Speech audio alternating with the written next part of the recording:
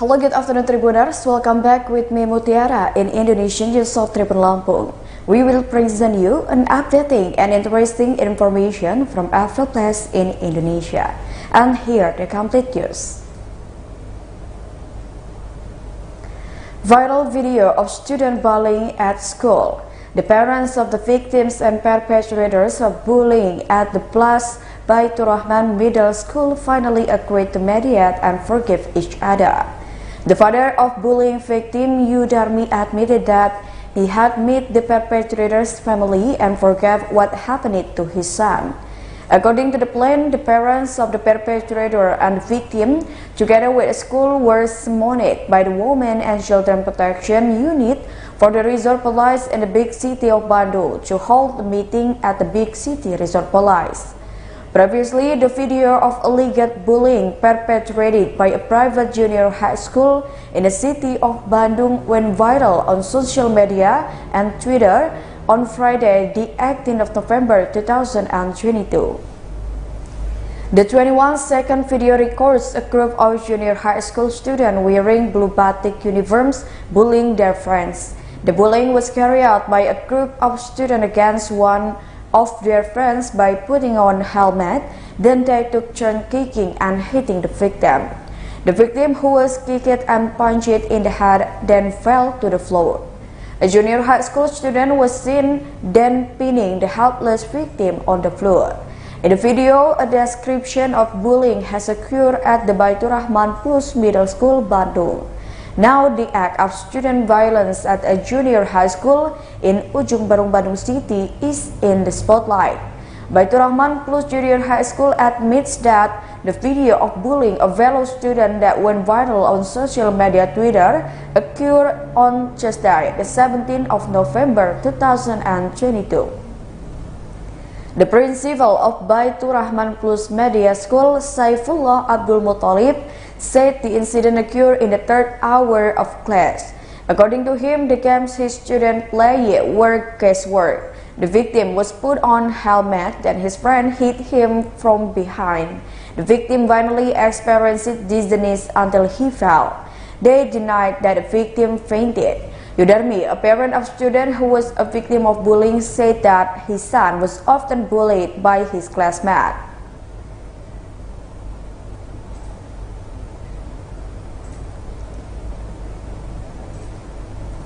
The next news is a grandmother and her grandson were lost in a flood.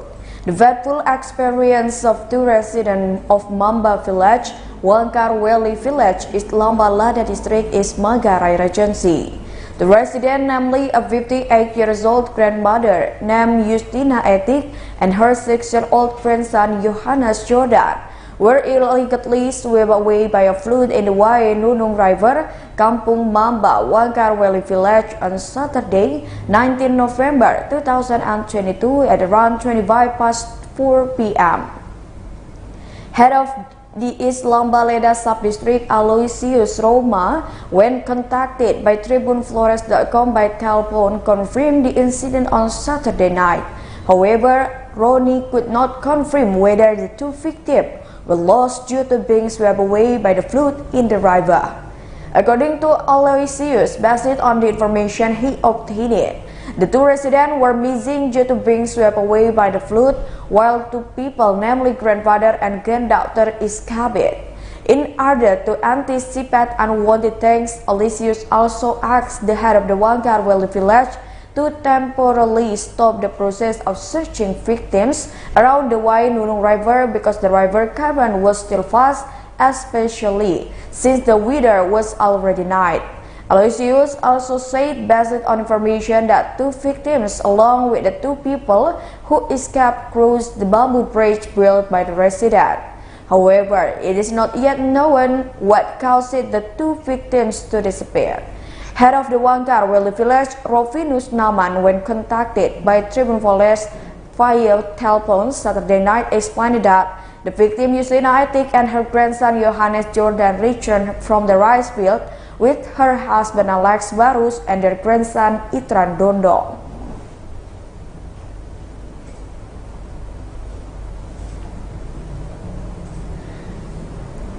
The next news is tens of tons cage fish died in Lake Maninjau. Approximately 45 tons of cage fish died in Lake Maninjau, Tanjung Raya, Agam, West Sumatra due to the overchurning of the water mass. Head of the Agam Regency Fisheries and Food Security Office, Rospa Deswira, said this incident had occurred since Thursday, 17 November 2022. As many as 45 tons of dead fish, Rospa said, were scattered in 124 floating net cages owned by 27 cultivators. Currently, he said the evacuation of fish carcasses could not be carried out. This is because there are still fish in floating net cages in condition of lack of oxygen. According to Rospa, the fish died due to the weather changes and strong winds a few days ago. Currently, his team advises cultivators not to throw that fish into the lake. As well as his party also advises cultivators for fish that are still alive or healthy to temporary storage ponds on land.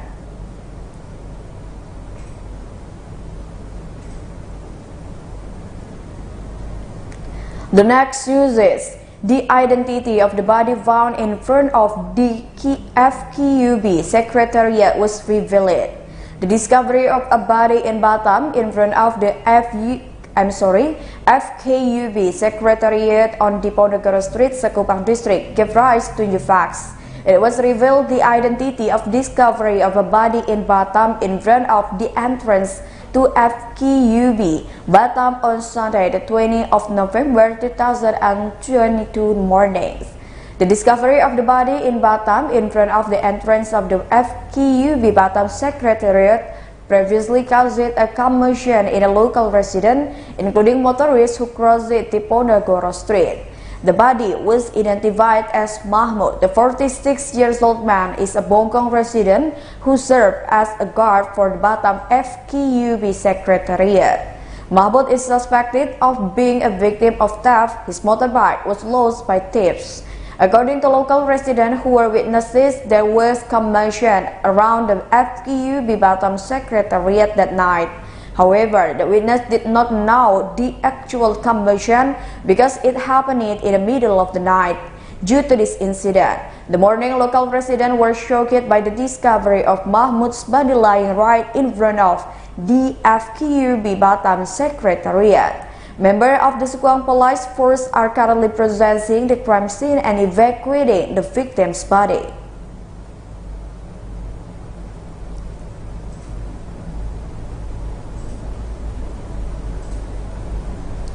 The next news is the Muaro Lasak Padang Beach area is filled with trash. Garbage still fills the shoreline area of Muaro Lasak, Padang Barat District, Padang City, West Sumatra Province on Monday, the 21st of November 2022.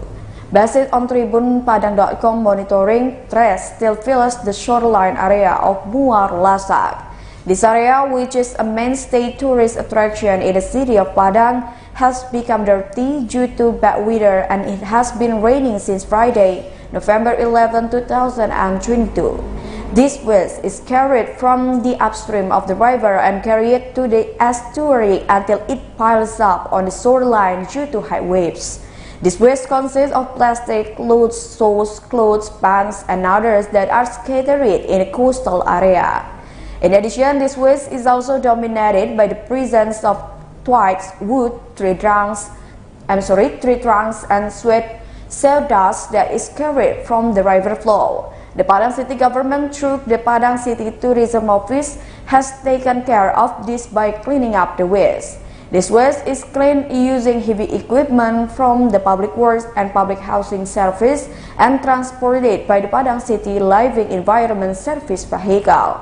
He said the weather condition in Padang City always rainy, causing fresh to accumulate on the shoreline area. He said for 1 week a cleanup activity was carried out assisted by the Public Works and Public Housing Service and the Padang City Environment Service.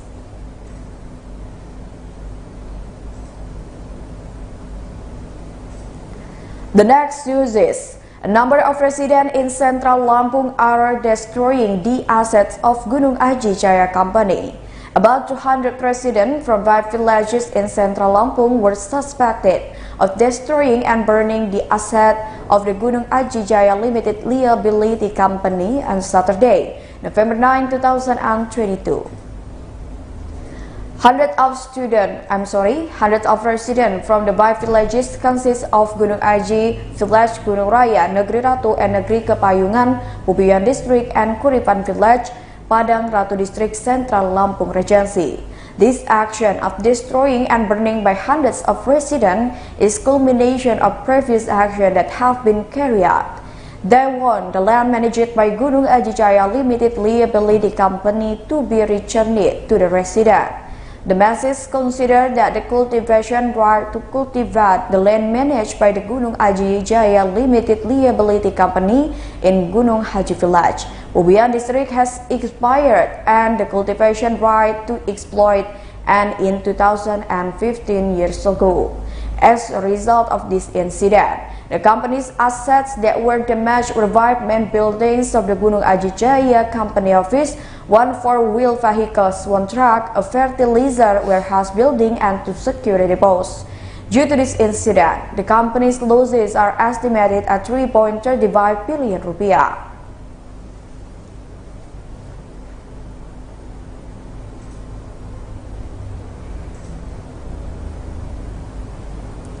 The last news is cooking contest of 3,600 lemang sticks in South Aceh.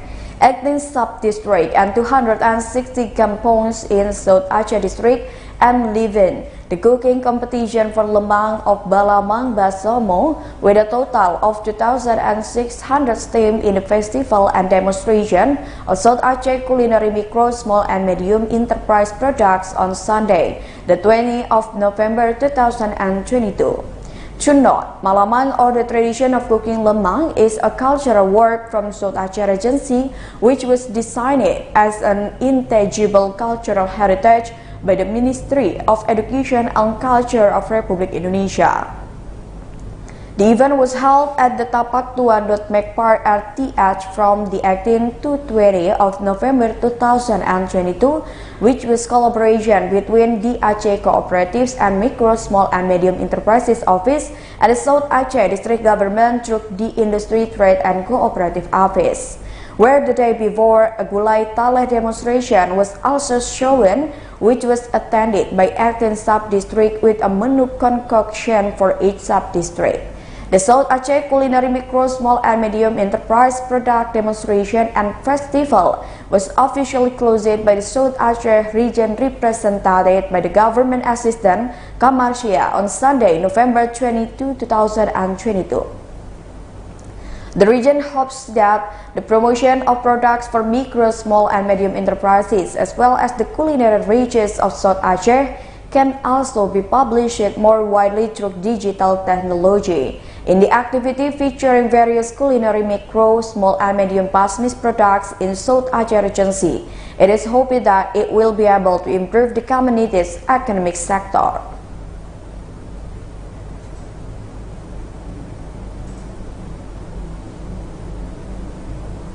Well, I think that's all the news for today with me, Mutiara. Don't forget to follow us in YouTube Tribun Lampung News Video, Facebook Tribun Lampung, Instagram and TikTok account of Tribun Lampung for further information. Thank you for watching and have a nice day.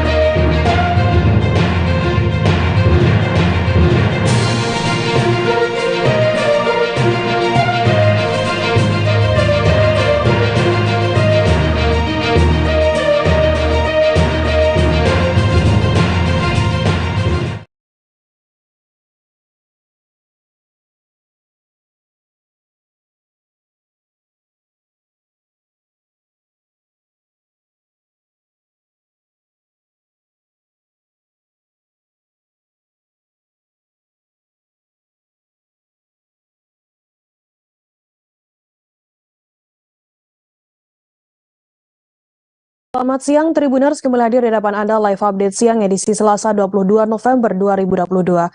Siang ini kan kami sajikan informasi teraktual dan terpercaya dari berbagai wilayah di Indonesia dan akan dilaporkan secara langsung oleh reporter kami di lapangan. Bersama saya Firda Ananda dan inilah live update selengkapnya. Kita ke berita pertama, saudara. Hingga pagi hari ini pada Selasa 22 November pukul 7:15 waktu Indonesia Barat sudah ada 460 korban luka akibat gempa yang datang ke RSUD Sayang Cianjur. Kepala Bagian Umum RSUD Sayang Cianjur Anwar Amin mengatakan data korban meninggal yang masuk ke RSUD Sayang Cianjur sudah 93 orang, terdiri dari anak-anak 62 dan dewasa 31 orang. Untuk mengetahui informasi lebih lengkapnya akan disampaikan oleh rekan jurnalis kami dari Tribun Jabar, ada Ferry Amiril yang akan melaporkannya. Silakan rekan Ferry. Baik rekan Firda dan pemirsa Tribun di malam hari berada.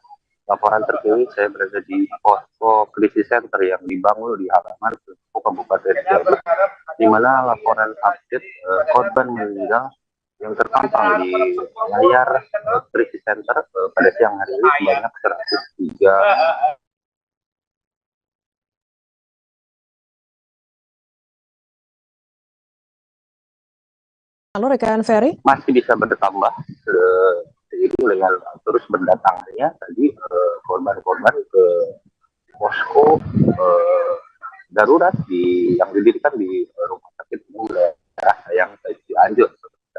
Dapat saya laporkan dari lokasi tempat kejadian, terutama di Kecamatan Cugenang. Jalur jalan nasional sudah berhasil dibuka pada siang hari ini, namun belum bisa dilalui oleh kendaraan. Alat berat sudah membuka pada siang ini. Jadi menurut rekan kita dari Cugenang, saya di jalan-jalan kabupaten yang masuk ke Kecamatan Cugenang ini belum bisa dibuka pemirsa. Data korban tertimbun hingga siang ini masih ada. Jadi dari Reka bergeser ke Kecamatan Ciberang. Tadi laporan siang hari ini ada 6 korban meninggal dunia, 5 korban berhasil dievakuasi dan 1 orang masih berada di bawah reruntuhan pemirsa. Demikian dengan jalur-jalur lainnya, yakni di Kecamatan Cugenang, di Desa Gasol, di Desa Cirumput, dan beberapa lainnya, kerusakan parah terjadi di wilayah tersebut, antara Cirumput, Desa Gasol, Desa Mangul yang masuk ke wilayah Kecamatan Cugenang, Kabupaten Cianjur. Bersamaan dengan hal ini, Bupati Cianjur sudah memberikan surat keputusan untuk tanggap darurat selama 1 bulan, selama 30 hari ke depan, tertanggal pada tanggal 21 November kemarin sampai dengan 20 Desember yang akan datang. Dari pantauan tadi, perkotaan di Kota Cianjur, toko-toko sebagian besar tutup di jalur utama yang kemarin terdampak gempa. Lalu di sekolah-sekolah diliburkan pada hari ini, dan libur ini belum bisa diprediksi. Namun dari Dinas Pendidikan Kabupaten Cianjur menyebut bahwa libur sekolah akan dilakukan sampai batas waktu yang belum ditentukan, menunggu pengumuman selanjutnya dari pemerintah Kabupaten Cianjur. Posko-posko darurat akan didirikan oleh pemerintah pusat maupun daerah, tidak hanya namun dipusatkan di halaman pendopo. Untuk korban-korban luka berat pada hari ini akan dimaksimalkan dirujuk ke rumah sakit terdekat di Kabupaten Cianjur, karena rumah sakit bagian operasinya itu ikut terdampak rusak sehingga tidak bisa melakukan operasi. Dan jadi ada rumah sakit Samsudin, ada rumah sakit di Kabupaten Bandung, dan ada rumah sakit di Kabupaten Bandung Barat. Data-data korban meninggal saat ini terus masuk ke kawasan BPBD. Jadi masih terdapat perbedaan data korban meninggal yang diterima BPBD dan yang diterima oleh data-data dari rumah sakit. Kalau laporan tadi dari teman-teman di lapangan yang lapor di rumah sakit di rumah sakit ada 93 orang, dan korban hilang ini diprediksi berada di angka puluhan Firda. Jadi situasi terkini tadi dari pagi hingga siang hari ini untuk bantuan datang dari berbagai elemen. Sejak pagi dari mulai Forkopimda, Provinsi Jawa Barat, dari dinas-dinas, dari relawan, terus dari Kejaksaan Jawa Barat terus berdatangan ke posko krisis center di halaman pendopo Kabupaten Cianjur. Seperti itu mungkin untuk laporan terkini siang ini. Dan ya, silakan rekan Ferry. Jadi dijadwalkan Kapolri ini tadi sudah turun bersama kedatangan juga dijadwalkan Presiden Joko Widodo yang ini akan tiba di Kabupaten Cianjur untuk meninjau lokasi dan meninjau korban-korban gempa yang masih dirawat di rumah sakit daerah Cianjur. Baik, terima kasih rekan Ferry Amiril dari Tribun Jawa Barat atas laporan Anda. Selamat bertugas kembali. Tribuners, akan kami tampilkan wawancara yang tadi sudah diimbun oleh rekan Ferry dari Menko PMK Muhadjir Effendi. Berikut liputannya untuk Anda. Jadi ini Kecamatan Cugenang, kemudian Himbasnya radiusnya sekitar 5-7 km persegi, tapi pusatnya di Cugenang. Ya. Belum, masih dihitung. Ya, pokoknya di Kecamatan Cugenang itu seluruh desa kemungkinan punya dampak ini. Kita TNI Angkatan Laut akan melaksanakan tangkap bencana, dan pada pagi hari ini kita akan memberangkatkan, di belakang kita ada 25 truk. Tentara Nasional Indonesia Angkatan Laut atau TNI AL memberangkatkan 400 personil marinir dari Jakarta ke Cianjur, Jawa Barat pada Selasa 22 November hari ini. Pemberangkatan personil tersebut dimaksudkan untuk membantu evakuasi para korban bencana gempa bumi di Cianjur, Jawa Barat. Tak hanya personil, TNI AL juga mengerahkan bantuan berupa 25 truk bantuan peduli kasih dari TNI AL berupa sembako yang dikoordinasikan dengan pemerintah daerah Cianjur. Seluruh bantuan tersebut telah diberangkatkan segera pukul 10 pagi waktu Indonesia Barat. Informasi lebih lengkapnya terkait hal ini akan disampaikan oleh rekan jurnalis kami dari tribunnews.com. Ada Asri Fadila yang akan melaporkannya. Silakan rekan Asri. Baik, terima kasih Firda. Jadi Tribuners, hari ini TNI AL telah memberangkatkan 400 personel marinir dari Jakarta ke Cianjur. Kemudian ada juga 25 truk bantuan peduli kasih dari TNI AL berupa sembako. Para personel dan perlengkapan bantuan tersebut dilepas langsung oleh Kasal Semana Yudo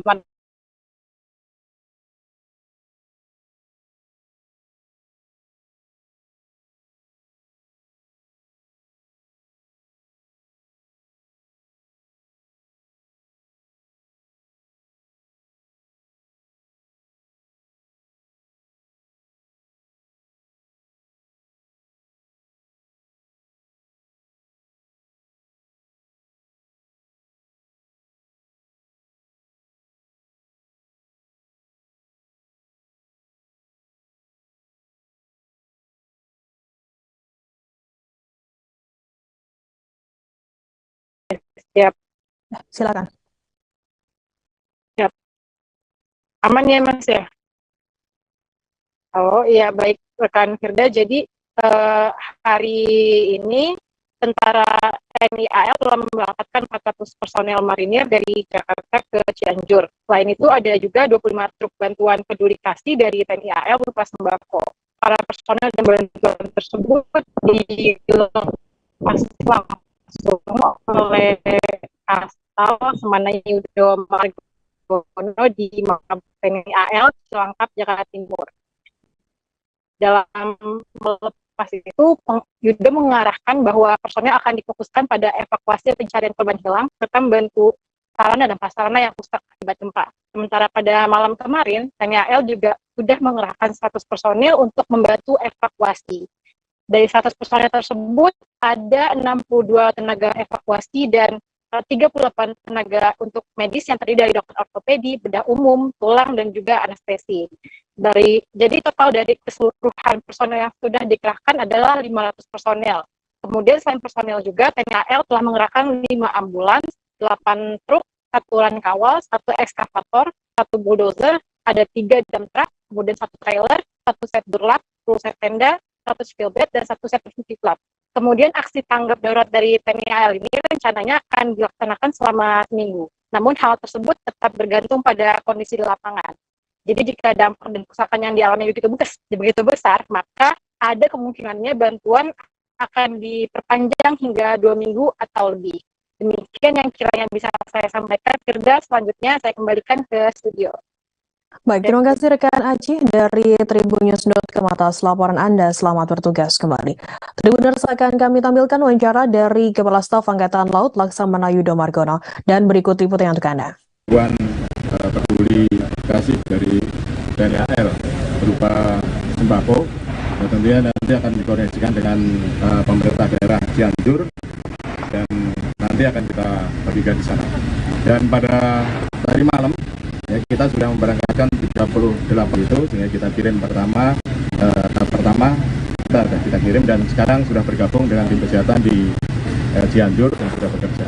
Nah sekarang ini karena ini tahap tanggap darurat ya, sehingga pagi ini kita kirim bantuan, juga akan mengirim prajurit marinir sejumlah 400 personil yang nanti akan, karena tanggap darurat tentunya akan membantu evakuasi ya maupun pencarian korban, dan berikutnya juga akan membantu sarana prasarana yang rusak ya, seperti telkom mungkin jalan rusak sebagainya, sehingga nanti bisa digunakan kembali karena ini memang masih dalam tanggap darurat. Sehingga prajurit yang kita kerahkan di sana, harapan kita dapat membantu pencarian korban, evakuasi, dan juga membangun ataupun membantu sarana prasarana yang tidak jalan. Ya mungkin ada TDAM yang putus ataupun jalan yang putus ataupun telkom yang putus. Kita garap bersama, tentunya akan bersama-sama dengan BPBD maupun dari instansi terkait ataupun dari tanggap darurat yang ada di Cianjur. Dan ini tahap awal, ya nanti tentunya akan kita infokan lagi pada seluruh jajaran Angkatan Laut ya, untuk menyiapkan. Memasuki hari kelima pencarian terhadap korban longsor di Jalan Poros Malino, Desa Lonjobogo, Kecamatan Paranglo, Kabupaten Goa, Sulsel akhirnya menuai hasil pada Minggu 20 November malam. Jenazah korban atas nama Muhammad Royan, 6 tahun, ditemukan sekitar 16 km dari lokasi kejadian. Korban ditemukan dekat dari pintu air bendungan Bili-Bili, Goa di Desa Monconglu, Kecamatan Manuju. Informasi lebih lengkapnya akan disampaikan oleh rekan jurnalis kami dari Tribun Timur. Ada Said Zulfadli yang akan melaporkannya. Silakan rekan Said. Ya, terima kasih Firda. Di mana diketahui bersama bahwa hujan deras disertai angin kencang itu mengakibatkan terjadi longsor di jalan ruas provinsi atau di jalan Poros Malino di Desa Lonjobogo, Kecamatan Paranglo, Kabupaten Goa pada Rabu malam kemarin. Akibat longsor tersebut, akses jalan tertutup oleh tanah longsor dan ada 9 korban yang tertampak longsor tersebut. Dari 9 tersebut, 7 diantaranya dinyatakan meninggal dunia dan 2 orang selamat. Sedangkan jenazah yang terakhir ditemukan itu adalah seorang bocah yang masih berumur kisaran 5 sampai 6 tahun atas nama Muhammad Royan Syafaat, itu ditemukan pada saat hari kelima pencarian terhadap korban tersebut, di mana pencarian ini melibatkan ratusan tim gabungan, SAR gabungan baik bersama TNI dan Polri dan warga setempat, di mana dari jenazah atau jasad korban ini ditemukan pada saat malam hari pada hari Minggu sekira pukul 22.00 WITA, di mana ia ditemukan dengan jarak 16 km dari titik kejadian perkara atau di mana korban pada saat itu jatuh atau tertimpa longsor, sehingga usai didapati jenazah korban juga langsung dievakuasi ke DPI atau di Rumah Sakit Bayangkara Polda Sulsel di Kota Makassar, sehingga setelah dilakukan identifikasi terhadap korban, pihak forensik Dokes Polda Sulsel menyatakan adanya kesesuaian antara mortem dan antemortem pada korban, baik itu ada juga tanda-tanda sekundernya pada bagian telalat dan tanda lahir pada korban sesuai dengan yang dinyatakan hilang sebelumnya. Terus setelah diidentifikasi, jenazah korban kemudian diserah terimakan kepada keluarga korban yang telah berada di DVI atau RS Bayangkara Makassar di Makassar, dan diserah terimakan, lalu korban dibawa langsung ke rumah duka di Kecamatan Parangloe, Kecamatan Tinggi Moncong, Kabupaten Goa, Sulawesi Selatan. Demikian, Firda. Saya kembalikan ke studio. Terima kasih rekan saya Zulfadli dari Tribun Timur atas laporan Anda. Selamat bertugas kembali. Dan Tribuners, akan kami tampilkan wawancara dari Kepala Basarnas Sulsel Junaidi dan Kabidokes Polda Sulsel Kombes Pol Dr. Yusuf Muhammad. Berikut liputannya untuk Anda. Ya, baik. Untuk informasi terkait masalah kondisi saat ini, malam ini, tanah longsor yang terjadi di Kecamatan Paraloe, Goa, Provinsi Sulawesi Selatan, bahwa malam ini pada pukul 20.15 waktu Indonesia Tengah, 1 orang korban yang dinyatakan hilang kemarin, alhamdulillah ditemukan dalam keadaan meninggal dunia atas nama Muhammad Royan, umur 6 tahun. Korban tersebut langsung dibawa oleh tim DVI Polda Provinsi Sulawesi Selatan, dan untuk operasi SAR terkait masalah bencana tanah longsor di Kecamatan Paraloe, Kabupaten Goa, Provinsi Sulawesi Selatan, pada pukul 20.30 waktu Indonesia Tengah, kami tutup operasi SAR karena ketujuh orang korban meninggal dunia sudah ditemukan dan 2 selamat. Sehingga untuk kejadian ini ada 9 korban, 2 orang selamat, 7 meninggal dunia. Dari ini antemortem ini. Ini data antemortem. Ya. Dari geligi-geligi ini kami dapatkan yaitu karies di 1.1 dan diastem di gigi 2.1. Dan dari data gigi-gigi, antemortem dan postmortem ada kesesuaian. Nah, terus data sekunder yang kami dapatkan yaitu yang memperkuat ini sekunder, tampak tai lalat di atas bibir kiri sudah sesuai, dan tampak tanda lahir pada betis kanan.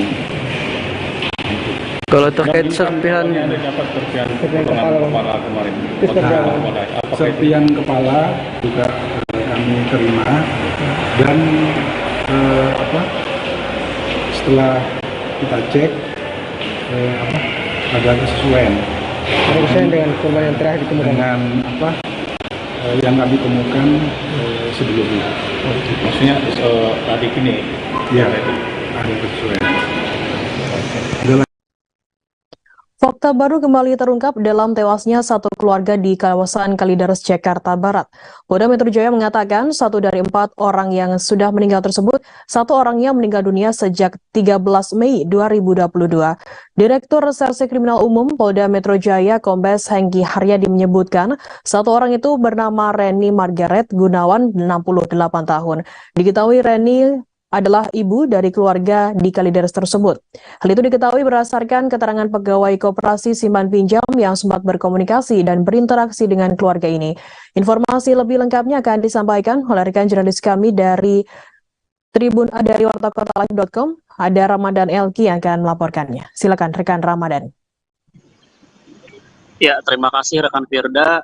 Seminggu lebih setelah tewasnya satu keluarga yang ada di kawasan Kalideres, Jakarta Barat, satu persatu fakta kembali terungkap dalam tewasnya satu keluarga yang terdiri dari 4 orang ini. Polda Metro Jaya sebelumnya mengatakan bahwa salah satu anggota keluarga yang meninggal ini ternyata sudah meninggal sejak 13 Mei 2022. Yang meninggal ini bernama adalah Reni Margaret Gunawan yang berusia 68 tahun. Diketahui Reni ini merupakan ibu dari keluarga di Kalideres ini.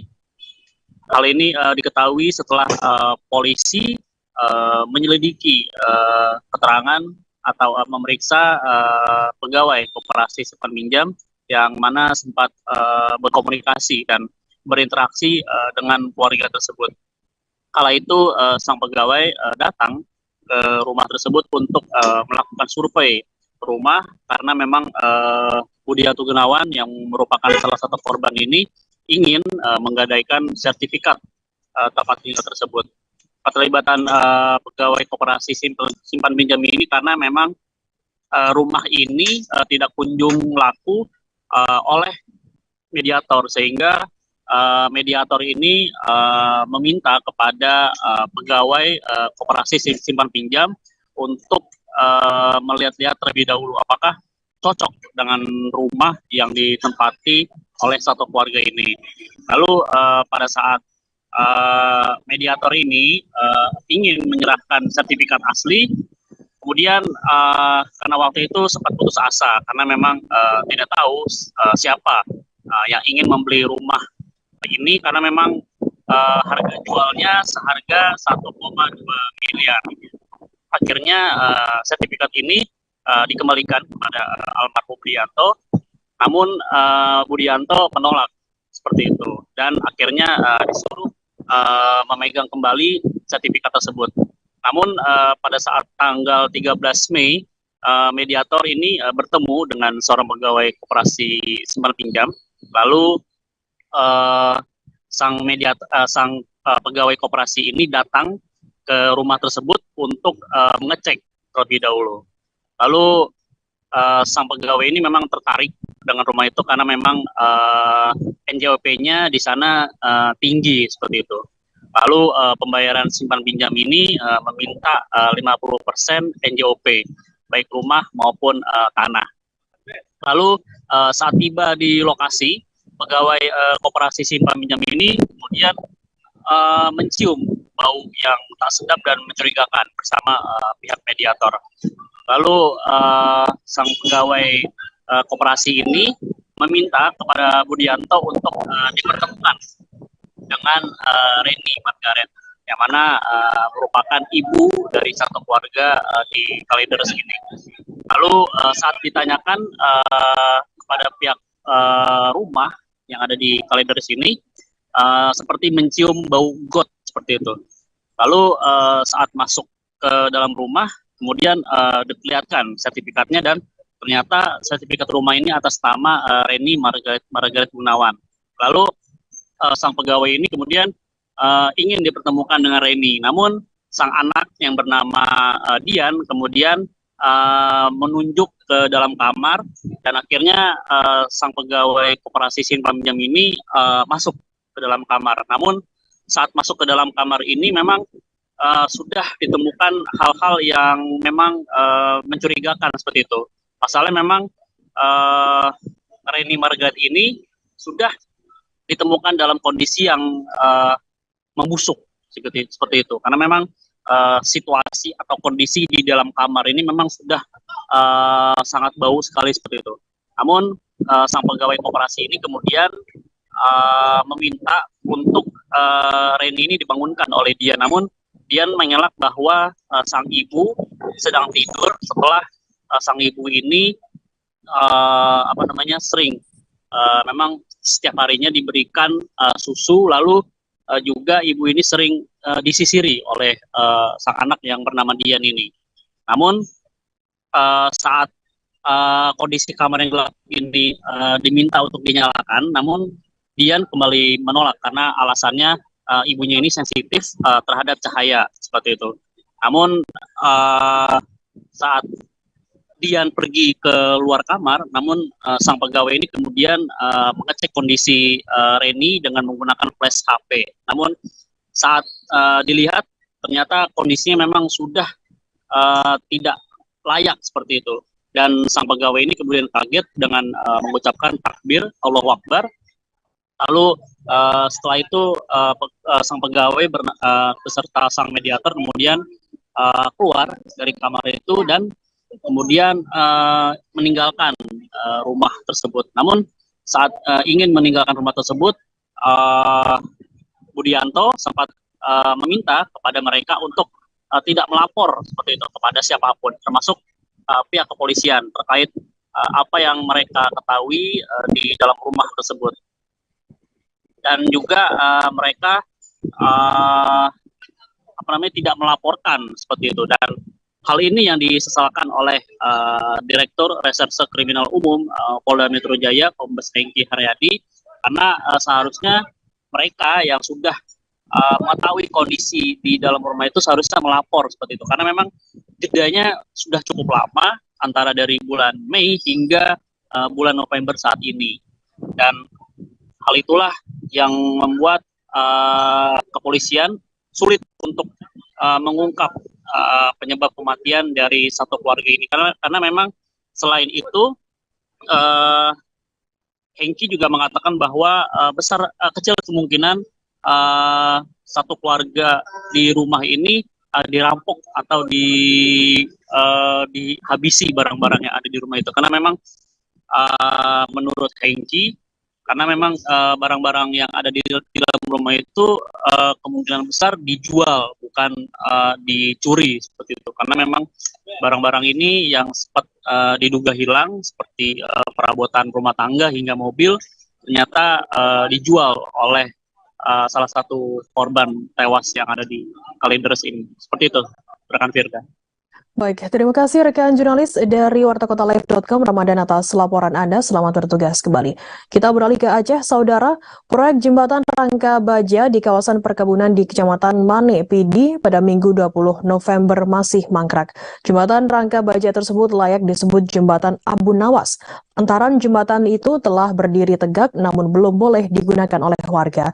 Sarana penyeberangan itu terletak di tengah perkebunan warga melintasi aliran Sungai Lemik, Kecamatan Mane dengan anggaran sekitar 8 miliar rupiah. Sebagian lantai jembatan dari plat Rangka Baja telah patah. Warga berharap jembatan tersebut segera dilanjutkan pengecoran lantai agar bisa dimanfaatkan untuk kelancaran mengangkut hasil perkebunan. Informasi lebih lengkapnya akan disampaikan oleh rekan jurnalis kami dari Serambi News Indonesia. Ada Muhammad Nazar yang akan melaporkannya. Silakan rekan Nazar. Ya, terima kasih, Firda. Tribunas kami laporkan dari Kabupaten Pidi, Provinsi Aceh, bahwa ada proyek jembatan Rangka Baja di pedalaman Kecamatan Mane, Kabupaten Pidi, yang telah sekitar 4 tahun lebih mangkrak.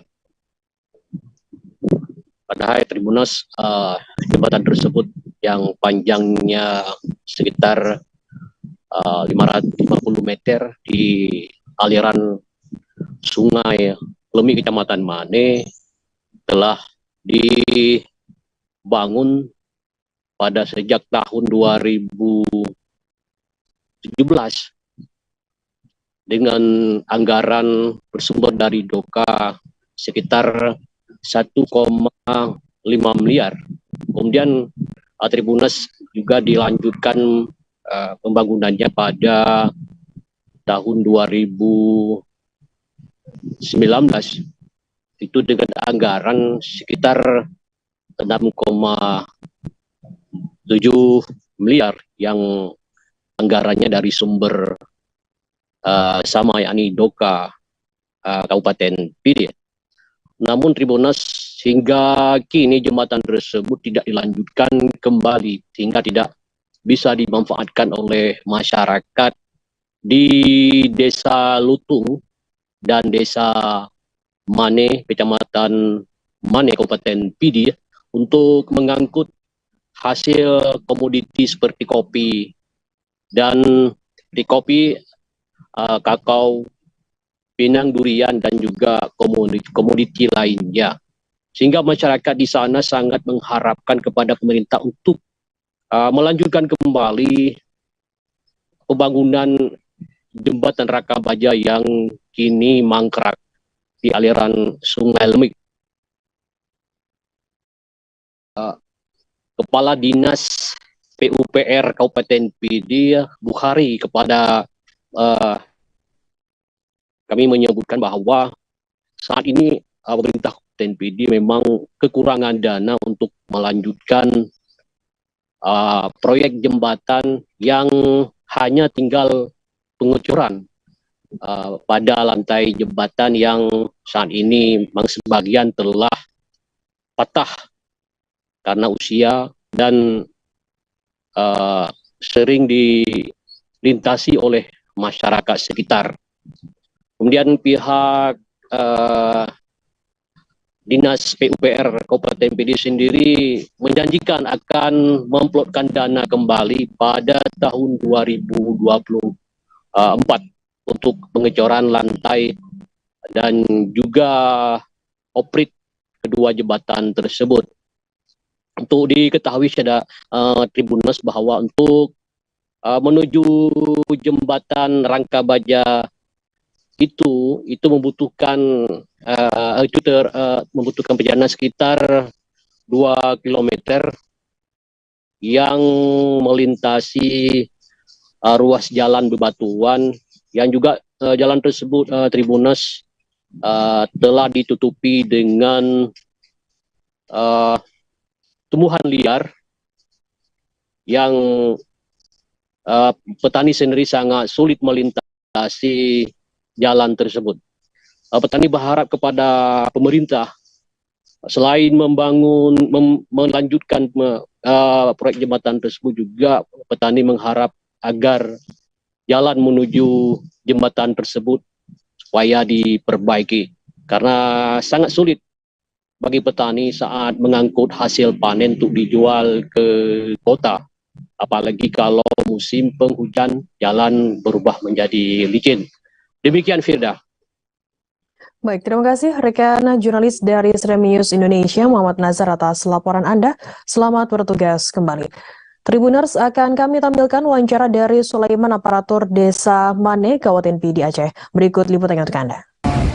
Dilanjutkan kembali jembatan ini karena dapat membantu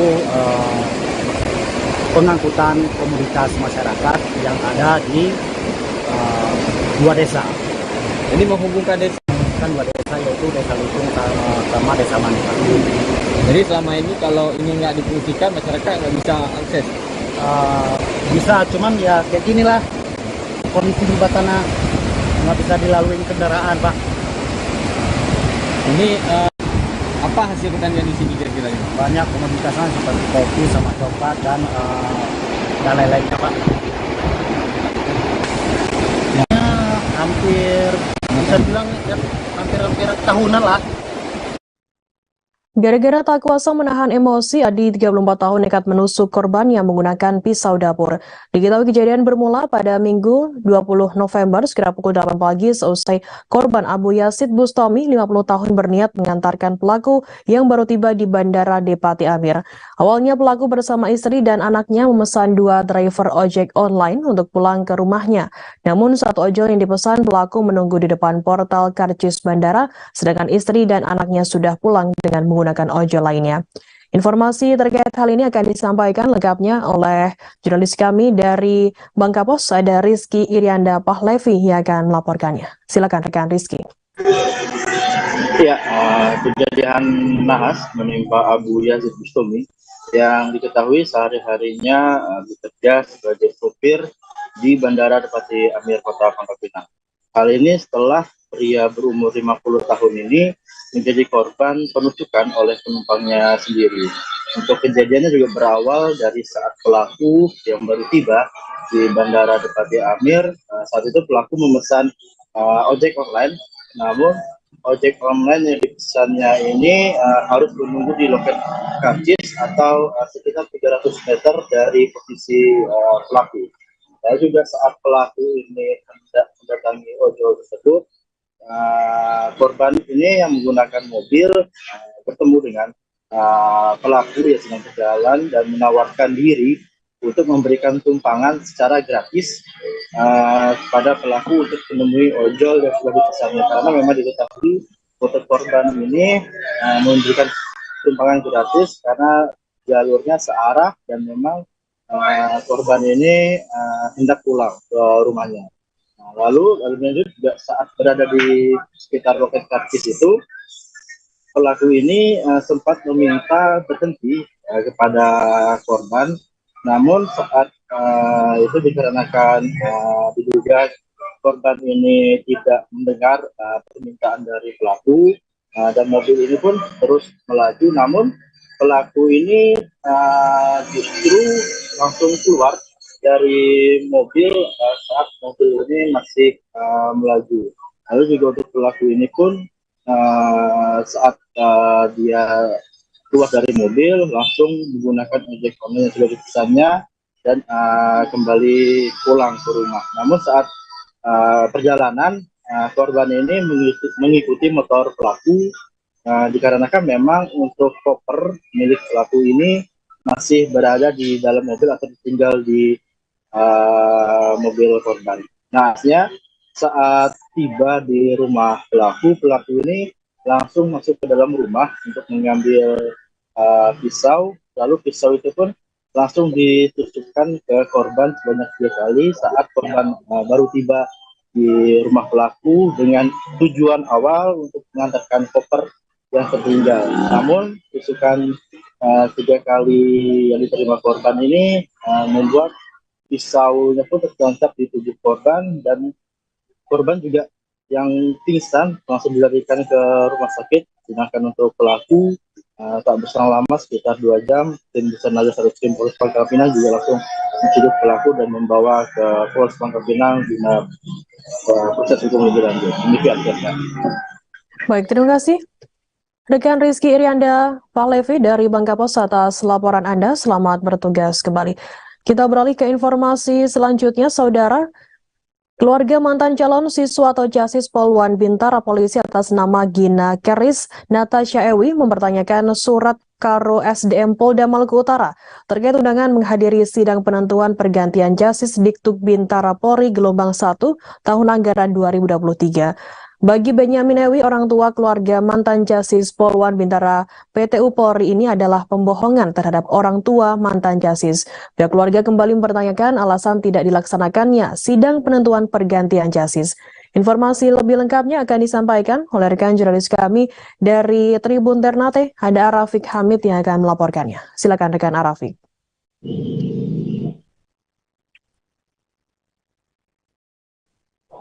Baik, rekan Firda, memang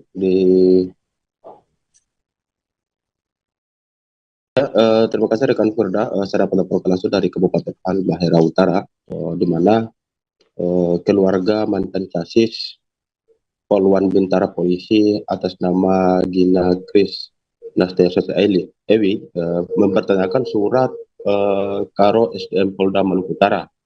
Nah, dalam surat tersebut bernomor B/1258 garing 10 Cap garing 2022 SDM terkait undangan menghadiri sidang penentuan pergantian jasis Diktuk Bintara Polri gelombang 1 tahun anggaran 2022.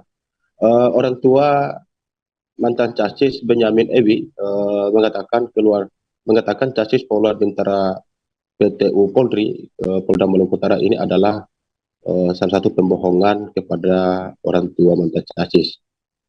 Selain itu, rekan Firda, pihak keluarga saat ini mempertanyakan alasan tidak melaksanakannya sidang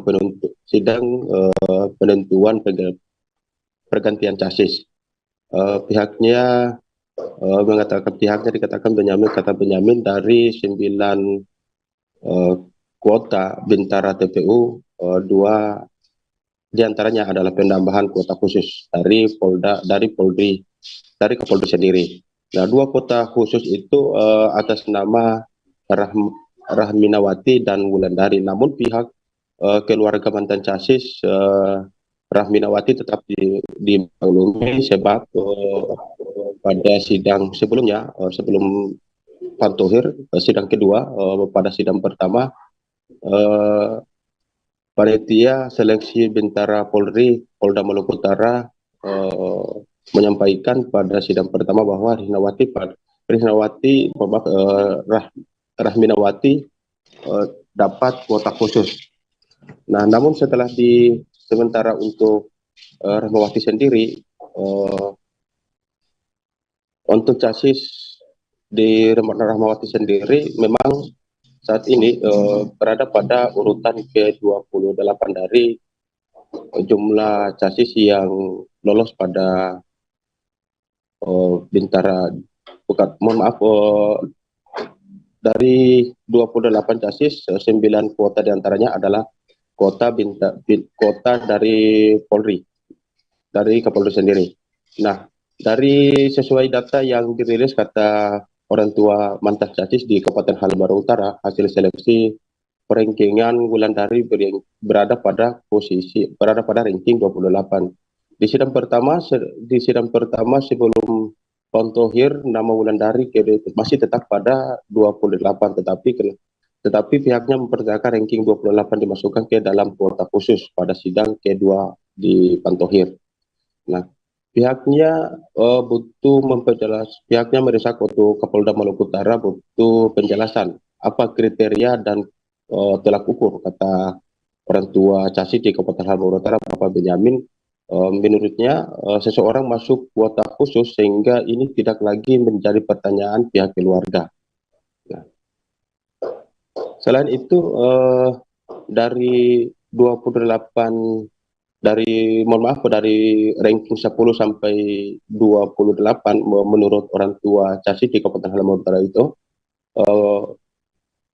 sebenarnya dilihat atau diambil dari ranking 10 sampai 20, bukan pada ranking terakhir atau ranking 28. Sehingga hal ini juga pihak keluarga dari Gina sendiri tidak lagi mempertanyakan, namun surat tersebut terkait dengan menghadiri undangan dari Kapolda atau dari Karo SDM Polda Maluku Utara hingga saat ini belum ditindaklanjuti oleh Polda Maluku Utara. Bahkan pihak keluarga masih tetap menunggu dan bertanya-tanya kapan pelaksanaan untuk sidang Bintara Polri untuk penambahan pergantian Casis itu sendiri. Selain itu mantan Casis Gina Grace Nastasia Ewi mengatakan Casis Poluan Bintara Polri asal Halmahera Utara itu seleksi Poluan Bintara PTU, PTU Gina pun membeberkan dari 10 rankingan, sementara kuota penerima hanya 9 orang dan ditambahkan dua kuota khusus dari Polri sendiri. Kuota khusus diberikan kepada 2 orang tersebut, diantaranya salah satunya adalah Rahminawati. Dan itu semua Casis yang diundang sebelum sidang kedua telah mengetahui dan memang kata Gina juga memaklumi. Penambahan kuota khusus ke Rahminawati tersebut karena sudah diberitahukan sebelumnya. Bahkan Rahminawati adalah siswa yang diberikan kuota khusus bagi Kapolri untuk Polda di Maluku Utara. Nah, saat ini yang menjadi pertanyaan pihak keluarga Gina yaitu Casis atas nama Wulandari. Sebab Wulandari berada di ranking terakhir atau ranking 28 dari ranking 10 sampai ke 28. Di mana pada sidang pertama kata Gina, Wulandari berada di ranking berada di ranking 28 setelah masuk pada sidang kedua. Walaupun masih tetap di sidang kedua pun masih tetap berada pada ranking terakhir. 2 kuota khusus itu tiba-tiba dikabarkan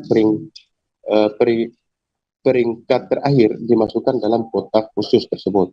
Bahkan Wulandari dimasukkan dalam kuota khusus, pihak panitia penerimaan Casis Polda Maluku Utara Bintara Polri tidak menjelaskan alasan apa sehingga ranking 28 dikhususkan masuk dalam kuota khusus atau harga Polri. Namun setelah pada 2 November kemarin, beberapa waktu yang lalu, baru diketahui bahwa ada dari panitia seleksi Polda Maluku Utara telah mengumumkan penggantian Casis di internal Polda Maluku Utara. Gina juga mengatakan kalau dilihat dari kriteria peserta setelah dari urutan 9 ada ranking 10 dan 27. Namun yang menjadi pertanyaan pihak keluarga saat ini untuk ranking ke 28. Untuk diketahui pihak keluarga dari Gina, salah satu mantan Casis di Polda Maluku Utara berasal dari Halmahera Utara ini, memang saat ini masih terus bertanya-tanya untuk pelaksanaan atau tindak lanjut surat dari Kapolda atau Karo SDM Polda Maluku Utara yang bernomor B-125 garing 10 Cap garing 2022 tentang undangan menghadiri sidang penentu pergantian chassis Dikbud Bintara Polri gelombang 1 tahun anggaran 2022. Demikian rekan Firda di studio. Ya, baik, terima kasih rekan Arafiq Hamid dari Tribun Ternate atas laporan Anda. Selamat bertugas kembali.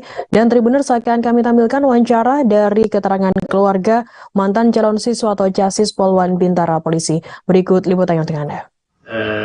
Menyangkut dengan hasil kelulusan anak kami Gina yang merupakan mantan casis Bintara Polri tahun 2022,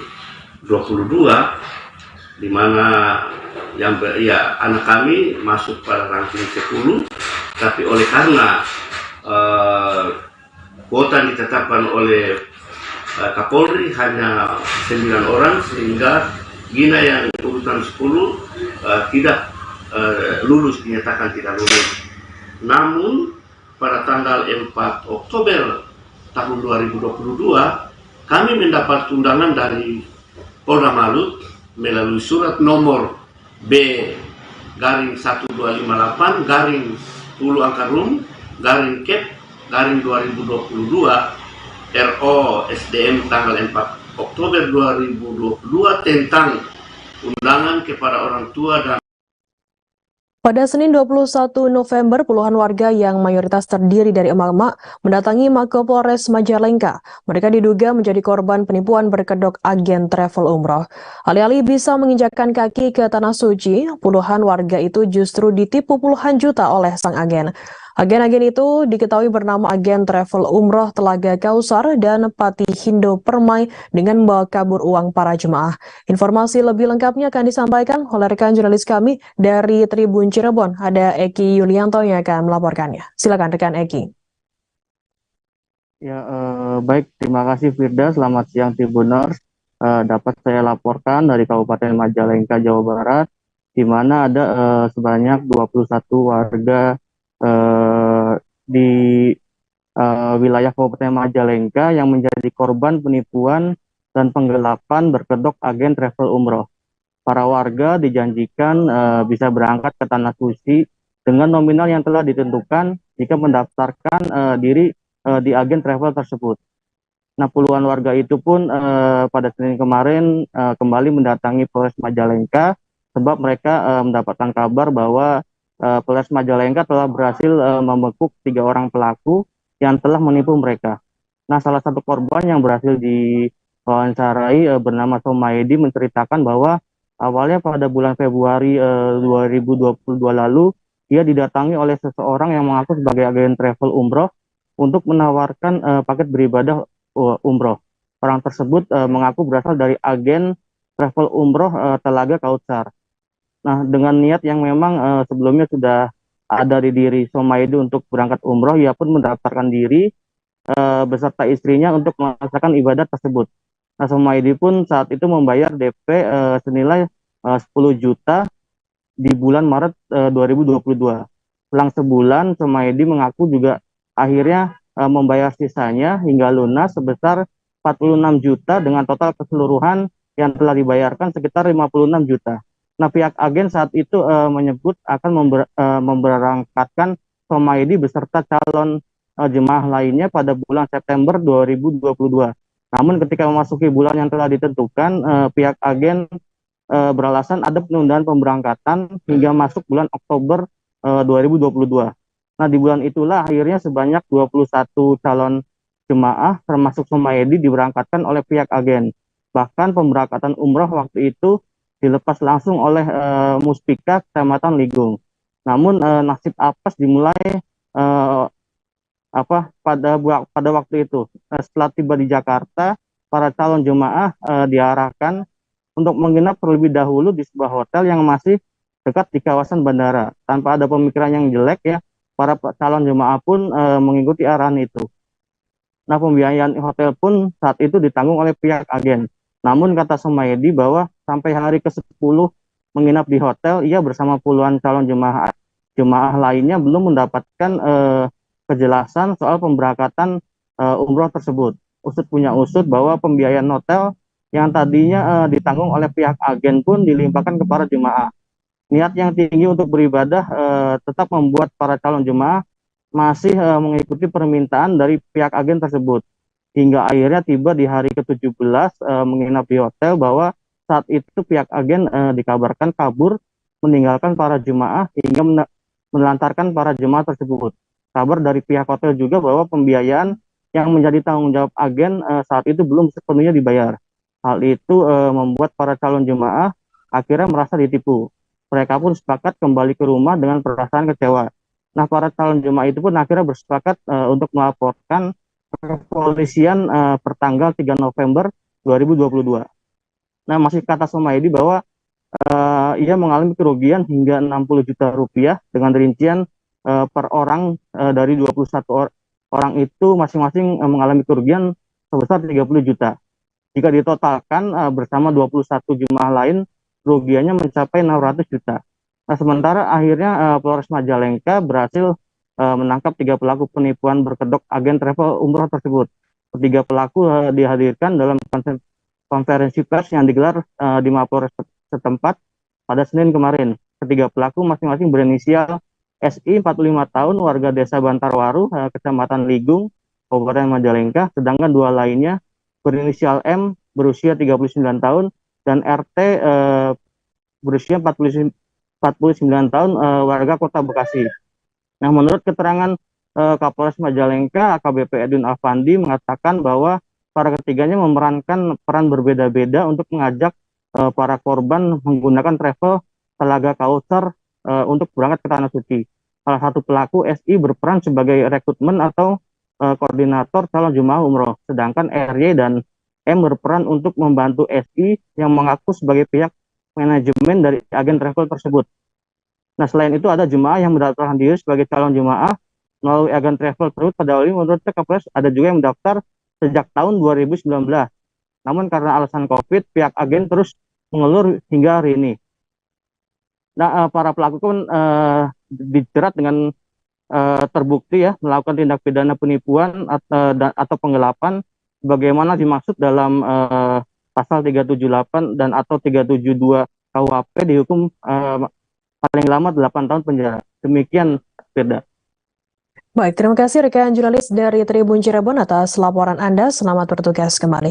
Tribuners, akan kami tampilkan wawancara dari Somadi, salah satu korban penipuan agen travel umroh, kemudian juga Kapolres Majalengka, AKBP Edwin Afandi. Berikut liputannya untuk Anda.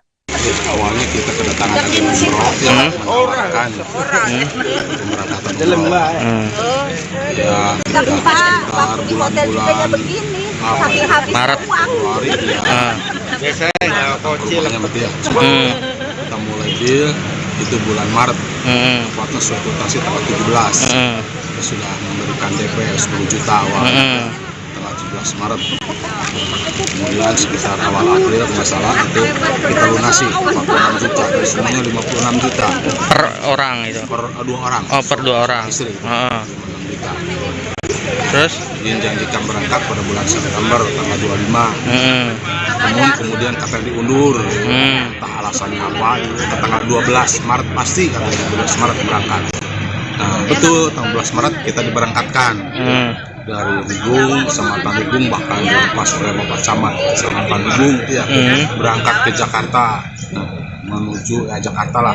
Di sana hari ini Polres Majalengka menyampaikan penindakan terhadap tindak pidana penipuan dan penggelapan terhadap 20 orang calon jamaah umroh yang 21 orang calon jamaah umroh yang dijanjikan untuk berangkat umroh pada tanggal 12 Oktober 2022. Dari hasil penyelidikan yang kita lakukan, ternyata para jamaah ini sudah melakukan pembayaran di sekitar tahun 2019, dan karena alasan COVID, jamaah umroh ini tidak jadi diberangkatkan pada saat itu.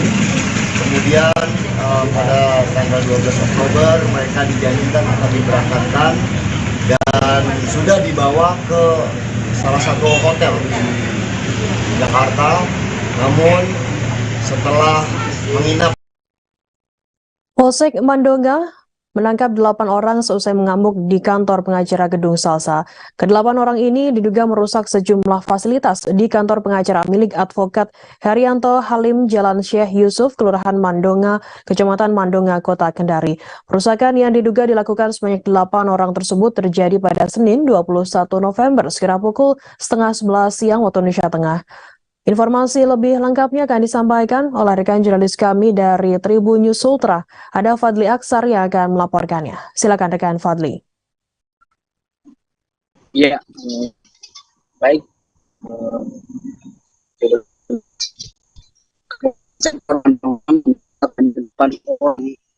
Pelaku kantor pengacara di Gedung Salsa, Kelurahan Korumba, Kecamatan Mandonga, Kota Kendari, Provinsi Sulawesi Tenggara pada Senin pukul kurang lebih 10 pagi. Kedelapan ini, 8 orang ini diamankan ke Polsek Mandonga, kemudian menjalani pemeriksaan oleh penyidik Satuan Reserse dan Kriminal Kepolisian Resort Kota Kendari. Kedelapan pelaku perusakan ini mengamuk di kantor pengacara Herianto dengan merusak sejumlah fasilitas antara lain pagar, teras, atap teras, kemudian sound system dan lampu sorot. Belum diketahui apa penyebab dari perusakan ini, berikut motif dari perusakan ini. Namun saat ini ke-8 orang masih menjalani pemeriksaan di Satreskrim Polresta Kendari. Kemudian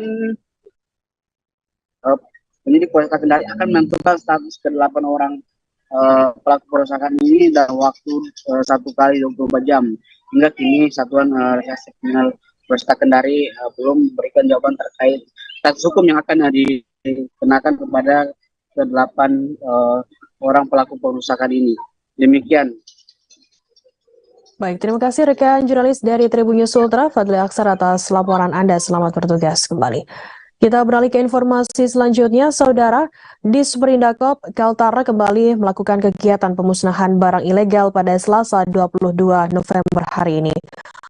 Puluhan kemasan gula pasir dan minuman saset asal Malaysia yang dimusnahkan oleh Disperindakop Kaltara.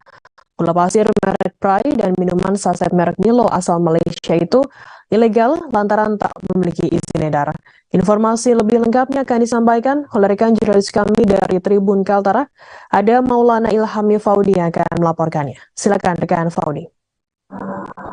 Baik rekan Firda dan Tribuners, dapat dilaporkan bahwa pada pagi tadi pihak Dinas Perindustrian Perdagangan Koperasi Disperindakop Kaltara melakukan pemusnahan produk-produk ilegal yang berasal dari negara tetangga Malaysia. Produk ilegal ini dinyatakan tidak memiliki izin edar di wilayah Indonesia, khususnya di wilayah Kota Tanjung Selor, Kalimantan Utara. Menurut pihak Disperindakop Kaltara, barang-barang ini didapatkan dari salah satu pelaku usaha yang ada di Tanjung Selor, Bulungan Kaltara, dan memang untuk barang tersebut tidak memiliki izin edar. Tepatnya ada 8 karung berisi gula pasir merek Pride ukuran 1 kg dan juga 2 kardus minuman saset dengan merek Milo yang semuanya adalah produk Malaysia.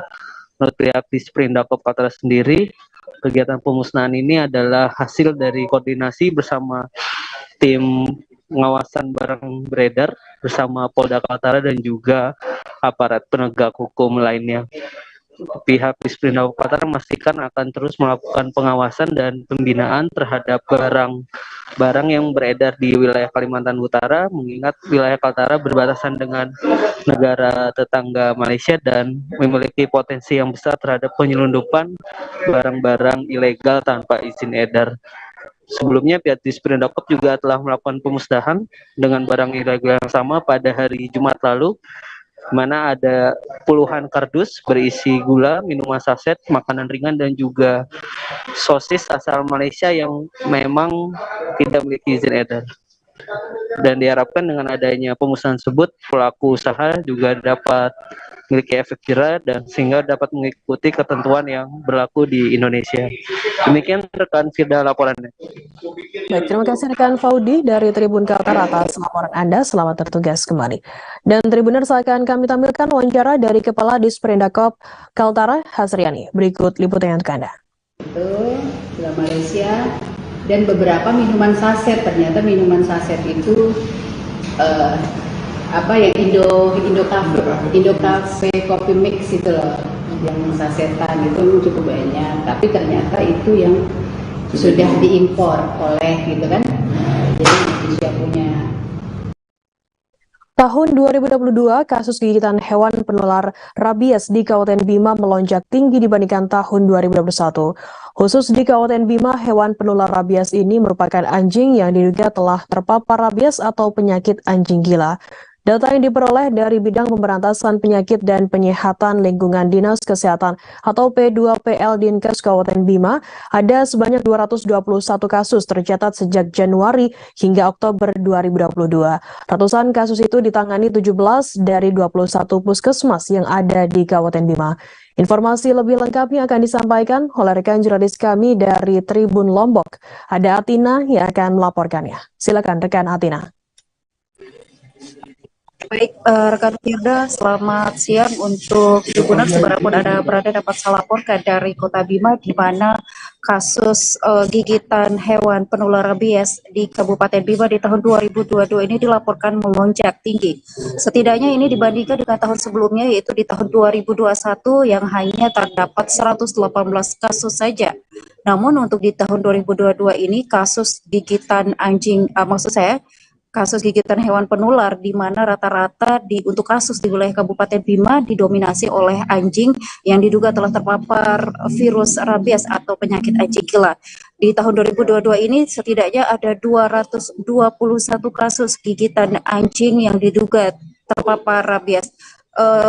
Data yang kami peroleh dari Bidang Pemberantasan Penyakit dan Penyihatan Lingkungan Dinas Kesehatan Kabupaten Bima ini mulai terjadi sejak Januari hingga Oktober 2022 dan juga Firda serta Tribuners dimanapun Anda berada untuk wilayah yang paling banyak muncul kasus gigitan anjing yang diduga rabies ini ada di Kecamatan Langgudu sebanyak 46 kasus, kemudian ada disusul di Puskesmas atau di wilayah Palibelo dengan jumlah kasus 26 gigitan.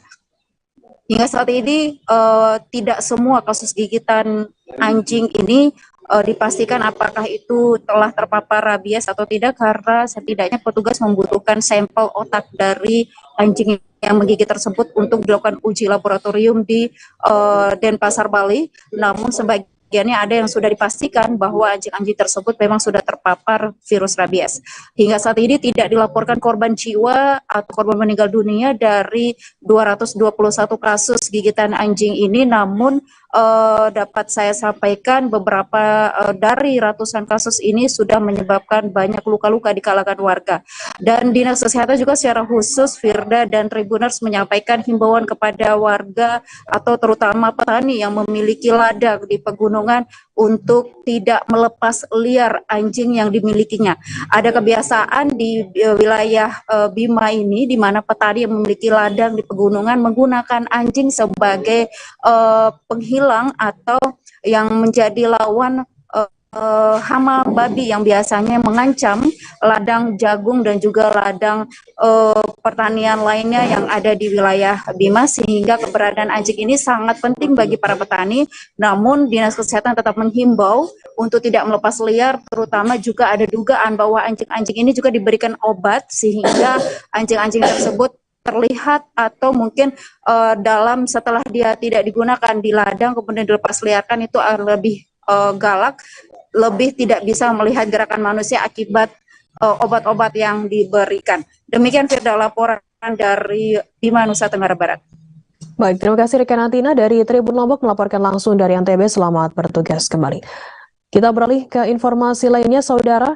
Hari pertama pemberlakuan program pemutihan pajak kendaraan bermotor, kantor UPT Bakuda Provinsi Kepulauan Bangka Belitung, wilayah Belitung, membludak pada Senin 21 November. Bahkan halaman kantor Samsat Belitung tak mampu menampung parkir kendaraan bermotor. Tak hanya pemutihan, petugas Samsat Belitung juga menyediakan souvenir hingga kue dan minuman bagi wajib pajak yang datang di hari pertama. Informasi lebih lengkapnya akan disampaikan oleh rekan jurnalis kami dari Pos Belitung. Ada Dede Suhendar yang akan melaporkannya. Silakan rekan Dede. Ya, baik Firda dan Tribuners, bisa kami sampaikan pada hari pertama pemberlakuan program pemutihan pajak kendaraan bermotor oleh Pemprov Kepulauan Bangka Belitung, tiba-tiba kantor Samsat Belitung dipadati oleh wajib pajak pada hari Senin kemarin. Mereka berbondong-bondong datang untuk mengikuti program pemutihan yang memang hanya diberlakukan oleh Pemprov itu selama 22 hari mendatang. Pada pelayanan hari pertama ini, pegawai dari Samsat Belitung juga menyediakan souvenir yang akan dibagikan kepada wajib pajak yang beruntung pada hari pertama, ditambah juga ada penyiapan kue dan minuman gratis dari mitra kerja mereka. Kemudian pada hari kedua juga informasinya akan disediakan servis kendaraan gratis yang juga disiapkan oleh mitra kerja dari Samsat Belitung. Kepala Samsat Belitung, Erwin Syah, mengatakan pelayanan tersebut diberikan agar masyarakat juga merasakan kemeriahan dari hari ulang tahun Provinsi Kepulauan Bangka Belitung yang ke-22 tahun. Sama halnya dengan pemberlakuan program pemutihan tersebut yang juga berlaku selama 22 hari mengikuti dengan usia dari HUT Provinsi Kepulauan Bangka Belitung yaitu 22 tahun. Menurutnya masyarakat juga diminta tidak salah kaprah pada program pemutihan kali ini sebab meskipun semuanya dihapuskan namun masih terdapat beberapa biaya yang tetap harus dibayarkan oleh wajib pajak, di antaranya untuk pengurusan BBN 2 yang masih terdapat biaya untuk penerbitan STNK, BPKB, dan plat kendaraan baru. Begitu juga untuk pelayanan pembayaran pajak penggantian plat itu masih dikenakan biaya penerbitan STNK dan juga plat baru. Kemudian yang terakhir, wajib pajak juga masih dibebankan untuk pembayaran biaya asuransi dari jasara harja. Menurutnya teknis perhitungan tersebut sudah ditentukan oleh pihaknya dan wajib pajak tinggal menyetorkan saja untuk keperluan atau pembayaran pajak kendaraan mereka. Sampai hari kedua ini, berdasarkan informasi yang kami terima, wajib pajak masih membadati untuk loket pembayaran di kantor Samsat Belitung. Demikian, Firda. Ya. Baik, terima kasih rekan Dede Suhendar dari Pos Belitung atas laporan Anda. Selamat bertugas kembali. Kita beralih ke informasi selanjutnya, Saudara. Pembangunan The Park Kendari, Kota Kendari, Sulawesi Tenggara terus didorong untuk dirampungkan pengerjaannya. Sebelumnya pengerjaan gedung The Park Kendari terhenti disebabkan adanya pemblokiran sertifikat tanah. Sehingga dengan kejadian itu pengerjaan bangunan The Park Kendari terhenti untuk sementara waktu.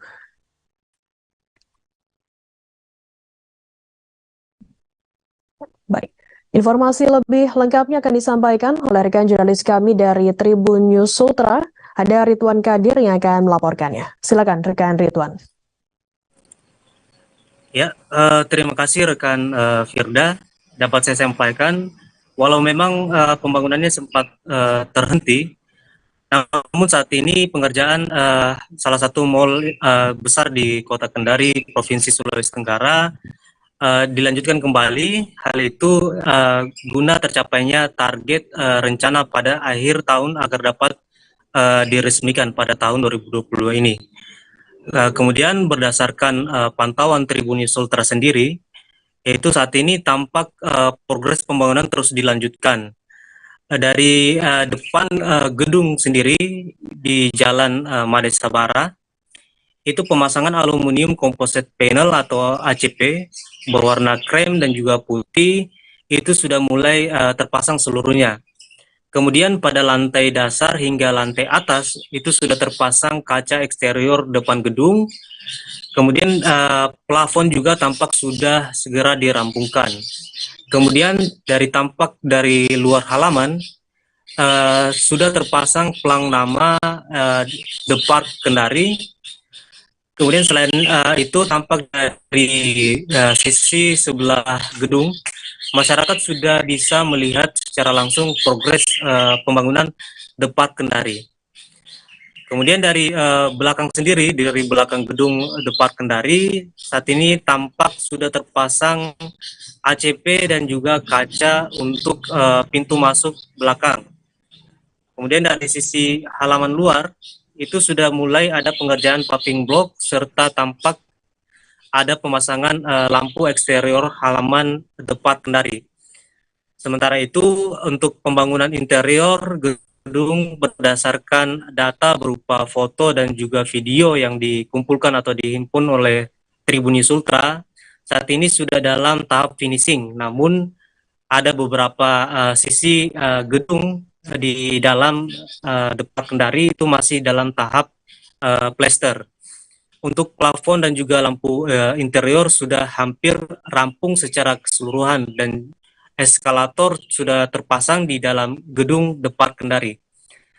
Sebagai informasi tambahan bahwa diperkirakan pembangunan Depak Kendari ini bakal membuka sebanyak 3.000 lowongan kerja dan 70%-nya itu berasal dari pekerja lokal. Dan tambahan informasi juga bahwa Depak Kendari ini direncanakan akan diresmikan pada akhir Desember 2022. Demikian yang dapat saya sampaikan, kembali ke rekan Firda. Baik, terima kasih rekan Ridwan Kadir dari Tribunnews Ultra atas laporan Anda. Selamat bertugas kembali. Kita beralih ke informasi lainnya, Saudara. Polres Bengkalis berhasil mengagalkan upaya penyelundupan narkoba sebanyak 30 kg di Desa Api-Api, Kecamatan Bandar Laksamana. Menurut Kapolres Bengkalis, selain barang haram tersebut juga diamankan 3 tersangka. Ia sebagai kurir dan satu lainnya seorang pengendali. Informasi lebih lengkapnya akan disampaikan oleh rekan jurnalis kami dari Tribun Pekanbaru. Ada Muhammad Natsir yang akan melaporkannya. Silakan rekan Natsir. Oke, selamat siang Firda dan Tribuners dimanapun Anda berada. Benar, kemarin hari Senin pagi Polres Bengkalis melakukan press release terkait pengungkapan upaya penyelundupan narkoba yang berhasil digagalkan oleh Satres Narkoba Polres Bengkalis pada 15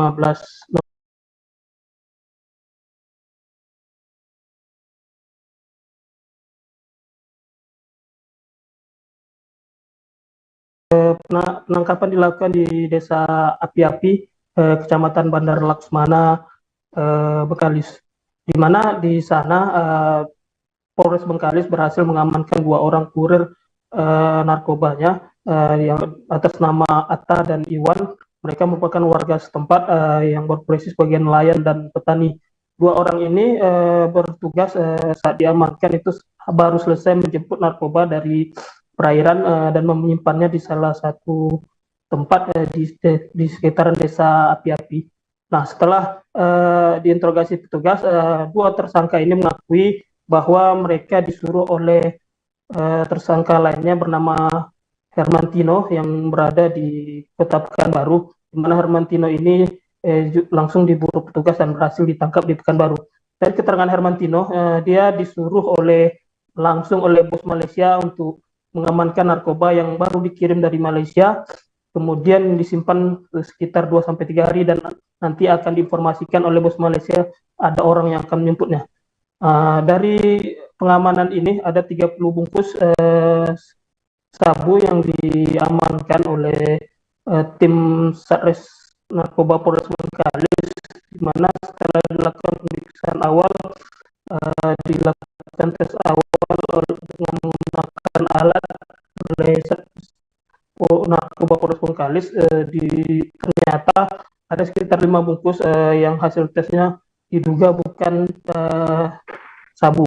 Namun ini perlu penelitian lebih lanjut dibawa ke laboratorium sampelnya oleh Satres Narkoba Polres Bengkalis.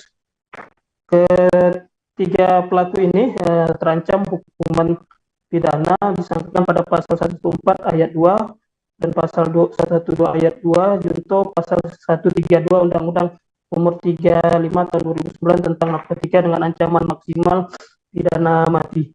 2 tersangka yang jadi kurir itu mendapatkan upah per bungkus sabunya sekitar 2.500.000 dengan total 30 bungkus. Diperkirakan upah kurir ini sekitar 75 juta dan mereka bagi dua.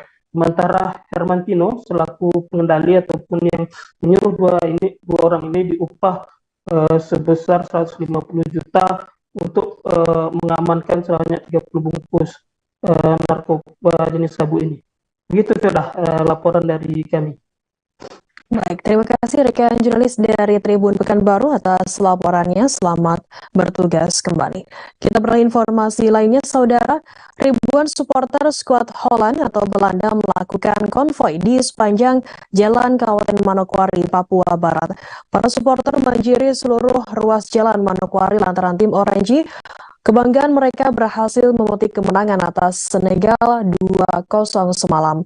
Juru bicara Manokwari Holland, klub Edison Baransano 42 tahun mengatakan semua ini adalah ekspresi kecintaan terhadap tim Belanda.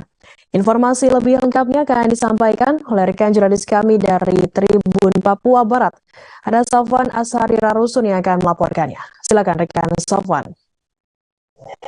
Ya, baik Firda dan juga Tribuners dimanapun Anda berada, hari ini dapat saya kabarkan dari Kabupaten Manokwari, Provinsi Papua Barat, bahwasanya pada pagi tadi sekitar pukul 3:22 waktu Indonesia Timur, sejumlah supporter dari negeri Kincir Angin yang bermarkas di Kabupaten Manokwari, mereka merayakan kemenangan perdana di Piala Dunia Qatar 2022 dengan melaksanakan konvoi di seluruh jalan protokol di Kota Manokwari itu sendiri.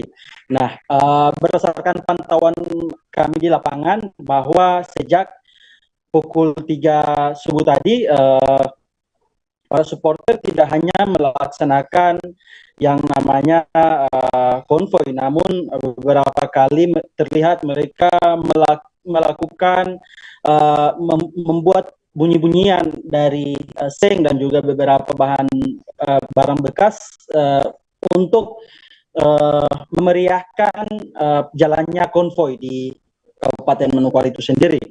Nah, berdasarkan keterangan yang kami dapat dari juru bicara Manokwari Holland Club, mereka menjelaskan bahwa ini adalah ekspresi dari sekian lama mereka tidak tampil di Piala Dunia, sehingga pada tahun ini adalah kesempatan untuk bagaimana mereka mengekspresikan kerinduan atas kemenangan tim Holland di Piala Dunia untuk putaran pertama ini.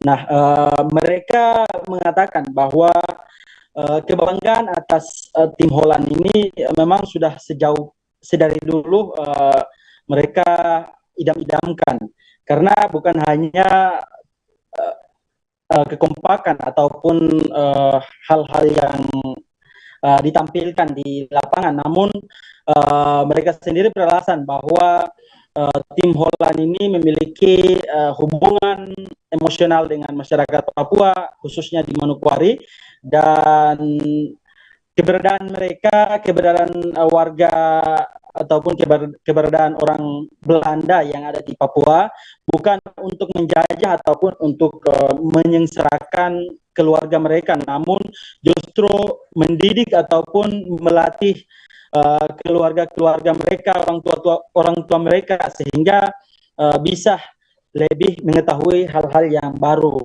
pada masa itu. Nah, sehingga mereka lewat kemenangan ini mereka ikut meramaikan kemenangan ini dengan melaksanakan konvoi di Kabupaten Manokwari itu sendiri. Nah, tak lupa itu saya berdasarkan pantauan saya di lapangan bahwa tidak hanya para supporter, namun ada beberapa warga negara Belanda yang tinggal di Kabupaten Manokwari juga ikut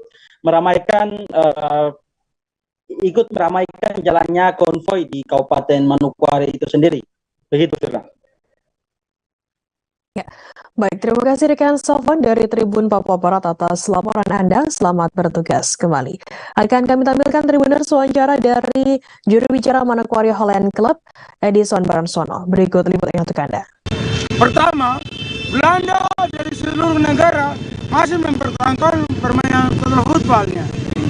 Saya Edison Baransono, juru bicara Manokwari Holland Club, menyampaikan ke dunia bahwa seluruh pemain sepak bola di dunia itu sudah teknologi digital sangat bagus, dan hari ini kami sudah prediksi Belanda akan menang 2-0. Kenapa? Karena pertandingan di hari ini Senegal punya pertahanan sangat rapuh dan penyelesaian akhirnya tidak bagus. Kenapa? Kalau tanpa Sadio Mane hadir pun tidak bisa akan menang. Kenapa? Belanda punya pemain tersebar di seluruh liga. Oke, yang pertama, kenapa antusiasme dari Manokwari sangat banyak? Karena orang Papua tahu main bola karena Belanda. Belanda tidak jajah Papua. Sekali lagi kami mau kasih tahu, Belanda tidak jajah orang Papua. Belanda datang mendidik orang Papua bernyanyi dan bermain bola dengan penginjilan. Kenapa hari ini Belanda menang dan euforianya sangat luar biasa? Karena itu yang ditanamkan oleh Belanda. Hari ini kami tahu persis ada orang di Argentina berhasil karena dia kecewa Belanda belum dapat bintang. Tapi tahun ini Belanda akan dapat bintang. Kenapa? Kami tahu Belanda diduduki oleh pemain bintang dari Eropa seluruhnya. Dari Inggris, dari Spanyol, dari Jerman, dan terbukti kami tadi ketika pertandingan pertama, ketika Senat Universitas Samratulangi atau Unsrat menuntaskan penyaringan calon rektor Unsrat 2022-2026. 3 nama meraih 3 suara terbanyak dalam pemilihan yang berlangsung di Aula Lantai 4 Rektorat pada Senin 21 November. Profesor Dr. Insinyur Berti Sompi meraih suara terbanyak. Wakil Rektor 3 bidang kemahasiswaan itu meraih 32 suara dari 69 anggota Senat yang memilih. Informasi lebih lengkapnya akan disampaikan oleh rekan jurnalis kami dari Tribun Manado. Ada Fernando Lumowa yang akan melaporkannya. Silakan rekan Fernando. Ya baik, Tribuners, kami laporkan kepada Anda bahwa Universitas Samratulangi khususnya Senat Akademik kemarin itu pada hari Senin tanggal 21 November 2022 telah melaksanakan rapat pleno pemaparan visi misi dari para bakal calon rektor Universitas Samratulangi Manado periode 2022-2026. Kemudian dilanjutkan dengan penyaringan atau pemilihan 3 besar bakal calon rektor, dan hasilnya sebenarnya sudah ada 3 calon rektor yang terpilih meraih suara terbanyak Senat Akademik Unsrat, yaitu yang pertama Profesor Dr. Insinyur Berti Sompi, Magister Engineering yang merupakan saat ini sebagai Wakil Rektor 3 bidang kemahasiswaan Unsrat, kemudian dengan meraih 32 suara Senat. Kemudian selanjutnya ada Profesor Dr. Insinyur Grevo Gerung MSI yang merupakan sehari-hari adalah Wakil Rektor 1 bidang akademik, dan yang ketiga adalah Dekan Fakultas Fakultas Teknik Unsrat, yaitu Profesor Dr. Fabian Manopo MAGR yang meraih 16 suara. Selanjutnya Tribuners, kami laporkan kepada Anda bahwa setelah ada 3 nama yang terpilih ini, 3 nama ini kemudian akan dikirimkan kepada Menteri Ristek Dikbud Dikti, yaitu Nadiem Makarim. Selanjutnya Menteri akan melakukan verifikasi dan penelusuran rekam jejak para 3 calon ini. Jika penelusuran rekam jejak calon ini tidak bermasalah, tidak ada yang menghambat, maka Menteri akan melakukan penetapan calon rektor, dan kemudian selanjutnya akan dilaksanakan pemilihan, di mana pemilihan dalam rapat pleno tertutup itu direncanakan dalam 2 minggu ke depan. Dalam rapat nanti juga Menteri memiliki hak suara, yaitu sebesar 35% hak suara, dan sisanya 65% itu merupakan hak suara Senat. dari informasi yang kami peroleh, jika Senat Unsur itu ada 74 orang, maka 35% hak suara menteri itu ada sekitar 30-an suara. Dan suara menteri ini akan sangat menentukan manakala dia memilih satu di antara 3 calon ini. Dan Unsur menargetkan sebelum akhir tahun 2022 sudah ada rektor yang baru yang akan menjabat tahun 2022 sampai dengan 2026. Demikian Firda, kami laporkan dari Manado. Terima kasih. Baik, terima kasih rekan Fernando Lumoa dari Tribun Manado atas laporan Anda. Selamat bertugas kembali. Kita beralih ke informasi lainnya, Saudara. Politeknik Negeri Manado kembali mengadakan wisuda luring sebanyak 421 mahasiswa. Terdiri dari program Diploma 3, Ahli Madya 96 mahasiswa, dan Sarjana Terapan 325 mahasiswa. Wisuda ini dilaksanakan di Novotel Manado pada Senin 21 November. Direktur Politeknik Negeri Manado, Mareike Alelo, mengatakan sangat bersyukur akhirnya wisuda gelombang kedua bisa dilaksanakan. Informasi lebih lengkapnya akan disampaikan oleh rekan jurnalis kami dari Tribun Manado. Ada Ferdi yang akan melaporkannya. Silakan rekan Ferdi. Oke, selamat sore Tribuners. Dapat saya laporkan bahwa Politeknik Negeri Manado baru saja hari kemarin melaksanakan wisuda gelombang kedua. Ini adalah program Diploma 3 Ahli Madya dan Sarjana Terapan yang berjumlah sekitar 421 orang yang terdiri untuk program Ahli Madya atau Diploma 3 itu sebanyak 96 orang dan 325 orang adalah Sarjana Terapan. Nah, kegiatan wisuda ini berlangsung di Novotel Manado yang dilaksanakan mulai pukul jam 10 sampai berakhir sekitar jam 2 sore. Nah, Tribuners, kegiatan ini berlangsung cukup meriah karena mengingat gelombang kedua ini di mana mahasiswa betul-betul ada yang sudah hampir di DO. Jadi ada beberapa mahasiswa angkatan-angkatan lama sudah hampir di DO. Jadi mereka sangat bersyukur mereka bisa mengikuti wisuda gelombang kedua karena mengingat angkatan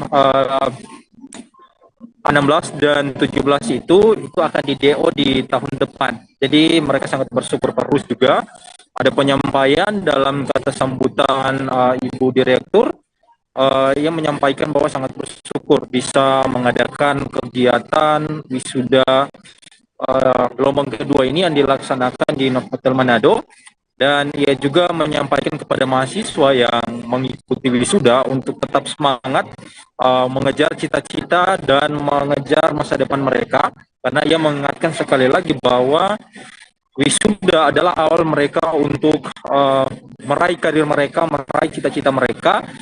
Untuk itu sebagai Ibu Direktur, ia mengingatkan juga sebagai Rektor, ia menyampaikan bahwa terima kasih karena sudah berkuliah di Politeknik Negeri Manado dan tetap semangat untuk mengejar cita-cita mereka. Nah, dalam kegiatan wisuda tersebut dihadiri juga oleh Pak Gubernur, dalam hal ini diwakili langsung oleh staf khusus Jemi. Dia menyampaikan juga bahwa salam dari Pak Gubernur Pak Oli Dono Kambe, di mana Pak Gubernur tidak bisa sempat hadir dalam acara wisuda karena ada kegiatan lain yang tidak kalah penting juga, tetapi ia menyampaikan mengapresiasi secara khusus untuk Politeknik Negeri Manado dan juga kepada mahasiswa dan orang tua dari mahasiswa yang sudah berjuang membuat anak mereka bisa wisuda, dan ia menitip pesan sebagai calon-calon sarjana yang nanti akan terjun di dunia pekerjaan. Ia berharap bisa memberikan kontribusi secara khusus untuk bangsa Indonesia dan juga untuk daerah secara khusus Sulawesi Utara dan Kota Manado. Ia berharap apa yang mereka pelajari, apa yang mereka belajar selama ini di kampus Politeknik Negeri Manado, mereka bisa praktekkan di dunia pekerjaan nanti, dan biarlah ilmu yang mereka dapatkan itu bisa diterapkan dimanapun mereka akan bekerja nanti, dimanapun mereka akan dipercayakan untuk memegang jabatan, entah di swasta atau di pemerintahan. Ya, berharap mereka tetap bekerja dengan sepenuh hati dan semangat. Semoga dengan kehadiran mereka Sulawesi Utara Indonesia semakin maju, dan biarlah ke depan apa yang mereka lakukan itu bermanfaat untuk orang banyak. Mungkin itu laporan saya, dikembalikan ke studio. Terima kasih. Baik, terima kasih rekan Ferdi atas laporan Anda. Selamat bertugas kembali. Kita beralih ke informasi lainnya, Saudara. Sebuah minibus mengalami kecelakaan di Dusun Kepuh Wetan, Desa Bumiharjo, Guntoro Nadi pada Senin 21 November malam. Minibus berplat nomor AD 1684 BG itu membawa rombongan tilik bayi. Sebanyak 8 penumpang dikabarkan meninggal dunia di lokasi kejadian. Sementara 11 lainnya mengalami luka ringan dan berat. Saat ini korban luka tengah mendapat perawatan di Rumah Sakit Hermina Wonogiri. Camat Guntoro Nadi, Enrijo Raharjo mengatakan rombongan korban yang mengalami kecelakaan itu berasal dari Dusun Bendungan, Desa Kulorejo, Kecamatan Guntoro Nadi. Jumlah rombongan dalam bus nahas tersebut sekitar 40 orang. Akibatnya sejumlah penumpang dikabarkan mengalami luka, bahkan diantaranya meninggal dunia. Korban luka dilarikan ke RS Hermina dan juga Rumah Sakit Umum Daerah Dr. Sudiran Mangun Sumarso. Kapolres Wonogiri AKBP Didit Dwi Susanto mengatakan pihaknya belum bisa memastikan jumlah korban meninggal dunia, termasuk soal penyebab kecelakaan hingga menimbulkan banyak korban meninggal dan juga korban luka-luka. Berdasarkan informasi yang sudah dihimpun dari Tribun Network, dari Rumah Sakit Hermina ada 8 korban yang meninggal dunia dan selain itu juga ada 11 orang yang mengalami luka-luka. Kepala Jaga Rumah Sakit Hermina Wonogiri Tri Hastusi mengatakan para korban luka sudah mendapatkan tindakan darurat seperti pemberian obat dan pemasangan infus. Dari 11 korban itu sebanyak 5 hingga 6 orang dipastikan rawat inap. Seluruh korban kecelakaan minibus maut di Desa Bumiharjo, Kecamatan Guntoro Nadi pada Senin 21 November adalah perempuan. Diketahui kecelakaan tersebut dialami oleh rombongan penjenguk bayi dari Desa Kulurejo, Kecamatan Guntoro Nadi, dan akibatnya ada sebanyak 8 orang meninggal dunia. Dus Bendungan Taryanto mengatakan pihaknya juga belum bisa memastikan berapa jumlah rombongan dalam minibus tersebut. Kadus menerangkan rombongan tilik bayi tersebut rata-rata adalah ibu-ibu. Ada beberapa penumpang laki-laki namun hanya sekitar 2 atau 3 orang saja. Dan berikut adalah nama-nama korban yang meninggal dunia, yakni adalah Sumirah, Darmi, Warni, kemudian Jiem, Paikam, Marinah, Giat, dan juga Warsinam. Kapolres Wonogiri AKBP Didit Dwi Susanto menjelaskan minibus panjat tunggal dengan plat nomor AD 1684 BG itu dikemudikan oleh Wantio, 44 tahun, warga Dusun Bendungan, Desa Kulorejo. Menurutnya dalam peristiwa itu 8 orang meninggal dunia, sementara itu total rombongan penjenguk bayi di dalam bus yakni sebanyak 36 orang.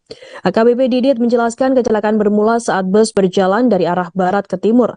Sesampainya di TKP yang merupakan tanjakan, bus tidak kuat menanjak di jalan cor beton. Sementara itu di pantauan di lokasi kejadian pada pukul 9 pagi, bangkai bus masih berada di lokasi kejadian dan diketahui ketinggian jurang tersebut sekitar 1,5 meter dan juga terdapat kolam ikan serta persawahan.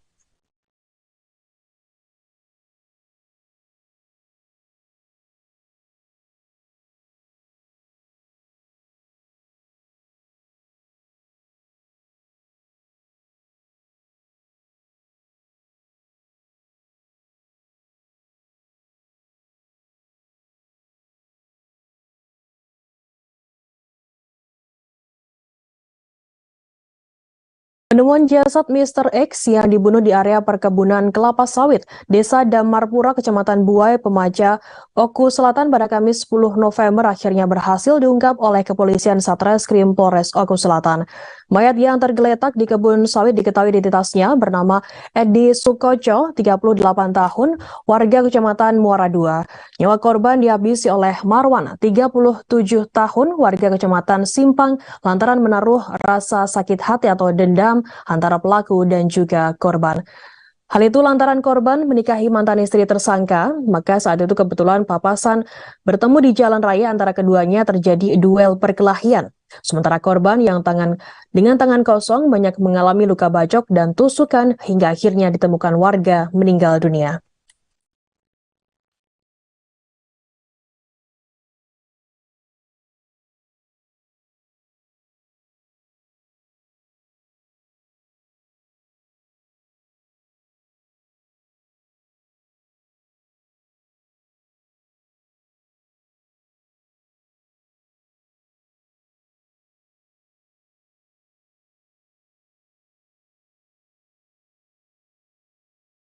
Tak hanya Sulastri Irwan, calon siswa Jasis Bintara Polri gelombang kedua tahun 2022 Polda Maluku Utara. Protes kali ini datang dari salah satu peserta asal Kabupaten Halmahera Utara yang menempati peringkat 10. Namun dalam pengumuman pantukir penerimaan Bintara Polri, jalur polisi tugas umum atau PTU atas nama Ginas Keris Anastasia Ewi digantikan. Protes ini disampaikan keluarga Ginas karena Ginas yang berada di posisi ke-10 tidak diakomodir menjadi polwan. Akan tetapi peserta yang berada di ranking ke-28 atas nama Wulandari yang diakomodir oleh pihak panitia. Informasi yang diterima oleh Tribun Network, Wulandari peserta Jasis Polwan jalur PTO adalah peserta ranking 28 yang dinyatakan lulus secara khusus karena merupakan anak dari anggota Polri yang menjadi korban saat melaksanakan tugas di Papua meski kuota yang diberikan hanya 9 orang saja. Dengan masalah tersebut, kini Polda Maluku Utara angkat bicara. Menanggapi permasalahan itu, Polda Malut akhirnya buka suara terkait dengan protes yang dilayangkan peserta ranking ke-10 perwakilan dari Kabupaten Halmahera Utara. Kabid Humas Kombes Pol Mikhail Irwan Tamsil menyatakan, kuota polwan PTU Polda Maluku tahun ini sebanyak 11 orang. Jumlah tersebut dengan rincian Diktu gelombang 2 tahun 2022 sejumlah 1 orang, Diktu gelombang 1 tahun 2023 sebanyak 8 orang, serta kuota khusus sebanyak 2 orang. Yang menjelaskan keputusan pemberian kuota khusus merupakan hak pimpinan dengan berbagai pertimbangan. Dalam hal ini pemberian kuota khusus Kapolri terhadap Jasis Rahminawati berdasarkan surat Kapolri nomor R/960/5 Romawi /DIK.2.1/2022 tertanggal 18 Mei 2022. Sementara itu untuk Jasis Wulandari bersama dengan 2 Jasis Polki lainnya berdasarkan surat Kapolri nomor R/1446/4 Romawi /DIK.2.1/2022 tertanggal 1 Juni 2022. Mikhail juga menjelaskan terkait adanya tawaran lain yang dikabarkan dilakukan oleh oknum agar dilaporkan ke Propam Polda Maluku Utara yang disertai dengan bukti-bukti. Ia juga mengimbau kepada seluruh masyarakat Maluku Utara untuk tidak mudah percaya kepada orang yang menjanjikan dapat meluluskan.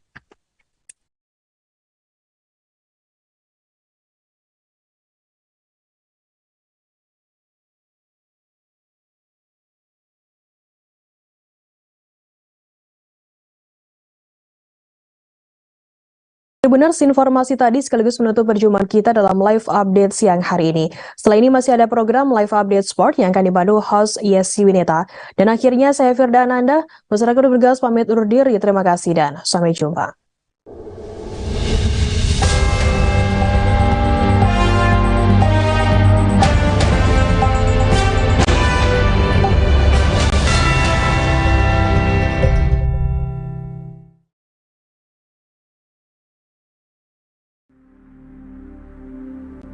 Dari guru-guru pesantren ini banyak yang dibunuh. Apa yang Islam itu dibunuh pesantren itu. Hampir habis dulu, Mas. Itu ceritanya pada ya omong-omong dari teman-teman itu. Wah, PKI itu harus ngentakne pesantren.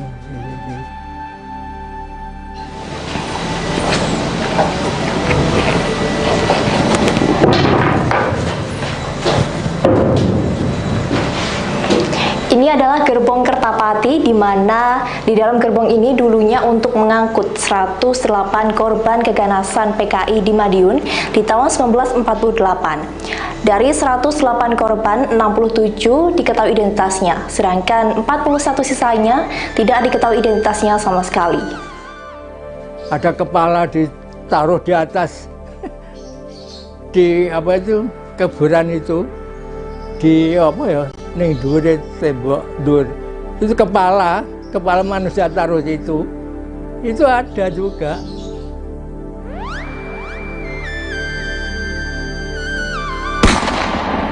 Pada hari Sabtu PON 18 September 1948 dini hari, terdengar suara tembakan di kota Madiun sebagai tanda dimulainya aksi kaum komunis mendirikan negara Soviet Indonesia.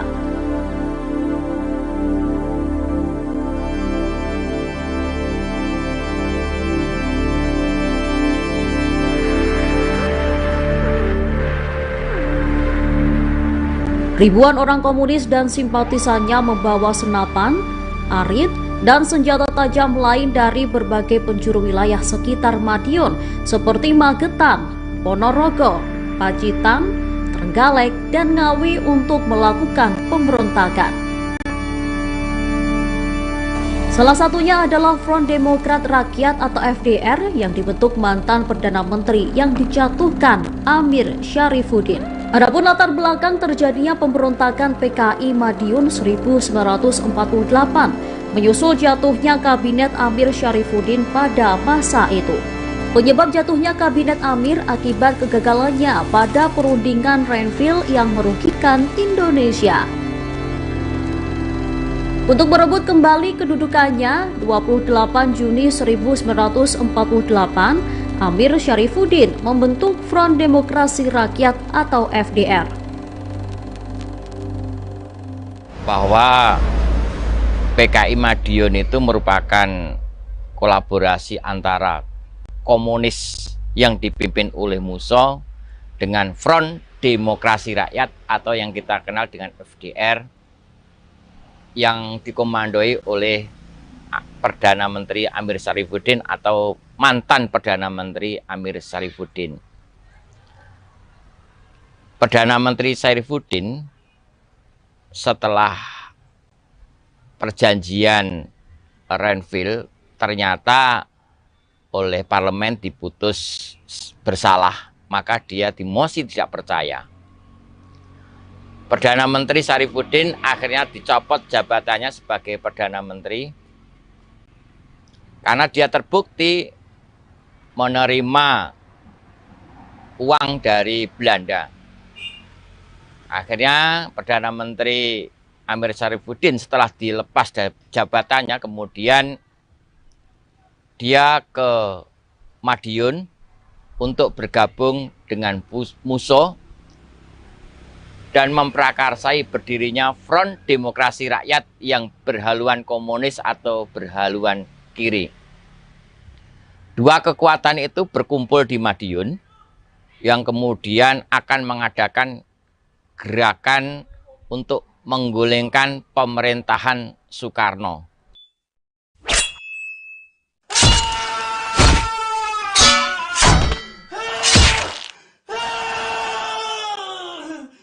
Aksi pemberontakan yang dilakukan FDR dan pasukan PKI di Madiun berlangsung mengerikan dengan diwarnai aksi penculikan dan pembunuhan. Tak hanya menculik elit birokrat, pamong praja, polisi, tentara, guru, tokoh organisasi yang dianggap berseberangan dengan PKI, mereka juga memburu para kiai dan ulama yang dianggap sebagai penghalang ideologi komunisme. Saya angkatan jenengan saya seger. Ini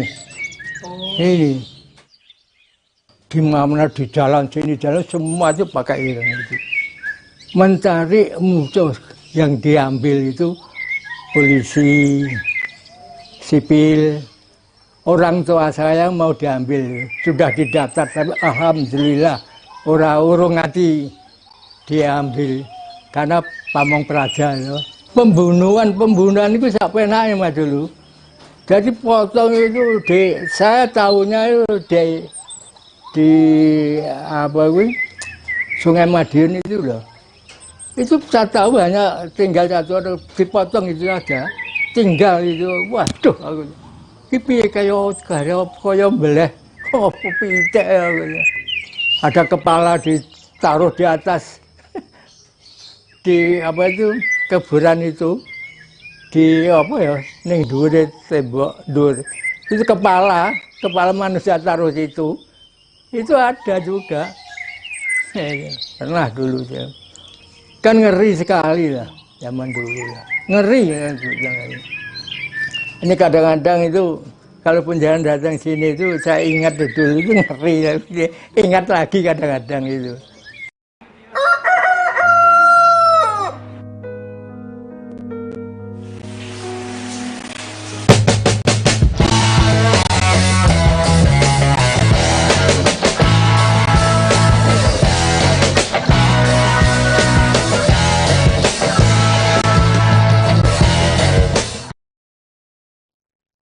Hai Tribuners, live update Piala Dunia kembali hadir menjumpai Anda pada siang hari ini, Selasa 22 November 2022.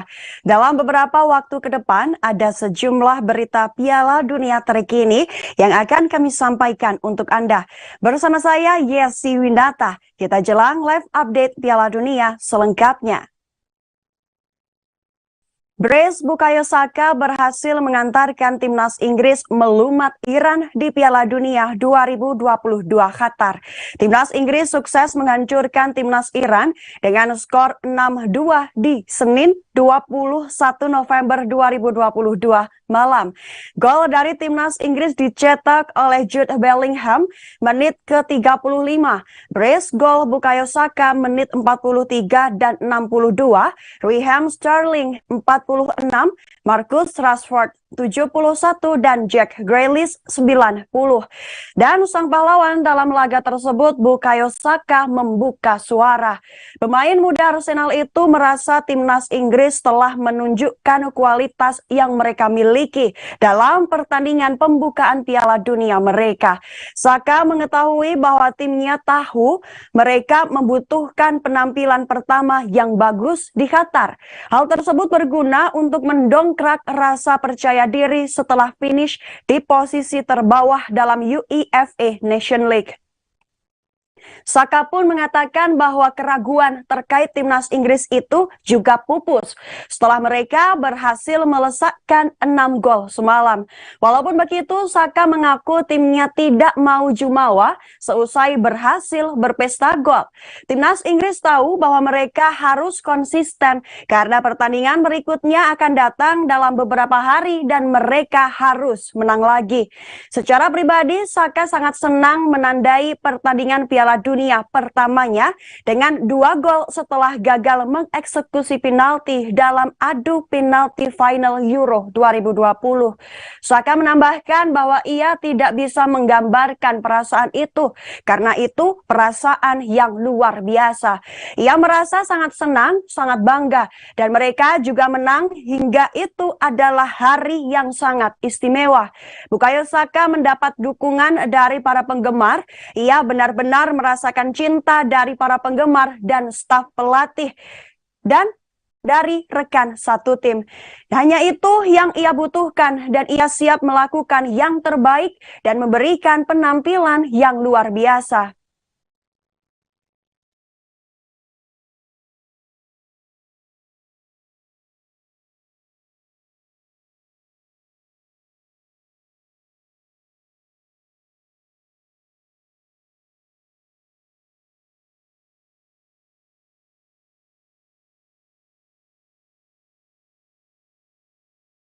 Gareth Southgate bak mendapat bonus dari penampilan pemain berusia 19 tahun Jude Bellingham di laga perdana Inggris dalam ajang Piala Dunia 2022.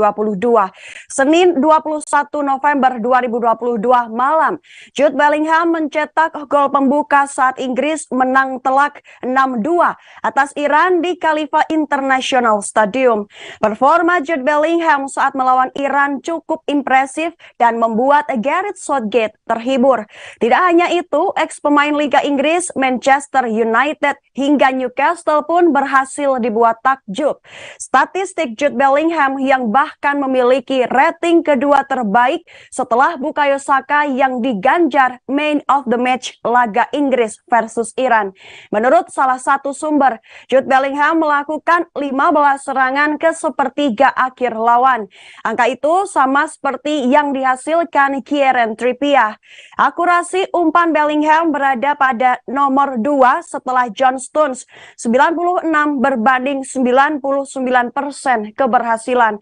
Ia juga membuat 23 operan di sepertiga akhir lawan dan hanya diungguli Trippier yang mencatatkan 25 operan. Dan yang terakhir, pemain Dortmund itu melakukan 9 kali dalam hal merebut bola dari pemain Iran. Hal itu hanya selisih 1 angka dengan Declan Rice 10 gol yang mencatatkan lebih banyak.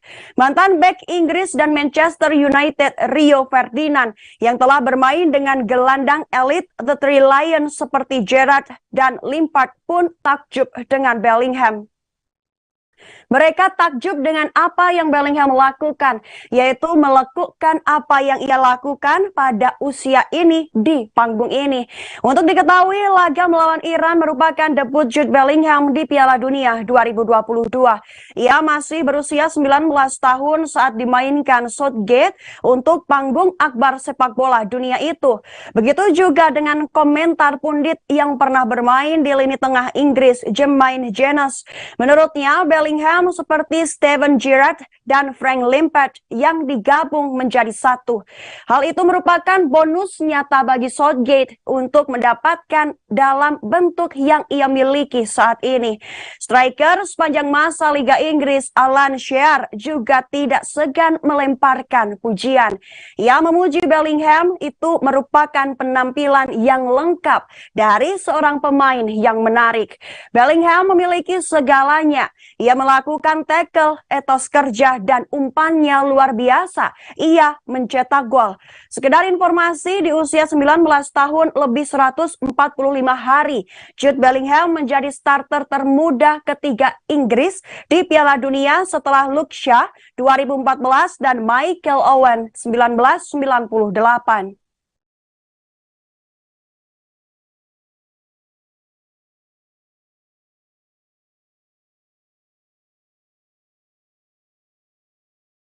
Profil Jude Bellingham bermain untuk Borussia Dortmund yang berhasil menjadi pencetak gol pembuka bagi timnas Inggris.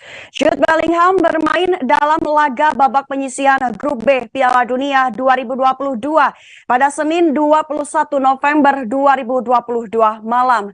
Bellingham berhasil mencetak gol pembuka saat Inggris kalahkan Iran dengan skor telak 6-2 di babak penyisihan Grup Piala Dunia Qatar 2022. Bellingham mencetak gol perdana ke gawang Iran pada menit 35.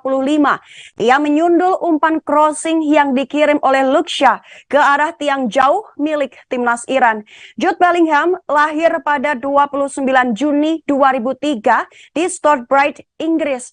Saat ini ia menjadi gelandang muda timnas Inggris dengan usia 19 tahun yang memiliki tinggi badan 186 cm.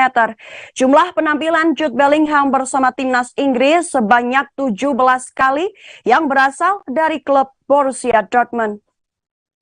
Total penampilan Jude Bellingham di level klub adalah 157 kali.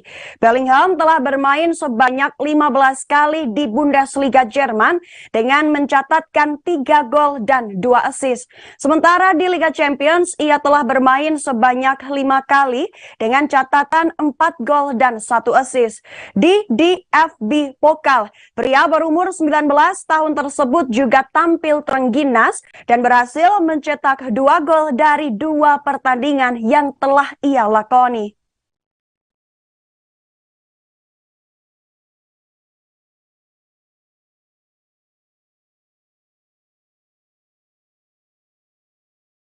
Salah satu artis kenamaan Indonesia, Raffi Ahmad, memuji penampilan timnas Inggris seusai sukses mengalahkan Iran di pertandingan pembuka Grup B Piala Dunia. Pujian tersebut Raffi Ahmad ungkapkan ketika jurnalis Tribun News Eko Priyono berkesempatan mewawancarainya langsung seusai laga Inggris versus Iran. Dari pantauan langsung, Raffi Ahmad menonton laga Inggris versus Iran bersama sang anak Rafathar. Raffi Ahmad dan Rafathar menjadi saksi kemenangan timnas Inggris ketika sukses mengalahkan Iran dengan skor telak 6-2. Melihat kemenangan yang diraih oleh skuad asuhan Gareth Southgate, Raffi pun melontarkan kalimat pujian kepada Harry Kane dan kawan-kawan. Raffi Ahmad mengatakan bahwa permainan Inggris sangat taktis dan bagus. Banyak shot on targetnya yang sekali tendang bisa masuk. Selain itu, Raffi Ahmad juga mengatakan jika Rafathar menjagokan timnas Inggris di Piala Dunia 2022. Bahkan Raffi mengaku bahwa Rafathar hafal nama pemain dari timnas Inggris. Tapi berbeda dengan sang anak, Raffi sendiri menyukai timnas Brazil dan Argentina. Review singkat di laga pembuka grup B di mana timnas Inggris yang berhasil tampil ciamik. Hal tersebut dibuktikan dengan kemenangan telak 6-2 atas Iran. Bahkan timnas Inggris mampu tampil begitu dominan di laga tersebut. Tentunya kemenangan awal itu menjadi modal yang apik bagi skuad berjuluk The Three Lions dalam mengarungi Piala Dunia tahun ini. Gol pertama timnas Inggris dicetak oleh Jude Bellingham pada menit ke-35. Kemudian Bukayo Saka sukses mencetak 2 gol pada menit 43 dan 62. Disusul gol Raheem Sterling pada menit 45+1 dan Marcus Rashford menit 71. Dan gol terakhir timnas Inggris dicetak oleh Jack Grealish pada menit ke-90. Sementara 2 gol Iran dicetak oleh Mehdi Taremi pada menit 65 dan 90+13, di mana yang kedua dilakukan dari titik putih.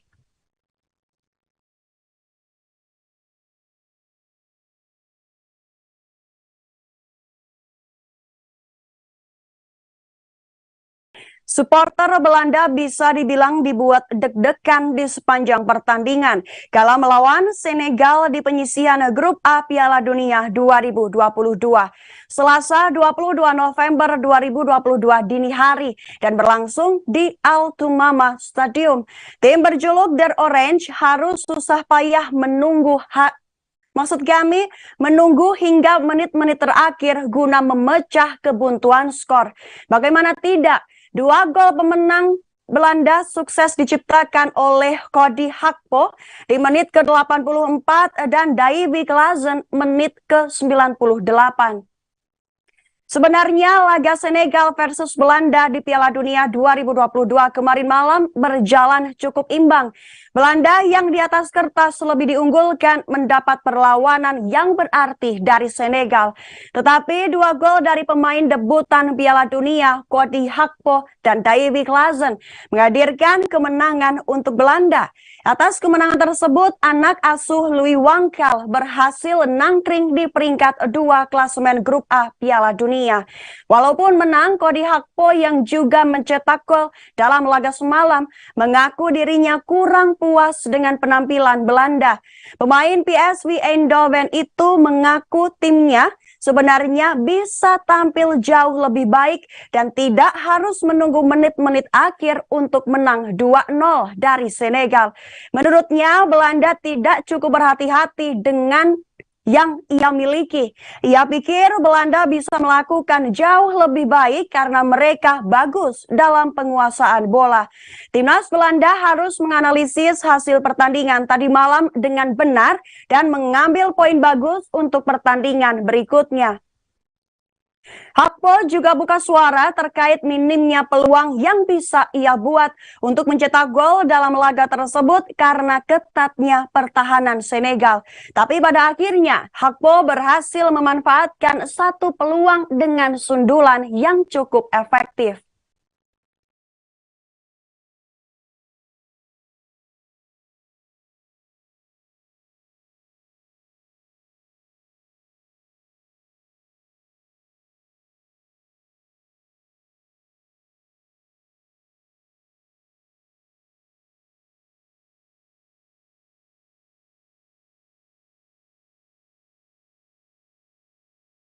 Timnas Wales harus bersusah payah menghindari kekalahan saat menghadapi Amerika Serikat di Al Ryan Stadium Selasa 22 November 2022. Timnas dengan lambang naga itu hanya berhasil meraih hasil imbang 1-1 setelah sebelumnya terus ditekan sepanjang babak pertama oleh tim negeri Paman Sam.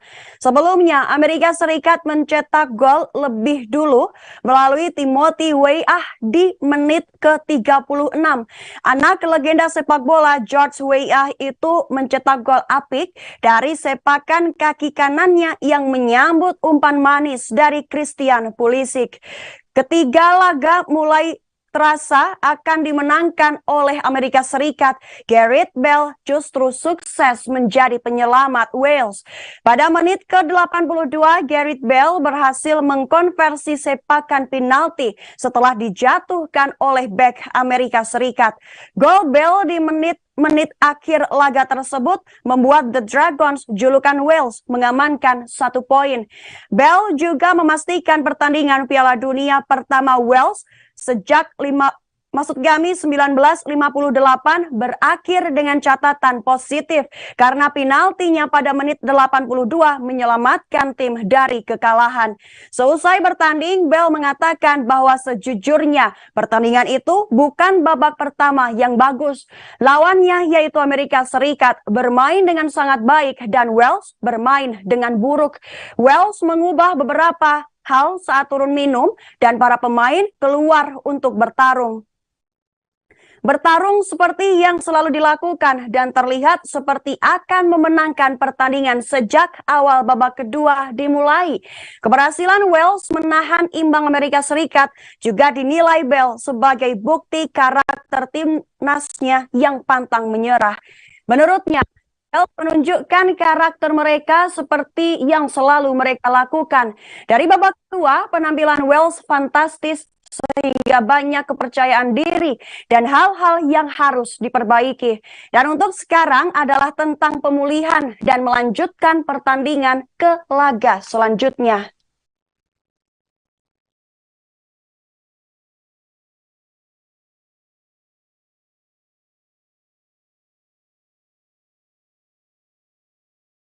Berikut adalah jadwal pertandingan bola di Piala Dunia 2022 Qatar hari ini. Dari Selasa 22 November 2022 sore hingga Rabu 23 November dini hari waktu Indonesia Barat.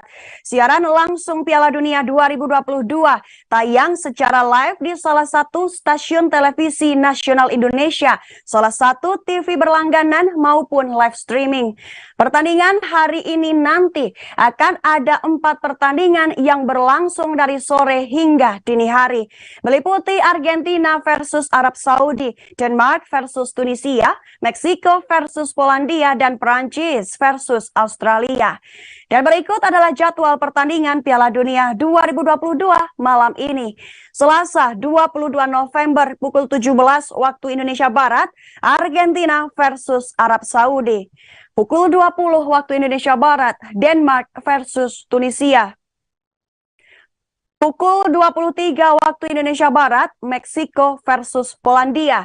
Lalu pada hari Rabu 23 November pukul 2 dini hari, Prancis versus Australia.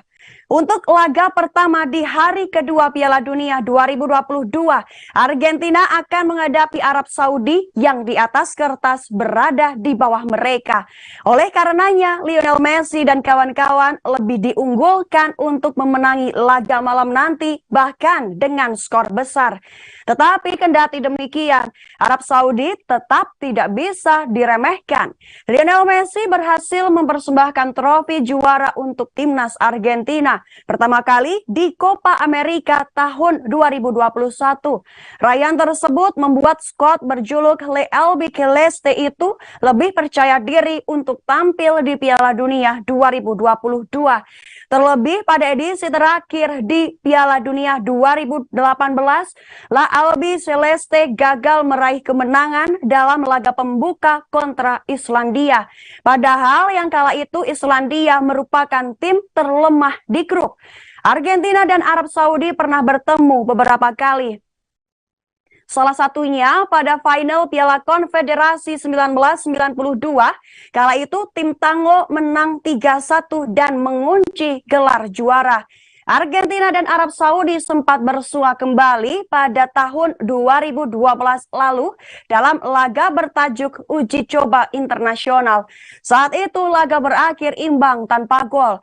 Kemenangan akan menjadi misi Argentina demi gengsi, sekaligus modal untuk melakoni pertandingan berikutnya. 3 poin tentu akan meningkatkan kepercayaan diri Argentina. Lini depan akan menjadi salah satu kekuatan Argentina untuk memetik poin penuh dari laga menghadapi Arab Saudi.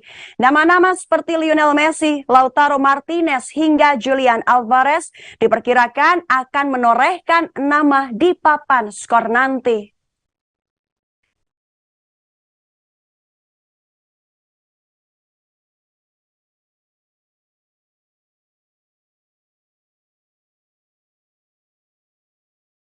Ada 3 nama dari timnas Arab Saudi yang patut diwaspadai oleh timnas Argentina pada Piala Dunia 2022 Qatar.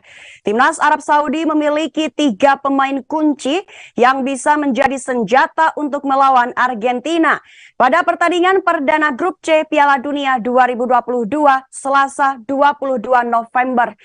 Ketiga pemain kunci Arab Saudi yang patut diwaspadai Argentina diantaranya bek Abdullah Al-Amri, gelandang Salman Al-Faraj, hingga winger Salim Al-Dawsari. Keberadaan 3 pemain itu diharapkan bisa membawa Arab Saudi melangkah sejauh mungkin pada turnamen Piala Dunia 2022. Salah satunya nanti pada laga perdana Arab Saudi melawan Argentina di Stadion Lusail mulai kick-off pukul 17 waktu Indonesia Barat. Keseruan duel Argentina versus Arab Saudi bisa disaksikan live di salah satu stasiun televisi nasional Indonesia dan streaming. Pemain pertama adalah Abdullah Al-Amri, posisi bek tengah klub Al-Nassr dengan usia 25 tahun. Sejak dipanggil ke tim senior pada tahun 2021, bek andalan Al-Nassr ini berhasil membuktikan dirinya. Berhasil buktikan diri sebagai salah satu pemain menonjol Arab Saudi dan berpartisipasi dalam semua turnamen kecuali 1 kualifikasi Piala Dunia. Al-Amri memainkan peran besar dalam pertahanan Arab Saudi dengan mengamankan 5 clean sheet dari 9 pertandingan. Penampilan gemilang itu membawanya masuk ke skuad Arab Saudi di Piala Dunia 2022. Ia pun kini harus mengadu kecerdasannya dengan para striker hebat yang menjadi lawannya di grup C. Sebut saja Lionel Messi dan Robert Lewandowski merupakan calon pemain hebat yang akan dihadapinya. Al-Amri pun harus memiliki keberanian untuk menahan pergerakan mereka. Arab Saudi membutuhkan kemampuan bertahan dan distribusi bola Al-Amri dari belakang yang bisa memainkan peran kunci. Contoh saja pada kompetisi tertinggi Liga Arab Saudi, penyerang lawan selalu kesulitan melewati Al-Amri. Ia kerap memenangkan duel 1 lawan 1 baik di udara maupun fisik. Al-Amri memiliki rata-rata intercept 4,8 per pertandingan. Sejauh ini ia telah mencatatkan 20 caps bersama Arab Saudi dengan sumbangsih 1 gol. Lalu pemain kedua adalah Salman Al-Faraj, berposisi gelandang klub Al-Hilal dan usia saat ini 33 tahun. Pemain yang menjabat sebagai kapten untuk klub dan negaranya Arab Saudi, Al-Faraj telah tampil dengan standar tinggi secara konsisten dalam beberapa tahun terakhir. Ia mampu menampilkan serangkaian penampilan luar biasa untuk tim Al-Hilal yang berbasis di Riyadh dan tim nasional yang merupakan roda penggerak lini tengah dalam sistem Herve Renard. Al-Faraj sempat melewatkan beberapa pertandingan terakhir dan berdampak pada kualitas di lini tengah klub maupun negaranya. Gelandang veteran itu bisa mengandalkan pengalamannya yang luas dalam pertemuan dengan Argentina, Polandia, dan Meksiko saat bertemu dengan negaranya pada fase grup Piala Dunia. Pemain berkaki kiri tersebut memiliki statistik per game yang cukup menjanjikan, seperti rata-rata 1 tembakan menghasilkan 2,1 operan berbahaya di belakang pertahanan lawan, termasuk umpan silang, bola terobosan, dan bola panjang, serta mematahkan rata-rata 1,6 serangan lawan. Al-Faraj cedera selama 3 minggu di awal awal tahun, tetapi menemukan kembali performa terbaiknya kala melawan Cina di kualifikasi AFC. Ia juga memainkan peran penting dalam membantu Al Hilal merebut kembali gelar di kasta tertinggi Liga Arab Saudi. Jumlah caps bersama Arab Saudi telah mencapai 70 kali dan Al Faraj sejauh ini telah menyumbang 8 gol. Pemain ketiga adalah Salim Al-Dawsari. Berposisi sayap, klub Al Hilal dengan usia 31 tahun. Rekan setim Al Faraj yang bernama Al-Dawsari juga menjadi andalan Arab Saudi untuk mengarungi fase grup C Piala Dunia. Ia melakukan debut internasionalnya 10 tahun lalu dan terus memberikan penampilan yang menarik di level klub dan internasional. Musim lalu di Liga Arab Saudi, Al-Dawsari berkontribusi dalam 14 gol Al Hilal hanya dalam 21 pertandingan. Rinciannya 9 gol dan 5 assist. Pemain sayap itu sempat tidak tampil dalam beberapa pertandingan terakhir, tetapi tetap menjadi sosok penting dalam skuad. Hal itu terjadi karena banyaknya peran berbeda yang dapat dimainkan oleh Al-Dawsari. Adapun pengalamannya di turnamen Piala Dunia, Al-Dawsari memulai ketiga pertandingan penyisihan grup di Rusia edisi 2018 dan mencetak gol kemenangan di pertandingan terakhir melawan Mesir. Berdasarkan pengalamannya itu, ia diharapkan menjadi pembeda setiap kali Green Falcons memainkan pertandingan Piala Dunia. Al-Dawsari sejauh ini telah membukukan 71 caps dan berkontribusi 17 gol untuk Arab Saudi.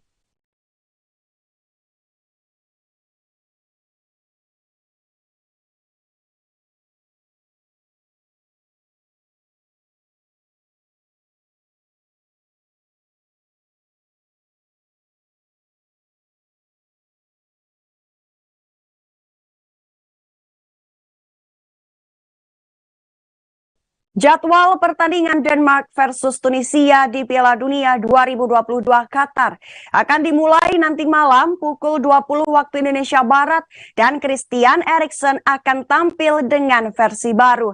18 bulan setelah serangan jantung yang nyaris merenggut nyawanya, Christian Eriksen dengan fantastis kembali membawa Denmark ke Piala Dunia 2022. Christian Eriksen, sang playmaker, akan menjadi pusat perhatian saat Denmark ditantang Tunisia dalam laga pertama grup D. Pertandingan Denmark versus Tunisia akan berlangsung di Stadion Education Al Ryan, Qatar, Selasa 22 November 2022 malam. Sejak kembali berkiprah di lapangan bersama Brentford dan kemudian bersama Manchester United musim ini, Eriksen justru terlihat semakin bertaji. Di United, Eriksen menjadi pilihan nomor 1 pelatih Erik ten Hag di lini tengah bersama Casemiro. Ia telah menyumbangkan 1 buah gol dan 6 assist dari 20 laga. Di timnas Denmark pun Eriksen selalu menjadi pilihan utama. Asisten pelatih Denmark, Morten Weghorst, bahkan menilai Eriksen kini menjadi pemain dengan versi lebih baik daripada sebelum ia mengalami serangan jantung. Menurutnya, Eriksen membawa visi, kualitas teknis, gol untuk tim, dan Eriksen sangat penting bagi tim. Ia pemain yang fantastis. Denmark sendiri menjadi paket kejutan di Euro 2020 dan secara tidak langsung menjadi tim kesayangan semua orang saat itu. Tim Dynamite bangkit setelah 2 kali kalah untuk menekuk Rusia dan Wales sebelum mengalahkan Republik Ceko untuk mencapai semifinal. Denmark akhirnya kalah dari Inggris di 4 besar. Momen kritis Eriksen serta semangat juang hebat pasukan Dynamite membuat mereka menjadi tim kesayangan banyak orang. Ketika Eriksen kembali membela timnas Denmark saat melawan Belanda pada Maret lalu, tepuk tangan meriah menyambutnya dan 2 menit setelah datang dari bangku cadangan, Eriksen langsung mencetak gol. Kehadiran gelandang berusia 30 tahun itu bak sebuah simbol dan sumber inspirasi bagi tim Dynamite di Qatar. Namun pelatih kepala Kasper Hjulmand menegaskan timnya perlu mengandalkan lebih dari sekedar cerita heroik. Menurutnya, Denmark harus memiliki kualitas teratas di lapangan. Denmark memang siap tempur. Mereka lolos ke Qatar setelah memuncaki grup F, menyapu 9 kemenangan dan menjaga clean sheet dalam 8 laga pertama, lebih banyak dari tim manapun di Eropa. Tapi tim Dynamite akan melakoni duel yang sulit melawan Tunisia malam nanti. Tim lawan yang berjuluk Elang Kartago itu dikenal dengan permainannya yang ketat dan apik dalam bertahan. Jalal Kadri ditunjuk sebagai pelatih kepala setelah Tunisia tersingkir di perempat final yang mengecewakan dari Burkina Faso di Piala Afrika. Ia mulai dengan membawa timnya mengalahkan Mali dalam 2 leg untuk lolos ke Qatar 2022 dan memenangkan 4 dari 5 pertandingan berikutnya. Namun dalam uji coba terakhir mereka dilindas Brazil 5-1 yang membuat kepercayaan diri para pemain tergerus. Toh Kadri tetap percaya diri. Ia bahkan bersumpah akan mundur jika gagal meloloskan pasukannya ke 16 besar.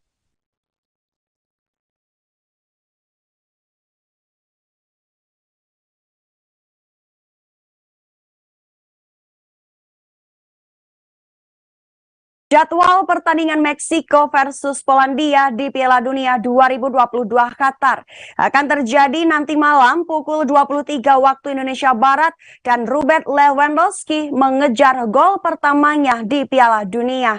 Ambisi Robert Lewandowski itu menjadi peringatan keras untuk lawan mereka, Meksiko, saat kedua tim bertemu dalam game pertama Grup C Piala Dunia 2022. Pertandingan Meksiko versus Polandia akan berlangsung di Stadion 974 Doha, Qatar, Selasa 22 November malam waktu Indonesia Barat. Robert Lewandowski memainkan peran besar dalam kampanye kualifikasi Polandia dengan mengemas 9 gol dan 4 assist. Total Lewandowski terlibat dalam 13 gol yang 2 kali lebih banyak dari rekan setimnya. Tetapi striker Barcelona itu gagal mencetak gol dalam 270 menit permainan dalam satu-satunya penampilan Piala Dunia sebelumnya di Rusia 4 tahun lalu. Saat itu Polandia harus puas dengan hanya menjadi juru kunci grup. Namun setelah mencetak 211 gol di level klub sejak turnamen itu, 42 gol lebih banyak dari pemain terbaik berikutnya, Kylian Mbappe. Lewandowski sangat ingin meneruskan kiprah positifnya di Qatar. Lewandowski sangat ingin mencetak gol di Piala Dunia dan itu merupakan mimpi besarnya. Lewandowski akan melakukan segalanya untuk mimpi itu dan berharap di Piala Dunia akan terjadi. Yang mengkhawatirkan bagi Polandia di Piala Dunia 20 tahun lalu, gol baru terbuka dengan masing-masing dari 5 gol terakhir datang melalui bola mati. Tersingkirnya Polandia secara dini di Rusia bukanlah hal baru. Mereka telah lolos ke Piala Dunia dalam 5 edisi terakhir. Namun setelah gagal melewati babak penyisihan grup sejak 1986.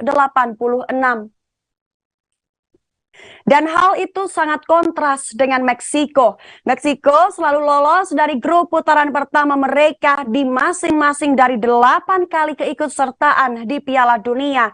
Terakhir kali El Tri kandas di penyisihan grup adalah tahun 1978. Meksiko telah memenangkan pertandingan pembukaan mereka dalam 5 dari 6 Piala Dunia terakhir. Tapi kali ini mereka berada dalam grup berat bersama Argentina dan juga Arab Saudi. Pelatih kepala Gerardo Martino berada di bawah tekanan. Kendati berhasil meloloskan timnya ke Qatar, tapi performa El Tri secara keseluruhan masih mengecewakan. Mereka kalah 3 kali dalam 5 laga uji coba terakhir. Martino sampai menyebut dirinya sebagai musuh publik nomor 1. Pertandingan persahabatan Meksiko memuncak dengan kekalahan 1-2 dari Swedia. Dengan kekalahan ketiga mereka dalam 5 pertandingan. Sementara Polandia memenangkan 2 laga uji coba berturut-turut tanpa kebobolan. Meksiko relatif tampil bersih dengan menorehkan clean sheet sebanyak Maksud kami clean sheet terbanyak selama putaran ketiga kualifikasi CONCACAF. Namun masalah besar mereka ada pada kesulitan mencetak gol. Dengan Raul Jimenez berjuang untuk kebugaran setelah hanya memainkan 3 pertandingan Liga Premier untuk Wales sepanjang musim. Ada lebih banyak tanggung jawab pada Irving Lozano di lini depan. Penyerang Napoli itu menikmati musim yang baik di level klub. Ia juga memiliki riwayat harum setelah membuat namanya terkenal dengan golnya melawan Jerman pada 2018 silam. Dan berikut ada perakiraan formasi timnas Meksiko dengan 4-3-3. Ochoa, Sanchez, Montes, Moreno, Gallardo, Alvarez, Herrera, Guardado, Lozano, Martin, dan Vega. Selanjutnya juga ada perakiraan formasi timnas Polandia dengan 3-5-2. Szczęsny,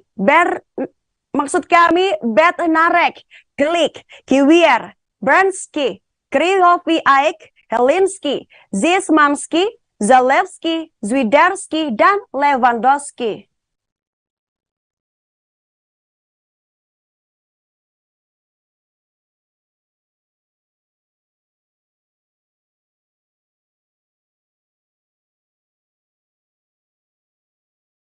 Jadwal pertandingan Prancis versus Australia di Piala Dunia 2022 Qatar akan terjadi pada 23 November 2022 dini hari nanti.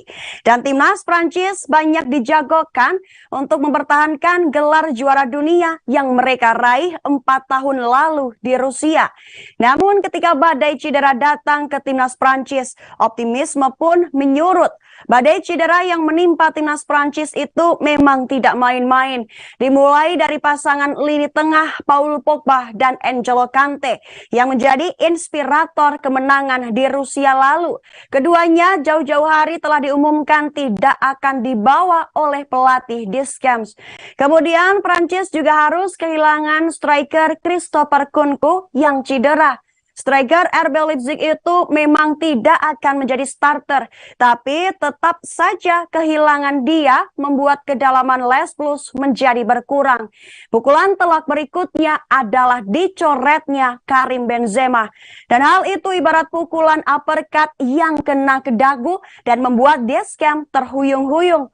Benzema adalah peraih Ballon d'Or 2022. Ia mencetak 44 gol spektakuler dalam 46 pertandingan untuk Real Madrid pada musim 2021-2022 untuk membantu raksasa Spanyol memenangkan La Liga dan Liga Champions. Deschamps tadinya akan mentandemkan Benzema dengan Kylian Mbappe di lini depan yang pastinya akan menjadi duo sangat menakutkan. Tetapi skenario itu harus buyar. Namun jika ada negara yang bisa menangani pukulan ganda seperti itu, pasti adalah Prancis negaranya. Mereka memang memiliki stok pemain berbakat dan hebat yang melimpah. Untuk laga pembuka grup D kontra Australia di Stadion Al Janoub Al Wakrah Rabu 23 dini hari nanti, Deschamps kemungkinan akan beralih ke trio yang sama ia gunakan di Rusia edisi 2018. Itu berarti Mbappe memulai bersama salah satu atau keduanya antara Olivier Giroud dan Antoine Griezmann. Mbappe memainkan peran kunci dalam kesuksesan Prancis di Piala Dunia 2018, mencetak 4 gol dalam 7 pertandingan di Rusia. Selama turnamen, bintang muda Prancis tidak hanya mencetak gol termuda negaranya di Piala Dunia, yaitu 19 tahun lebih 183 hari. Tetapi juga menjadi remaja kedua yang mencetak gol di final Piala Dunia setelah ikon Brazil Pele melakukannya kontra Swedia tahun 58. Ia juga hampir tidak terbendung untuk Paris Saint-Germain musim ini dengan 19 gol dalam 20 pertandingan untuk raksasa Ligue 1 tersebut. Sedangkan Giroud memiliki motivasi ekstra. Hanya tertinggal 2 gol dari Thierry Henry 51 sebagai pencetak gol terbanyak sepanjang masa Les Blues. Tapi Prancis perlu meningkatkan performa terakhirnya setelah hanya memenangkan 1 dari 6 pertandingan mereka di UEFA Nation League pada bulan Juni dan September lalu. Rintangan pertama mereka adalah tim Australia yang lolos ke Qatar dengan susah payah. Mereka membutuhkan kemenangan adu penalti yang dramatis melawan Peru dalam babak playoff. The Soccer Cross tersingkir dari babak penyisihan grup Piala Dunia dalam 4 dari 5 penampilan mereka sebelumnya. Mereka hanya 1 kali lolos pada 2006 ketika Graham Arnold menjadi asisten Gus Hiddink. Sebagai informasi, Arnold sekarang menjadi pelatih kepala The Socceroos.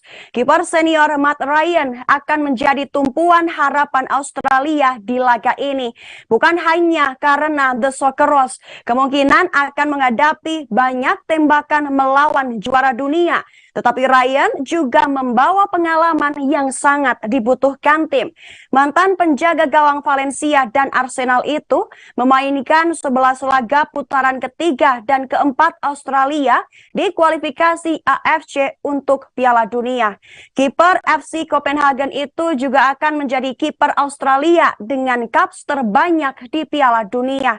Dan jika main di 3 laga penyisihan, Ryan akan sejajar dengan duo legenda Mark Branciano dan Tim Cahill sebagai pemain Australia terbanyak berkiprah di Piala Dunia sebanyak 9 kali.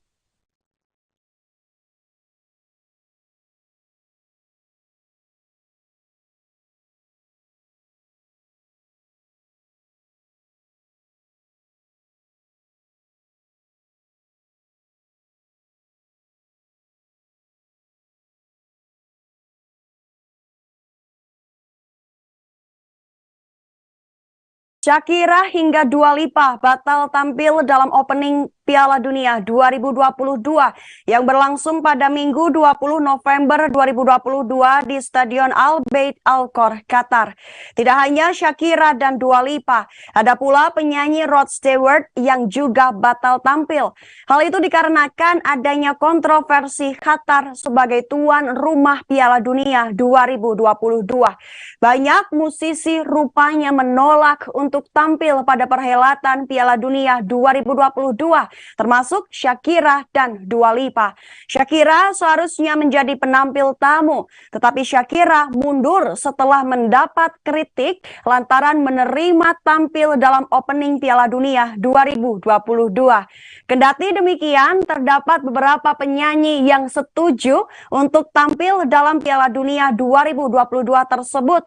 Di antaranya J Balvin, Robbie Williams, Jason Derulo, Clean Bandit, Sean Paul, Nora Fatehi, Black Eyed Peas, Jungkook, BTS, Nicki Minaj, Maluma, dan Meriam Fares. Melalui Instagram, Dua Lipa memberikan semangat untuk timnas Inggris dalam Piala Dunia 2022. Dua Lipa juga berharap ia akan mengunjungi Qatar ketika Qatar telah memenuhi semua janji hak asasi manusia yang dibuatnya ketika memenangkan hak untuk menjadi tuan rumah Piala Dunia.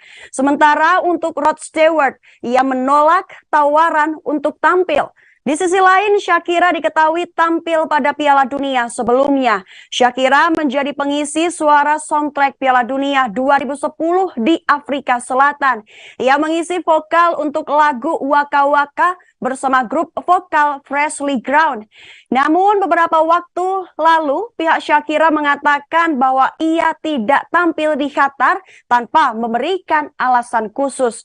Kendati demikian, opening Piala Dunia 2022 tetap meriah dengan penampilan Jungkook BTS membawakan lagu terbarunya bertajuk Dreamers. Dalam penampilannya, Jungkook BTS membawakan lagu tersebut bersama penyanyi Qatar Fahad Al-Ghubaisi.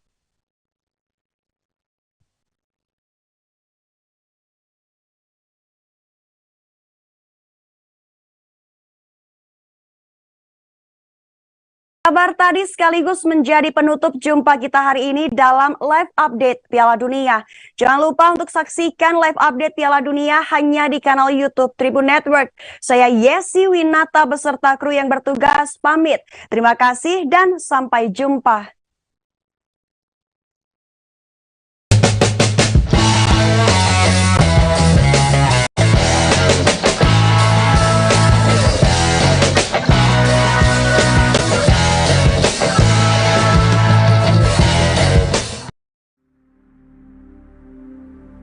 Dari guru-guru pesantren ini banyak yang dibunuh. Apa yang Islam itu dibunuh pesantren itu. Hampir habis dulu, Mas. Itu ceritanya pada ya omong-omong dari teman-teman itu. Oh, PKI itu harus ngentakne pesantren.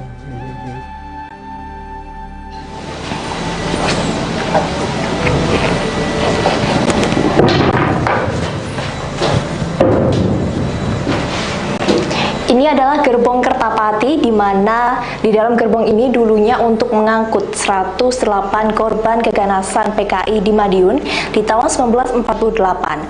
Dari 108 korban, 67 diketahui identitasnya, sedangkan 41 sisanya tidak diketahui identitasnya sama sekali. Ada kepala ditaruh di atas di apa itu kuburan itu. Di apa ya, ning dhuwure tembok dhuwur. Itu kepala manusia taruh itu ada juga.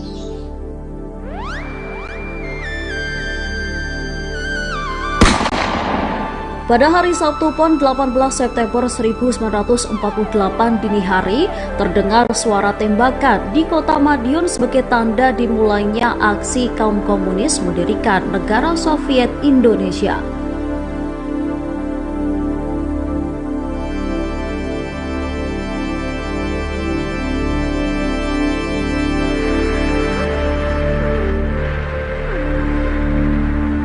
Ribuan orang komunis dan simpatisannya membawa senapan, arit, dan senjata tajam lain dari berbagai penjuru wilayah sekitar Madiun seperti Magetan, Ponorogo, Pacitan, Trenggalek, dan Ngawi untuk melakukan pemberontakan.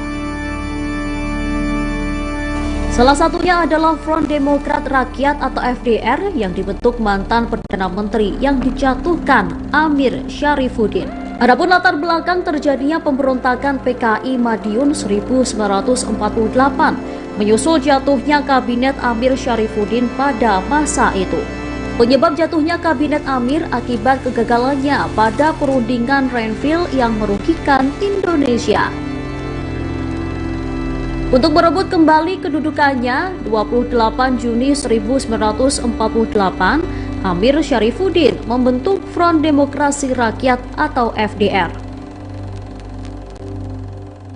Bahwa PKI Madiun itu merupakan kolaborasi antara komunis yang dipimpin oleh Musso dengan Front Demokrasi Rakyat atau yang kita kenal dengan FDR yang dikomandoi oleh Perdana Menteri Amir Syarifuddin atau mantan Perdana Menteri Amir Syarifuddin. Perdana Menteri Syarifuddin setelah perjanjian Renville ternyata oleh parlemen diputus bersalah, maka dia dimosi tidak percaya. Perdana Menteri Syarifuddin akhirnya dicopot jabatannya sebagai Perdana Menteri karena dia terbukti menerima uang dari Belanda. Akhirnya Perdana Menteri Amir Syarifuddin setelah dilepas jabatannya, kemudian dia ke Madiun untuk bergabung dengan Musso dan memprakarsai berdirinya Front Demokrasi Rakyat yang berhaluan komunis atau berhaluan kiri. Dua kekuatan itu berkumpul di Madiun yang kemudian akan mengadakan gerakan untuk menggulingkan pemerintahan Soekarno.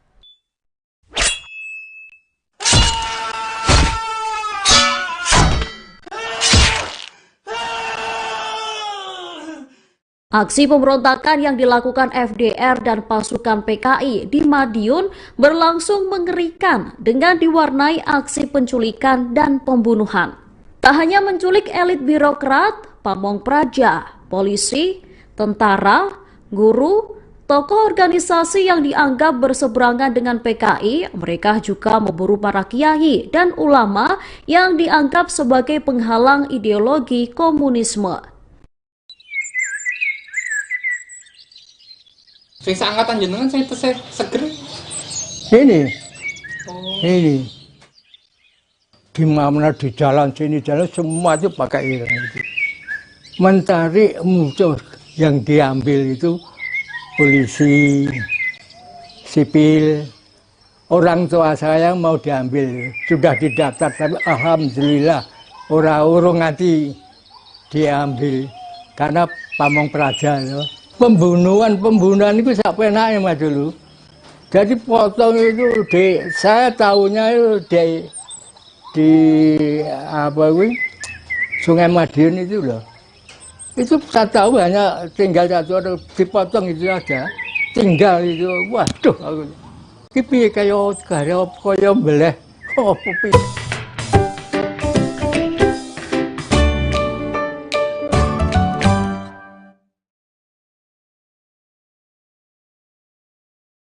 Hai Tribuners, jumpa lagi bersama saya Maria Nanda dalam Live Update Travel edisi Selasa 22 November 2022.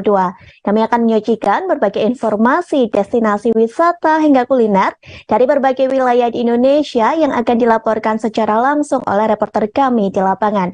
Dan selengkapnya hanya di Live Update Travel Tribunnews.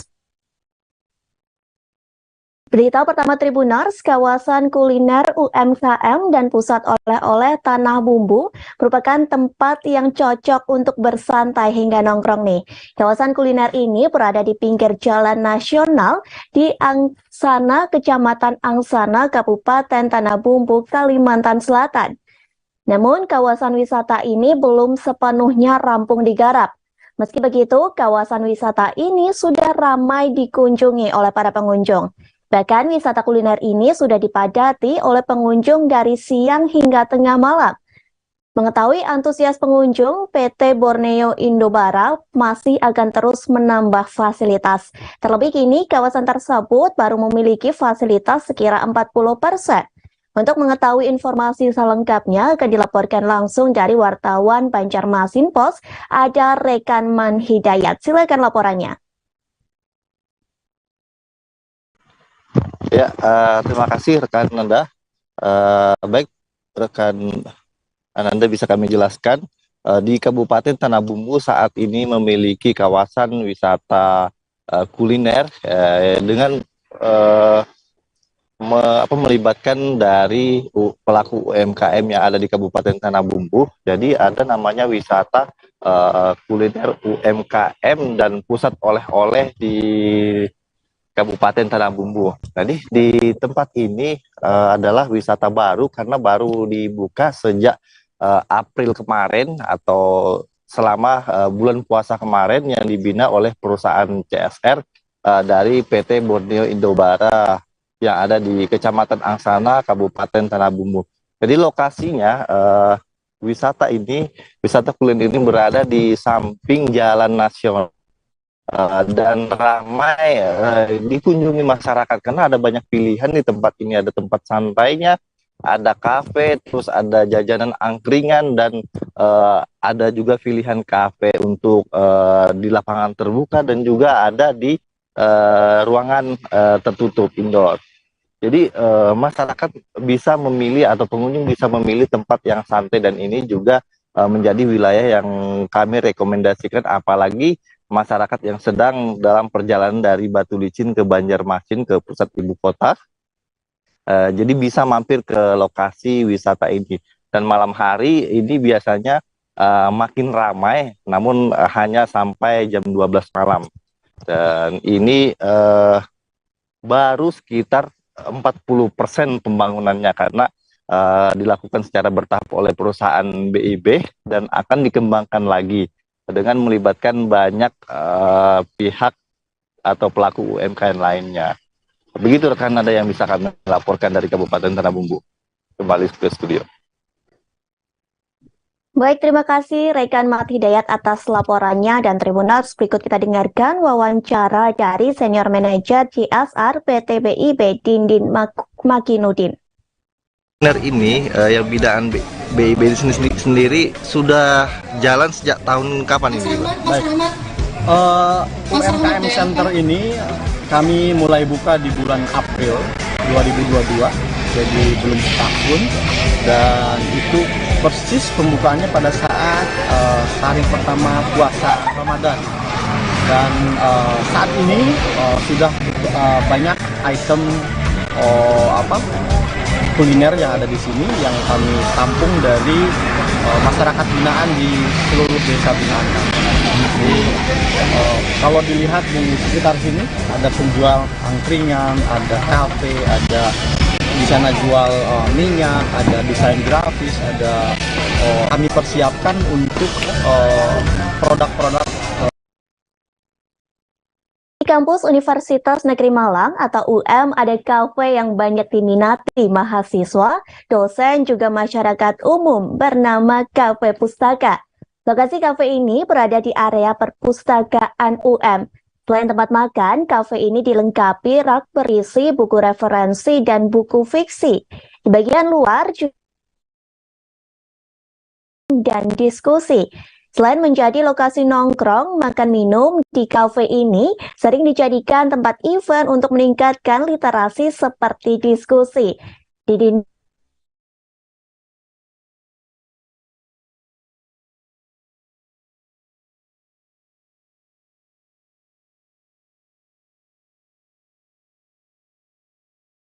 Timur, Rita Widiawati dari Surya Malang.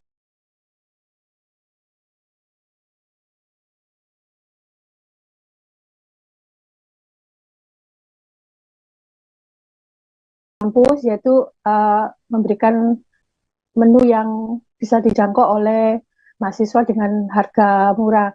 Misalkan untuk nasi sop telur itu harganya cuma 10.000 dan nasi rawon harganya 12.000.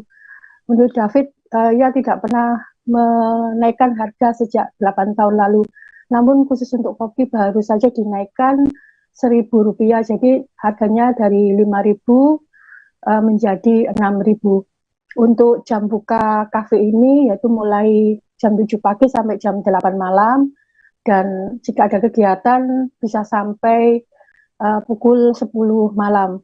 Kegiatan yang baru saja diadakan di kafe ini misalkan ada kegiatan resmi di fakultas tertentu dan ternyata bisa diajak bergabung di acara di kafe ini.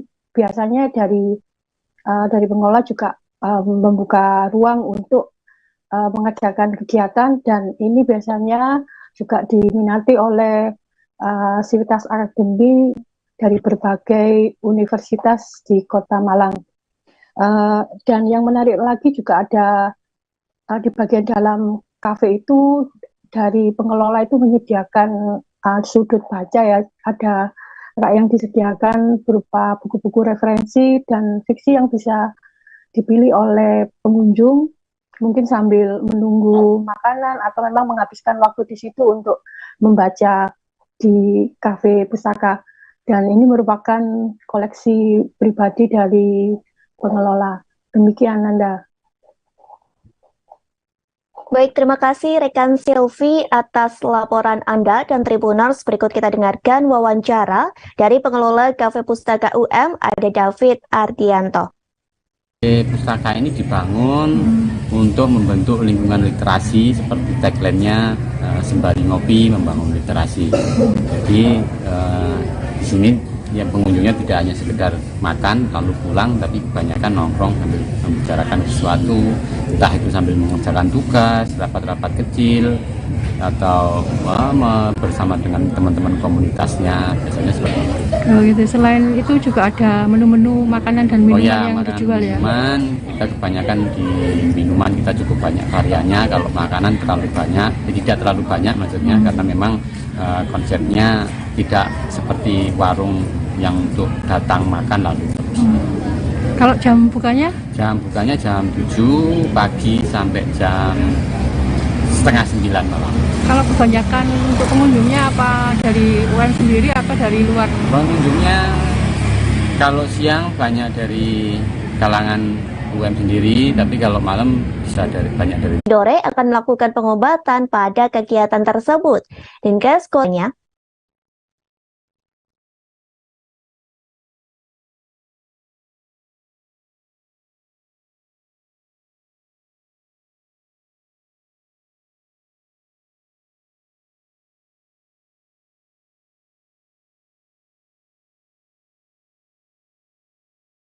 Persiapan pelaksanaan bakti kesehatan Surabaskara sendiri akan melibatkan 2 kapal TNI karena bakti Surabaskara ini kerjasama antara TNI Angkatan Laut dan juga pemerintah Kota Tidore serta panitia pelaksana Sahel Tidore tahun 2022. Untuk tempat pelaksanaannya sendiri akan dilaksanakan di Pelabuhan Tripura, di mana Pelabuhan Tripura tempat bersandarnya kapal Angkatan Laut KRI Suharto dan kapal Rumah Sakit Dr. Wahidin Sudirohosodo yang nantinya dijadikan sebagai tempat untuk dijadikan pengobatan gratis.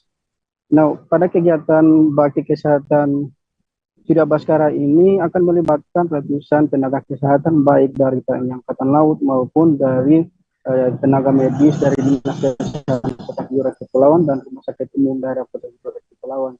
Nah, dari data yang dikumpulkan oleh Dinas Kesehatan melalui puskesmas yang berada di 8 kecamatan di Kota Tidore Kepulauan, sudah terdata beberapa penyakit atau pasien yang nantinya akan melakukan pengobatan gratis di kegiatan bakti kesehatan Surabaskara ini.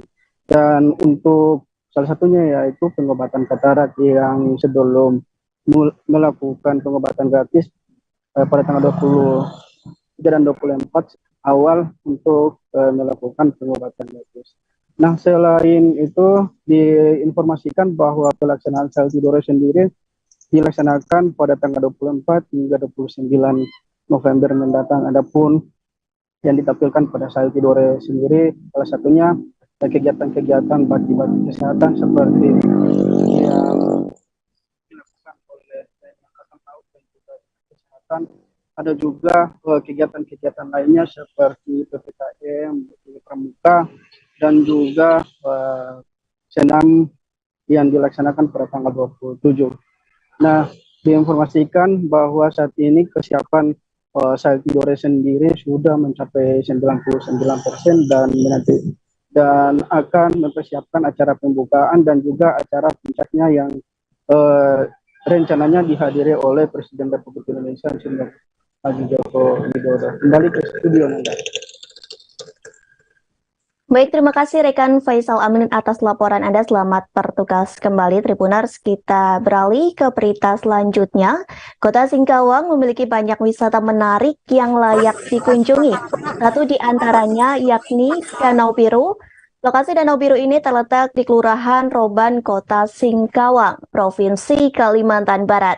Berbeda dari lain, Danau Biru ini begitu unik Tribuners. Seperti namanya, air di dalam danau ini berwarna biru seperti dituangi cat berwarna biru muda. Untuk mengetahui keindahan Danau Biru akan disampaikan langsung oleh wartawan Tribun Pontianak, ada rekan Rizky Kurnia. Silakan laporannya. Ya, baik Nada dan juga Tribuners. Nah, Danau Biru di Kota Singkawang, Provinsi Kalimantan Barat memang menjadi salah satu objek wisata alam yang menarik nih untuk dikunjungi.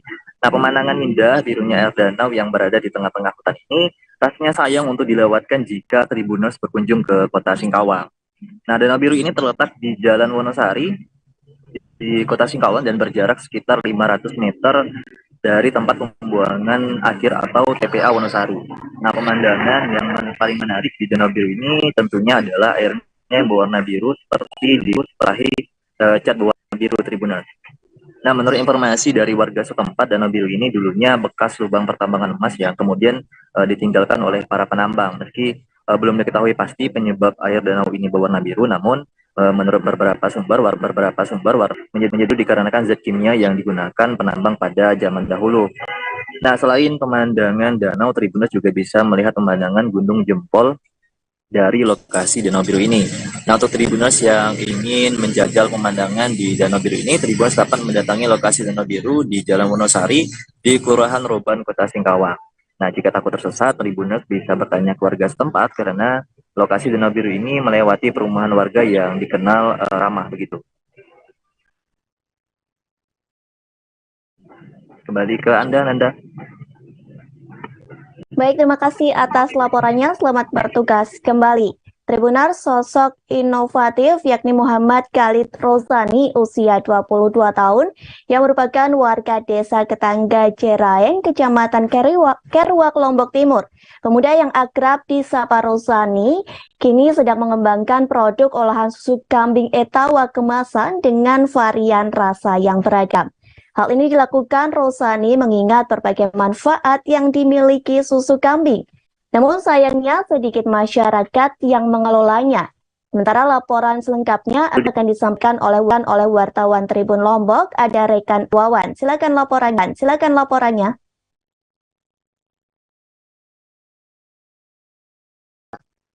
Ya, terima kasih rekan Anda. Memang sosok Muhammad Khalid Zaini namanya, pemuda umur 22 tahun asal desa Ketangga Jeraeng, Kecamatan Kerwak, Kabupaten Lombok Timur ini menjadi satu sosok pemuda inovatif yang dimiliki Kabupaten Lombok Timur. Pasalnya saat ini pemuda lulusan Universitas Mataram yang sebelumnya mengambil jurusan di Fakultas Peternakan ini saat ini sedang membuat suatu gebrakan baru di desanya dengan membuat susu olahan kambing etawa. Hal ini dilakukannya pertama melihat dari di desanya sendiri, termasuk desa yang banyak masyarakat berternak kambing. Memang desa Ketangga Jeraeng di Kecamatan Kerwak, Kabupaten Lombok Timur itu dinobatkan sebagai desa peternak kambing atau kampung terkam namanya.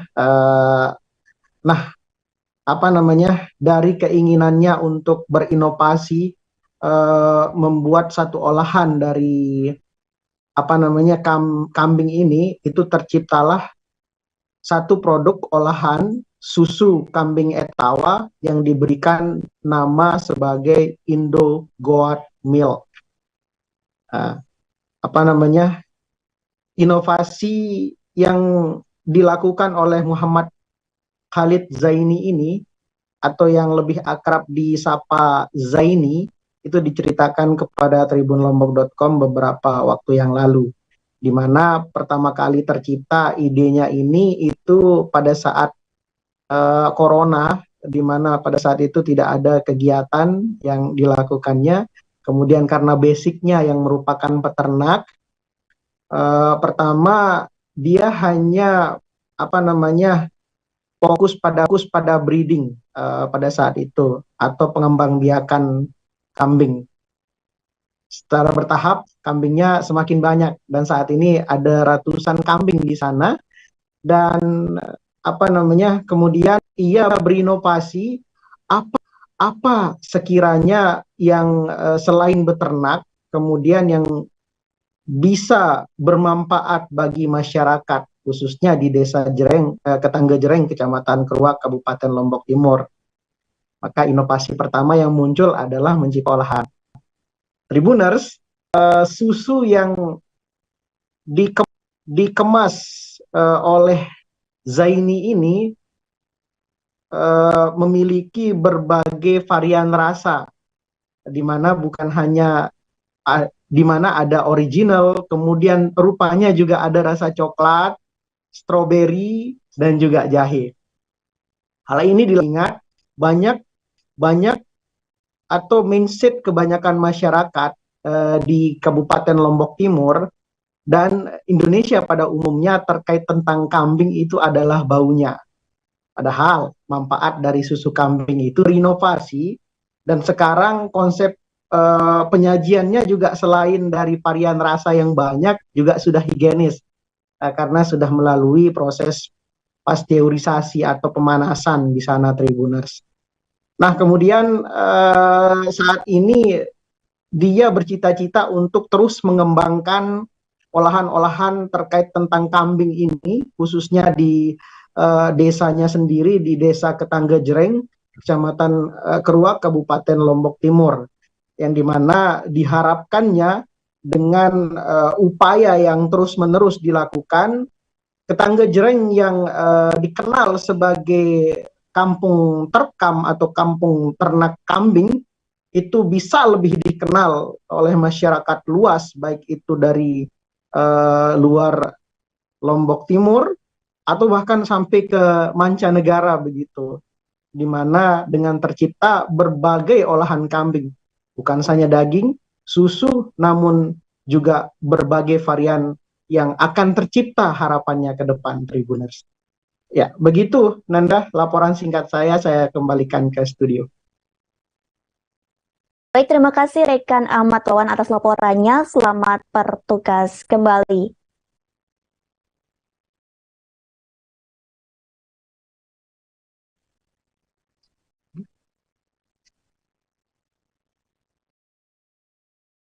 Tribuners, kita beralih ke berita selanjutnya. Gempa bumi dengan magnitudo 5,6 melanda wilayah barat daya Kabupaten Cianjur, Provinsi Jawa Barat. Bencana ini terjadi pada Senin 21 November 2022, sekira pukul 13.21 waktu Indonesia Barat. Beruntungnya hingga kini belum ada laporan terkait dampak gempa ke lokasi destinasi wisata di Cianjur. Hal tersebut telah disampaikan oleh Menteri Pariwisata dan Ekonomi Kreatif Sandiaga Uno. Sandiaga menyebut banyak destinasi wisata di sekitar wilayah Sukabumi dan Cianjur. Pihaknya mengatakan masih menunggu laporan dari Desa Wisata Hanjali di Sukabumi. Sandiaga Uno juga masih menunggu laporan dari Desa Wisata Situs Gunung Padang di Cianjur. Menurut Sandiaga, musibah ini tentunya akan berdampak terhadap destinasi wisata di sekitar. Meski belum ada data pasti seberapa besar kerusakan maupun banyak korban jiwa. Namun ada laporan sementara dari beberapa daerah yang sudah masuk.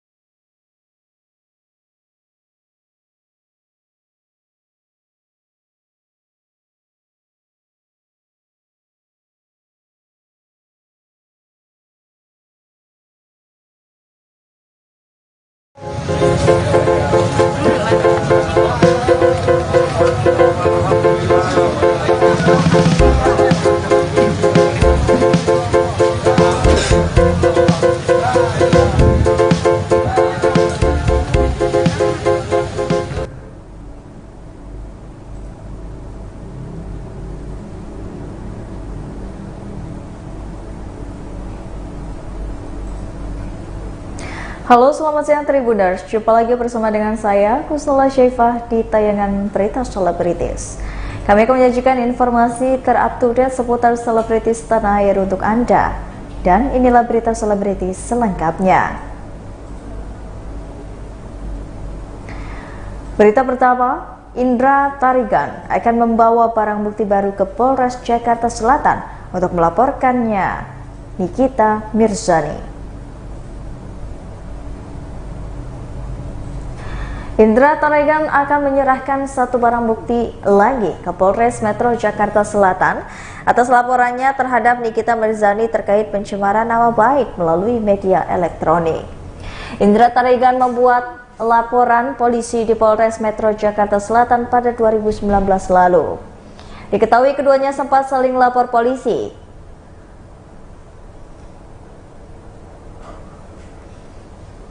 Nikita juga pernah membuat laporan polisi serupa usai merasa tidak terima jika Indra Tarigan melakukan penghinaan terhadap anaknya. Aksi Indra Tarigan ini sempat membuat buntut dari penyerangan oleh Nikita Mirzani terhadap orang tuanya melalui sosial media. Rencananya Indra Tarigan akan menyerahkan barang bukti sebuah telepon genggam milik Iza Zega ke penyidik Polres Jakarta Selatan. Indra Tarigan memiliki alasan kuat mengapa memberikan telepon genggam Iza Zega ke penyidik Polres Jakarta Selatan. Di dalam telepon genggam itu terdapat bukti jika penghinaan terhadap orang tua Indra Tarigan dilakukan oleh Nikita Mirzani melalui akun resmi Instagramnya. Air mata sebut Dito dekat dengan oknum Polda Banten. Indra Tarigan yakin jika percakapan Iza Zega dapat menjadi barang bukti yang menguatkan laporannya. Berikut wawancara dengan Indra Tarigan. Udah ya? Udah, Bu. Bang, hari ini ngapain Bang? Ya, selamat siang teman-teman rekan media. Sesuai janji saya kemarin pas respon mengenai kasus saya, laporan saya terhadap saudara MM, di mana tahun 2019 kita saling lapor mengenai undang-undang ITE dan saya sudah disidangkan, tetapi beliau sampai sekarang juga belum disidangkan. Tetapi tahun lalu beliau sudah menjadi tersangka, ini buktinya, surat tersangkanya tahun lalu, tetapi tiba-tiba diubah lagi menjadi saksi. Udah, nah setelah saya komplain, terus saya kejar, akhirnya pihak penyidik minta ada beberapa barang bukti supaya bisa untuk digelar ulang lagi. Nah, tadi kami sudah menyerahkan barang bukti berupa handphone. Ini yang dibutuhkan sama ini. Flash disk sudah serahkan, dan ini handphone sudah kita serahkan juga tadi. Ini handphone yang diserahkan sebagai barang bukti punya dari Mami Isa, jelas namanya. Jadi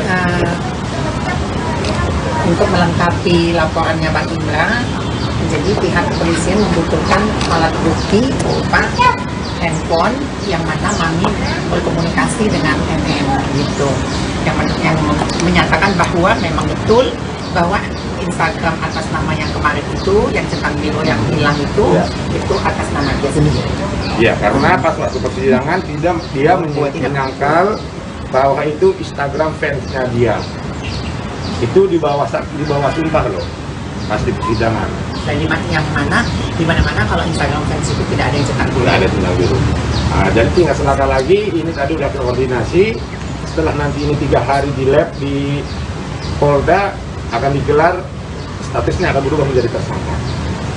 3 hari dari sekarang, Bang? Ya.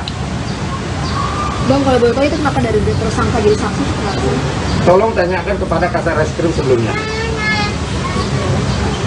Tapi itu di 2019 sudah jadi tersangka atau? 2021 tanggal 21 Juni. Bang, setelah jadi tersangka ini 3 hari ya Bang, kita akan disidang atau gimana Bang? Kalau disidang belum, yang pasti ini BB udah terserahkan di lab. Waktunya tadi katanya 3 hari mungkin sampai 1 minggu paling lama. Setelah itu nanti di lab keluar hasilnya, baru digelar ulang, baru nanti statusnya bisa berubah menjadi tersangka.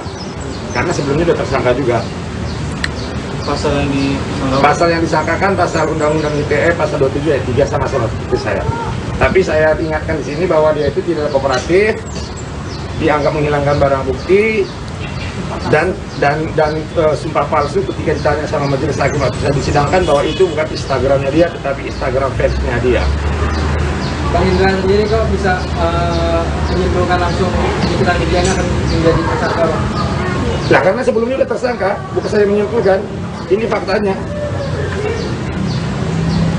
Tahun lalu, bukan saya menyimpulkan loh. Ini buktinya. Berarti statusnya Niki sendiri sekarang?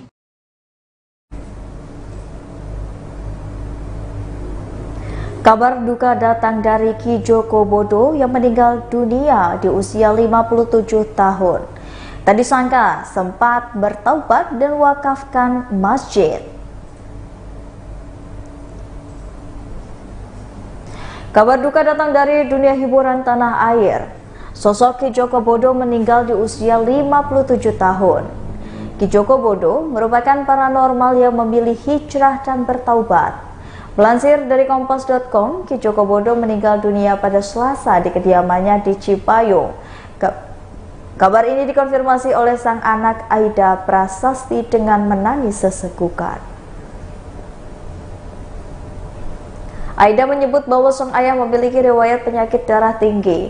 Meskipun saat meninggal dunia, sang Ki Joko Bodo dalam keadaan baik-baik saja. Semasa hidupnya, Ki Joko Bodo sempat bertaubat setelah sempat menjadi paranormal. Sebelumnya, Ki Joko Bodo sempat melakukan laku raga dan batin untuk memperoleh ilmu dan mantra yang diklaim bisa menyembuhkan berbagai macam penyakit. Ki Joko Bodo juga sempat berpenampilan nyentrik dengan rambut panjang dan pakaian serba hitam. Namun semenjak berhijrah dan juga bertaubat, ia melepas semua atribut berbau paranormalnya. Ki Joko Bodo pun berpenampilan rapi dengan jenggot dan kumis yang dicukur. Aida mengungkapkan bahwa sang ayah setiap harinya kembali mendekatkan diri dengan Tuhan dan berhijrah seraya memperdalam ilmu agama. Ki Joko Bodo juga sempat merubah nama rumah praktik kliniknya menjadi masjid. Tanah dan rumah itu kini diwakafkan untuk keperluan agama. Berikut suasana rumah duka.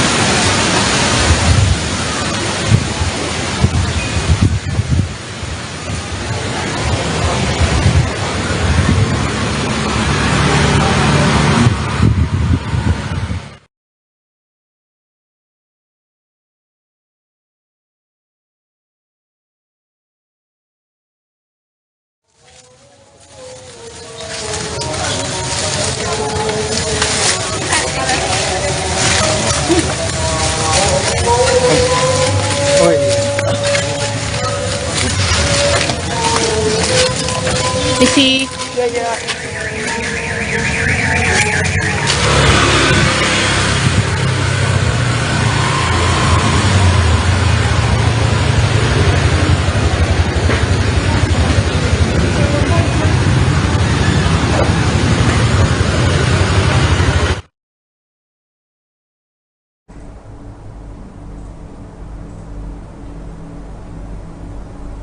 Tubuh Aurel Hermansyah dikatakan netizen seperti emak-emak. Aurel Hermansyah justru banjir dukungan karena mendapatkan body shaming. Aurel Hermansyah terkena body shaming komentar pedas dari netizen yang menyebutnya mirip emak-emak karena bentuk badannya yang dianggap tak terkontrol. Seperti yang kita ketahui, Aurel Hermansyah merupakan salah satu anak selebritis tanah air yang banyak mencuri perhatian publik. Selain talenta dan juga kehidupan pribadinya, penampilan istri Atta Halilintar itu juga tak kalah mencuri perhatian. Mulai dari fashion item, parasnya yang manis, hingga bentuk tubuhnya pun tak pernah luput dari sorotan netizen di sosial media. Terkait dengan hal itu, baru-baru ini ibu satu anak ini sempat mendapat komentar nyinyir dari netizen terkait bentuk tubuhnya. Sejumlah netizen menyebut jika tubuh Aurel Hermansyah tak lagi body goal setelah melahirkan. Tampak tak terkontrol hingga dinilai mirip emak-emak. Salah satu netizen juga menyuruh Aurel Hermansyah untuk berolahraga. Menanggapi komentar sejumlah netizen itu, Aurel Hermansyah hanya menanggapinya dengan emoji senyum. Sementara itu kerabat dekatnya langsung memberikan sebagai dukungan kalimat-kalimat penyemangat untuknya. Berikut wawancara dengan Aurel Hermansyah.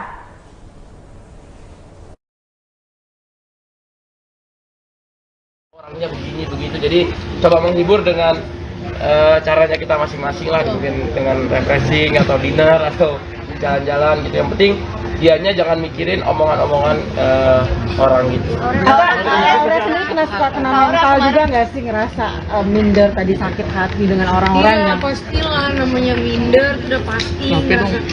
Kayak nggak pede kalau misalnya teman-teman ngajak pergi itu kan kadang ibu-ibu muda lain juga banyak yang langsung kurus, langsung yang cantik gitu, pasti ada ngerasa. Cuman namanya itu proses, kita jalanin aja, ikutin aja. Namanya tubuh manusia itu kan beda-beda juga gitu. Jadi ya kita, makanya tadi aku bilang sebagai kita yang waras, sebagai kita Aura, dibilang keluar selalu berduaan sama Bang Atta, anaknya nggak gitu.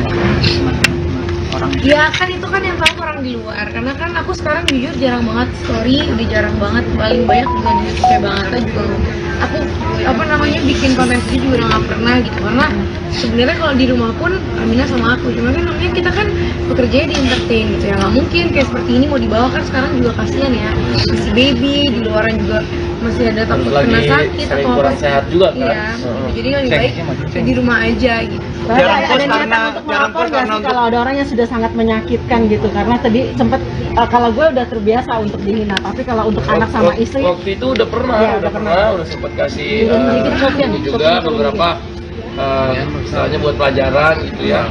Waktu itu udah, tapi kadang-kadang gini ya, kan orangnya terlalu banyak ya. Ya nggak mungkin semua orang gitu kan, jadi manusia itu cuma punya dua tangan, jadi yang dilakuin nggak bisa kita tutup semua mulut, kita tutup telinga kanan, telinga kiri, pikir positif, fokus dengan apa yang dilakuin, mungkin biar sehat juga. Sosmednya nggak usah buka sosmed lain selain sosmed sendiri gitu ya. Berarti kalau lagunya relate sama keadaan kemarin sempat banyak hinaan itu ya? Iya, dia kan sebenarnya kata dia sih, kata istriku dia udah kuat dari dulu ya, dari kecil katanya kan dia sempat dari gemuk ke kurus. Cuman dulu tuh kan karena nggak hamil, belum punya anak. Jadi nggak tahu, nah sekarang anak dikatain segitunya tuh rasanya murkanya luar biasa. Jadi ya pokoknya kalau udah udah ke anak sih, aku pasti nggak mungkin diem lah. Aku udah bilang sama papanya, pokoknya kalau udah ke anak aku nggak mungkin diem ya, jangan halangin aku untuk menindaklanjuti, karena kalau udah anak sih aku udah nggak. Karena tapi sekarang bebat badan sudah turun kan, atau berapa? Alhamdulillah turun. Udah 15 kilo ya. Ada target mungkin? Enggak sih, nggak ada target. Ntar takutnya kalau kurus tiba hamil lagi. Jadi sekarang santai-santai aja. Ininya juga diet sehat, olahraganya dia rajin, tenis. Terus habis tenis apalagi ya olahraganya? Macam-macam. Ada yoga. Terus minum herbal, jadi nggak kimia banget gitu. Tadi karena jarang ngepost di story itu karena untuk menghindari komentar-komentar enggak sih, aku memang udah jarang aja, nggak tahu kenapa, mungkin sekarang udah biar lebih ini juga sih hidupnya. Karena kan ada seminggu mungkin 3 hari 4 hari boleh story, tapi 3 hari kadang-kadang kita ya udah nggak pakai storyan gitu, jadi lebih kayak ada refreshnya, nanti admin aja yang post misalnya, atau iklan atau apa story gitu. Jadi tapi Asa dengan pertambahan umur gimana nih? Yang terkebas ke Amina gimana? Lucu banget itu, nanti next katanya mau, kata Mama Gigi mau dibikin lagi foto-fotonya.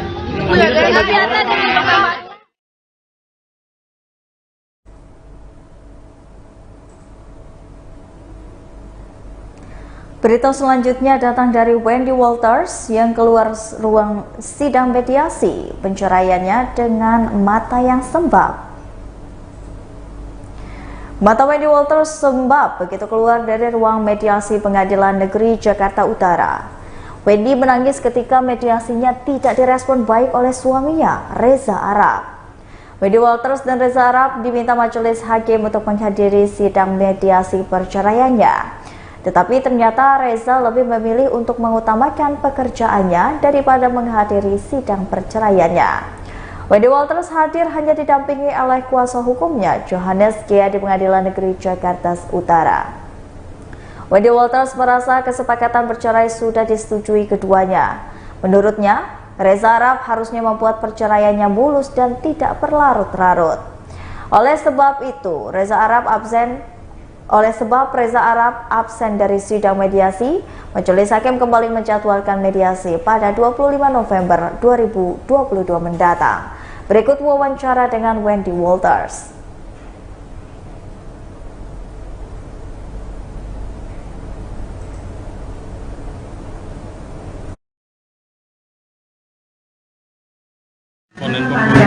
intinya dari pihak tergugahnya nggak datang. Ya walaupun dia udah tahu sebenarnya memang jadwal mediasinya hari ini, tapi dia memang nggak datang. Ya kalau dari aku sih memang dia nggak pernah nggak pernah menghormati hukum aja sih. Jadi kayak ya itu aja sih dari aku. Kekecewaan seperti apa, Ciwen? Kecewanya seperti apa? Sebenarnya lebih kepengen cepat selesai aja sih. Bantu doa aja. Ya, jadi udah saya tambahin ya. Jadi ini memang harusnya dijadwalkan mediasi hari ini. Minggu lalu udah dijadwalkan, udah disampaikan. Jadi harusnya kewajiban para pihak untuk hadir secara langsung. Ya tidak ada alasan kerja gitu ya, karena udah dijadwalkan jauh hari. Nah tiba-tiba kemarin itu diinformasikan ada agenda pergi ke Bali gitu ya dari tergugat. Sementara penggugat sendiri itu banyak kerjaan gitu ya, banyak banget kerjaannya dan beritikat baik untuk hadir, datang ke proses mediasi ini, menghormati pengadilan, menghormati proses gitu. Jadi akhirnya kan ini tertunda-tunda gitu ya. Jadi kami sih tadi minta mencatat supaya ini pengadilan mencatat bahwa ini itikat buruk gitu ya, tidak ada niat untuk menghadiri mediasi gitu. Tahu sebenarnya kan mediasi ini tujuannya untuk dipertemukan dua belah pihak gitu ya. Apakah memang sudah bulat untuk cerai atau tidak? Karena memang faktanya memang dua belah pihak sudah bulat untuk mengakhiri gitu. Jadi harusnya hadir gitu ya supaya prosesnya cepat. Namun ini ditunda-tunda dan tadi akhirnya mediasi akan diadakan lagi di tanggal 25. Diberikan lagi kesempatan untuk Reza untuk hadir ya di tanggal 25. Jadi harapan kami sih kalau Reza tahu gitu ya, udah mendapatkan informasi, hadirlah, datanglah gitu ya. Hormatilah proses ini gitu ya. Ini proses yang harus lewati gitu. Kalau memang dua belah pihak bulat untuk berpisah, ya gitu, hormatilah prosesnya, datang tanggal 25.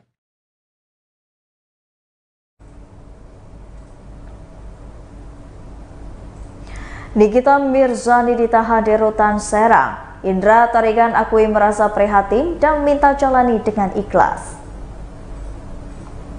Pengacara serta kuasa hukum Rizky Bilar, Indra Tarigan kembali mendatangi Polres Metro Jakarta Selatan. Meski sempat saling lapor antara Indra Tarigan dan juga Nikita Mirzani, namun Indra mengatakan bahwa dirinya prihatin dengan kondisi Nikita yang sedang ditahan. Dirinya merasa prihatin dengan Nikita karena dirinya adalah seorang ibu dan memiliki anak perempuan.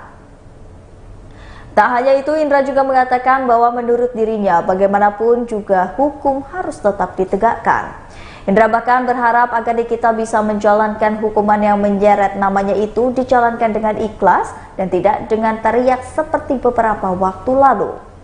Dalam hal ini, Indra sempat mengingat kembali kasus yang dialami oleh dirinya yang dilaporkan oleh Nikita Mirzani beberapa waktu lalu, di mana dalam kasus tersebut Indra divonis sebagai tersangka dan sudah menjalani hukuman sesuai prosedurnya. Kasus Indra sendiri sudah tidak lagi berproses selama 3 tahun lamanya di Polres Metro Jakarta Selatan. Berikut wawancara dengan Indra Tarigan.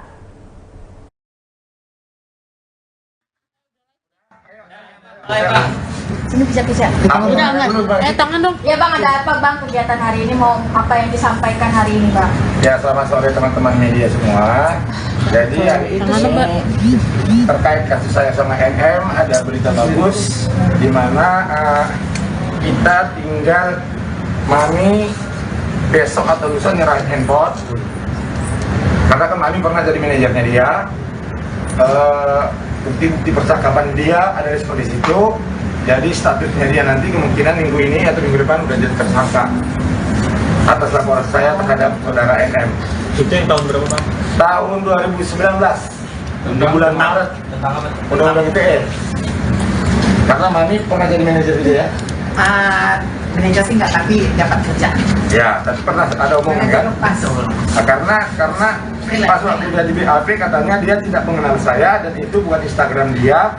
Dan itu Instagram page-nya dia. Seperti itu. Itu berita bagusnya. Ada lagi? Kasusnya di mana itu Bang? Di Polres Jakarta Selatan. Kalau flash disk kemarin udah kita serahin semuanya. Dan yang mengembalikan waktu itu kan Instagramnya pernah hilang. Dan yang mengembalikan pun saksi saya. Udah mengaku semua kalau itu Instagramnya dia dan dia yang mengembalikan. Kalau abang bisa mengklaim NM bisa jadi tersangka loh minggu depan Bang. Sebenarnya bukan minggu depan sih. Sebenarnya dari setahun lalu udah tersangka kalau saya tunjukin. 25 Juni. Iya, 21 Juni. 21 Juni udah tersangka kan? 2021. Ya 2021 udah tersangka kan? Ada kok mau lihat buktinya? Gila. Boleh bang, tunjukin lagi harus apa yang buat dia jadi nggak jadi tersangka sampai sekarang dan tapi ada di Serang pak? Kenapa? Ya kenapa sampai sekarang akhirnya belum jadi tersangka tapi malah yang di Serang yang jadi sebenarnya kasus aku 21 Juni 2021 udah tersangka, tapi waktu itu ada.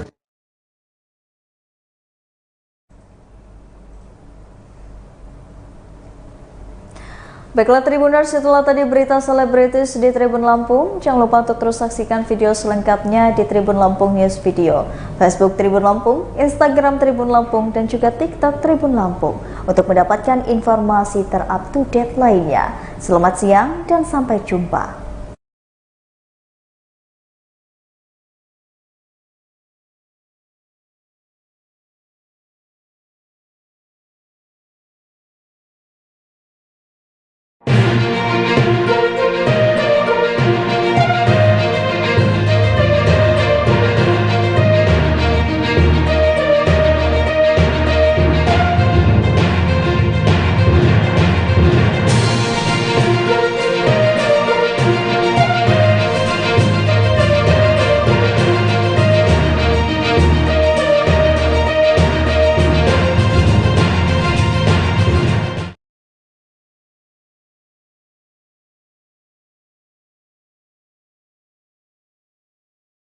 Yang terjadi di Cianjur. Terlebih gempa bumi ini dirasakan hingga wilayah Jakarta, Bekasi, Depok, Bogor, dan wilayah di Jawa Barat lainnya. Atas bencana gempa yang terjadi di Cianjur, Sandiaga mengucapkan belasungkawa yang sedalam-dalamnya terhadap para korban. Selain berbelasungkawa, ia juga mendoakan para korban yang mengalami kerugian material maupun imaterial. Sandiaga Uno berdoa agar korban diberi ketabahan, mendoakan para korban yang mengalami kerugian ini. Sementara BMKG menyebut gempa ini tidak berpotensi menimbulkan tsunami. Namun akibat bencana ini 170. Sementara BMKG menyebut gempa ini tidak 6 orang luka ringan, 34 orang luka orang.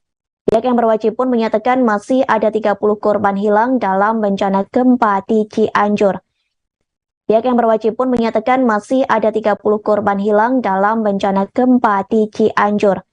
Mereka kini masih dalam proses pencarian oleh tim gabungan.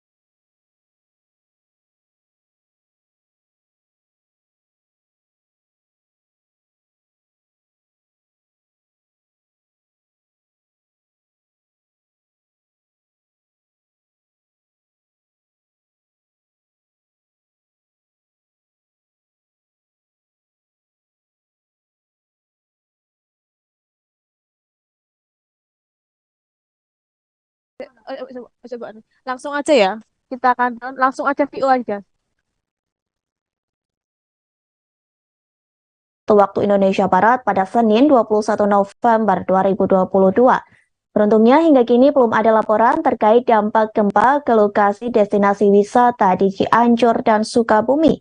Hal tersebut disampaikan oleh Menteri Pariwisata dan Ekonomi Kreatif Sandiaga Uno. Sandiaga menyebut banyak destinasi wisata di sekitar wilayah Sukabumi dan Cianjur. Pihaknya mengatakan masih menunggu laporan dari Desa Wisata Hanceli di Sukabumi. Sandiaga Uno juga masih menunggu laporan dari Desa Wisata Situs Gunung Padang di Cianjur. Menurut Sandiaga, musibah ini tentunya akan berdampak terhadap destinasi wisata sekitar. Meski belum ada data pasti seberapa besar kerusakan maupun banyak korban jiwa, namun ada laporan sementara dari beberapa daerah yang sudah masuk. Laporan tersebut terkait adanya korban jiwa akibat gempa yang terjadi di Cianjur. Terlebih gempa bumi itu dirasakan hingga wilayah Jakarta, Bekasi, Depok, Bogor, dan wilayah di beberapa daerah yang sudah masuk. Laporan tersebut terkait adanya korban jiwa akibat gempa yang terjadi di Cianjur.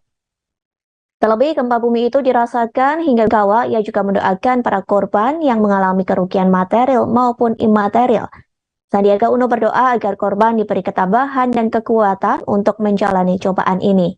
Sementara BMKG menyebut gempa bumi ini tidak berpotensi menimbulkan tsunami. Akibat bencana ini 117 orang meninggal dunia, 336 orang luka ringan, 34 orang luka berat. Pihak yang berwajib pun menyatakan masih ada 30 korban hilang dalam bencana gempa di Cianjur. Mereka kini masih dalam proses pencarian oleh tim gabungan.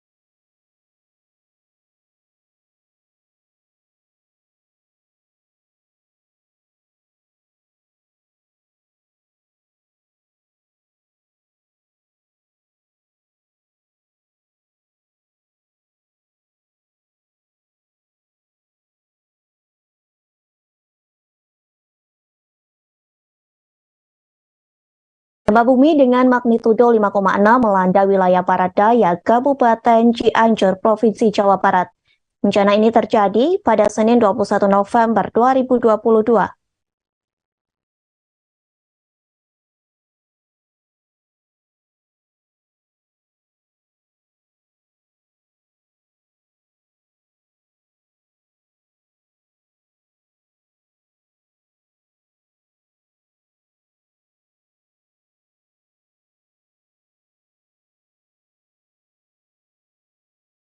Tribuners, kita beralih ke berita selanjutnya. Taman Mini Indonesia Indah atau TMII di Jakarta Timur telah dibuka kembali untuk masyarakat umum. Sebelumnya, TMII sempat ditutup selama beberapa bulan lantaran adanya revitalisasi.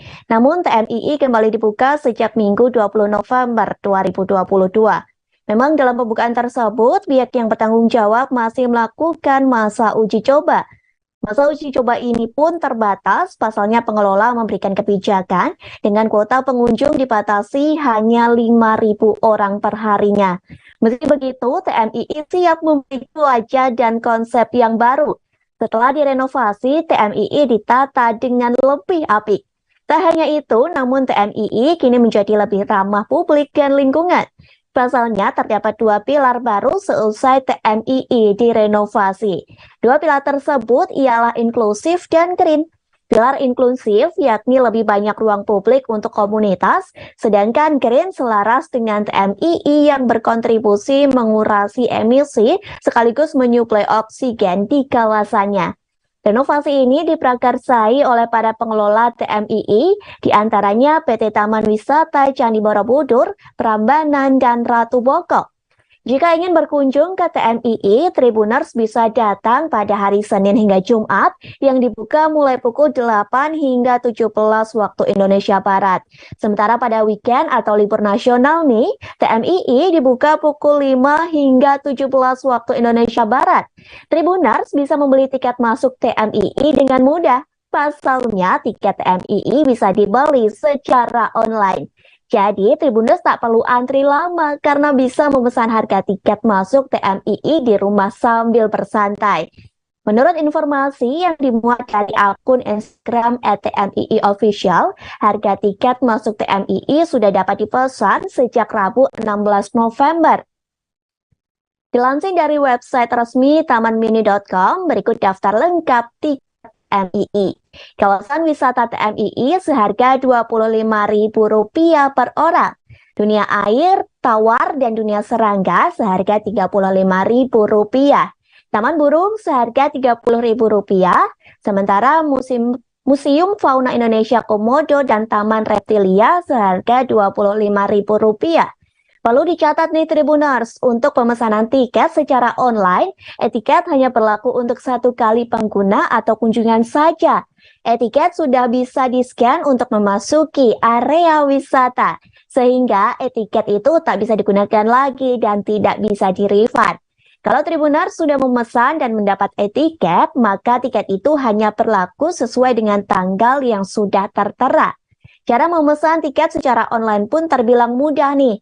Pasalnya, Tribuners hanya perlu mengakses website Taman Mini Indonesia.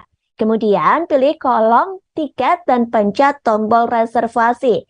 Langkah selanjutnya, mendaftar akun untuk login ke menu tiket online. Lalu pilih tiket TMII pintu masuk dan wahana TMII lainnya yang ingin dikunjungi.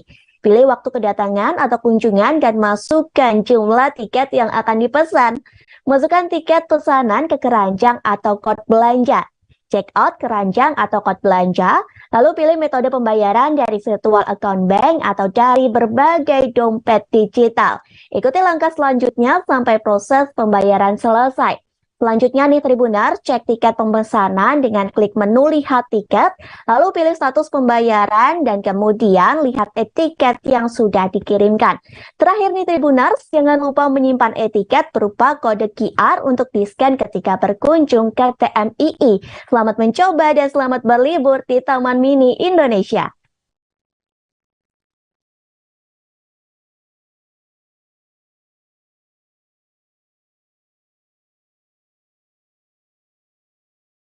Ada kabar baik nih untuk Tribuners yang kangen dengan acara Moro Borobudur. Pasalnya Moro Borobudur akan kembali digelar lagi pada tahun ini. Rencananya Moro Borobudur akan diselenggarakan pada 30 November 2022. Acara ini digelar pada pukul 16 hingga 20 waktu Indonesia Barat. Perlu diketahui Tribuners, Moro Borobudur sebenarnya merupakan event tahunan. Hal tersebut telah disampaikan oleh Dinas Pariwisata Jawa Tengah. Acara ini telah diselenggarakan sejak tahun 2020.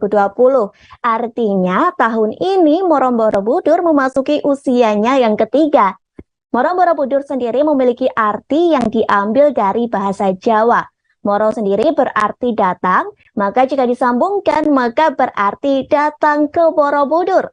Sebagaimana tahun-tahun sebelumnya, Moro Borobudur hadir sebuah gelaran festival musik yang tak biasa.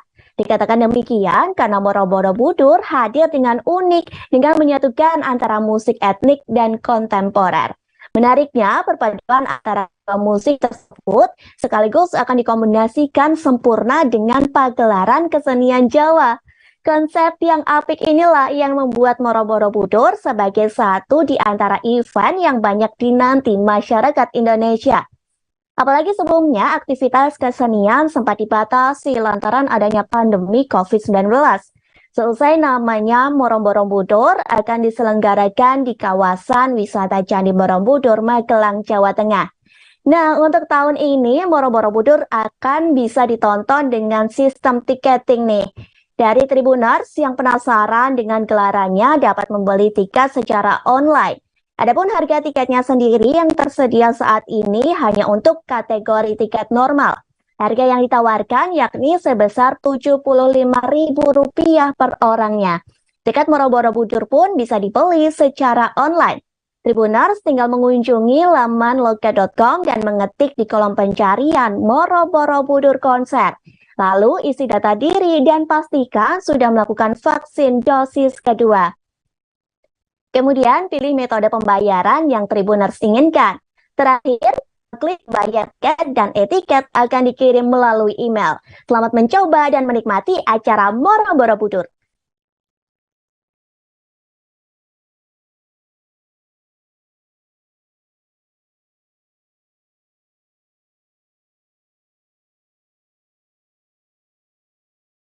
Bagi Tribuners yang sedang berlibur ke Boyolali, ada kuliner yang wajib dicoba. Pasalnya, kuliner yang satu ini sangatlah unik dan pilar. Bahkan kuliner ini sangat cocok bagi Tribuners yang suka makanan berkuah. Nama kuliner viral di Boyolali ini adalah bakso Serasimo. Kuliner ini viral lantaran terkenal akan bentuknya yang menarik. Bagaimana tidak, di Bakso Serasimo memiliki puluhan menu dengan bentuk varian bakso yang menarik. Bakso Serasimo menjual berbagai bentuk bakso mulai dari ukuran kecil sampai yang jumbo. Banyak menu bakso dengan ukuran tak lazim agar berbeda dengan warung bakso lain, mulai yang kecil sampai yang besar dengan berat hampir 15 kg. Kemudian ada pula yang memiliki isian bakso kecil, telur ayam, daging cincang iga sapi, sosis, dan masih banyak lainnya. Tapi di antara varian menu bakso ini ada menu bakso Super Monster atau lebih dikenal dengan nama bakso Super Blenger. Ukuran bakso satu ini mulai dari 7 kg yang dibanderol dengan harga Rp500.000. Kemudian ada yang beratnya mencapai 15 hingga 20 kg yang dibanderol dengan harga Rp1 juta. Saking besarnya, seporsi bakso ini bisa dinikmati hingga 30 orang. Saat bakso dibelah, di dalamnya terdapat bakso kecil-kecil. Tak hanya itu, namun ada pula isian lainnya yakni telur ayam, telur puyuh, daging cincang, iga sapi, dan sambal. Siraman sambalnya pun merata ke seluruh bagian bakso. Pastinya akan membuat lidah Tribuners bergoyang saat menikmatinya. Kuliner bakso Serasimo nyaris tidak pernah sepi pengunjung setiap harinya. Di bakso ini terdapat banyak pilihan tempat duduk. Jika Tribuners memasuki warung ini, maka akan melihat sejumlah meja panjang. Tempat duduk yang ditawarkan ada lesehan, namun jika tidak suka duduk lesehan, tersedia pula tempat duduk pada umumnya. Selain rasa yang nikmat, ada hal unik lainnya nih Tribuners. Pasalnya kita bisa menikmati sajian bakso super ini di alam terbuka dengan nuansa pepohonan di sekelilingnya. Sehingga tak heran banyak pengunjung dari luar kota yang selalu penasaran dengan bakso Serasimo. Jika Tribuners tertarik mencicipinya, bakso Serasimo buka setiap hari mulai pukul 11 hingga 20 waktu Indonesia Barat. Selamat mencoba bakso Serasimo Boyolali Tribuners.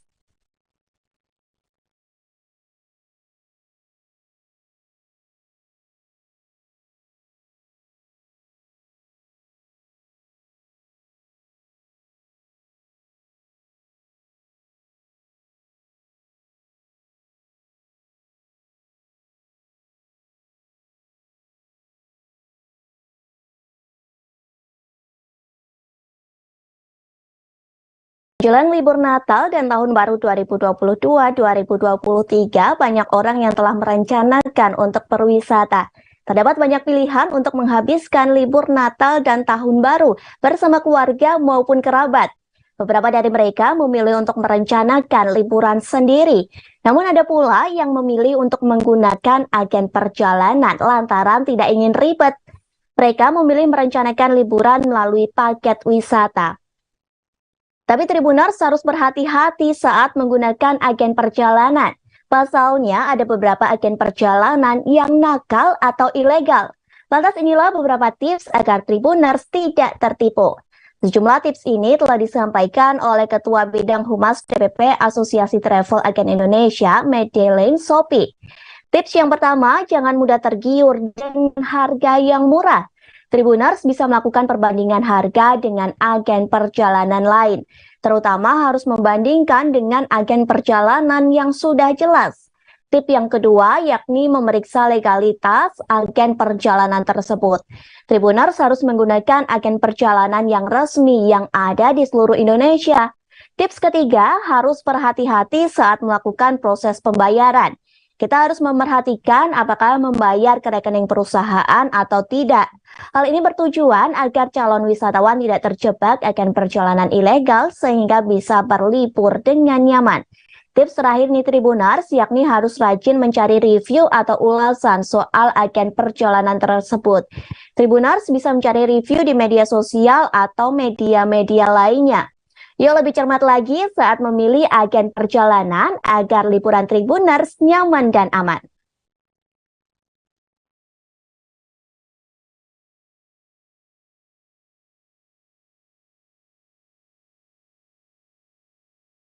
Kabar bahagia nih bagi Tribuners, terutama yang tinggal di Malang, Jawa Timur.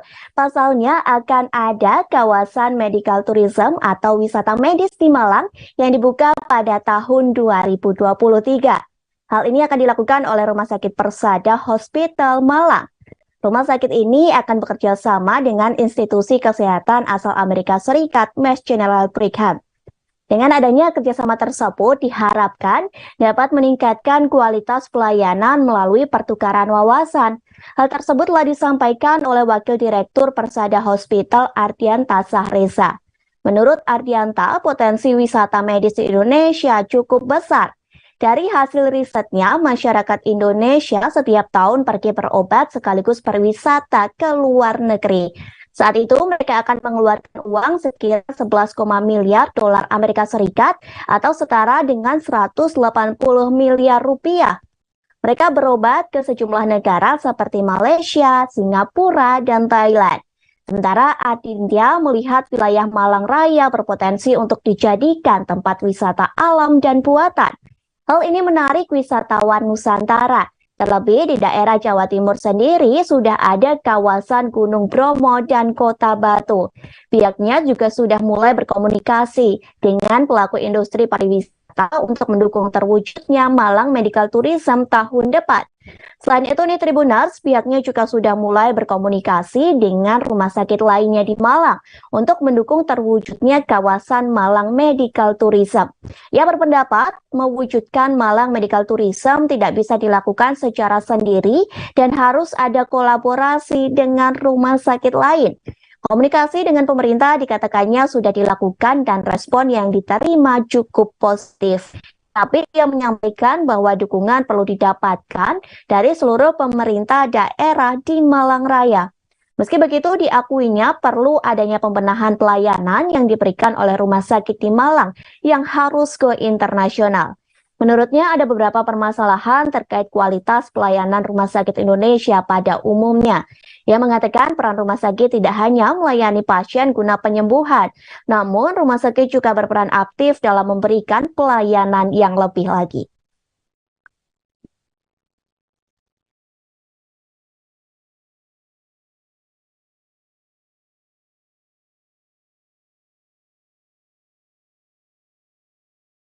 Tribuners, demikian informasi dalam live update travel hari ini. Jangan lupa saksikan live update di seluruh kanal YouTube dan Facebook Tribun Network. Sesaat lagi masih ada informasi yang akan disampaikan rekan Meisada dalam program live update sore. Saya Maria Nanda beserta kru yang bertugas pamit undur diri. Terima kasih dan sampai jumpa.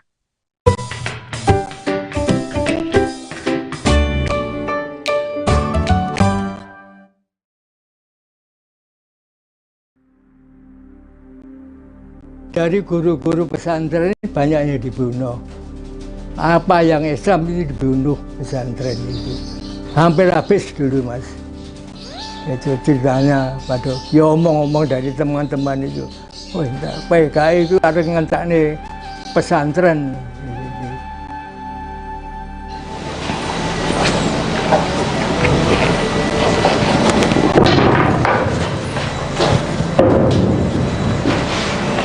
Ini adalah gerbong Kertapati, di mana di dalam gerbong ini dulunya untuk mengangkut 108 korban keganasan PKI di Madiun di tahun 1948. Dari 108 korban, 67 diketahui identitasnya, sedangkan 41 sisanya tidak diketahui identitasnya sama sekali. Ada kepala ditaruh di atas di apa itu kuburan itu, di apa ya, ning dhuwure tembok dhuwur. Itu kepala manusia taruh itu ada juga.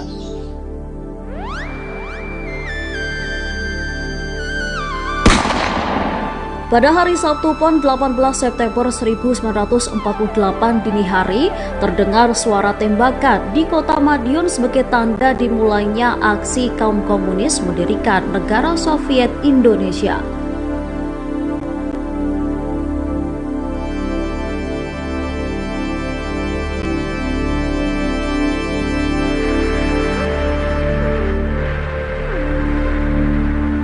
Ribuan orang komunis dan simpatisannya membawa senapan, arit, dan senjata tajam lain dari berbagai penjuru wilayah sekitar Madiun seperti Magetan, Ponorogo, Pacitan, Trenggalek, dan Ngawi untuk melakukan pemberontakan. Salah satunya adalah Front Demokrat Rakyat atau FDR yang dibentuk mantan Perdana Menteri yang dijatuhkan Amir Syarifuddin. Adapun latar belakang terjadinya pemberontakan PKI Madiun 1948 menyusul jatuhnya Kabinet Amir Syarifuddin pada masa itu. Penyebab jatuhnya Kabinet Amir akibat kegagalannya pada perundingan Renville yang merugikan Indonesia.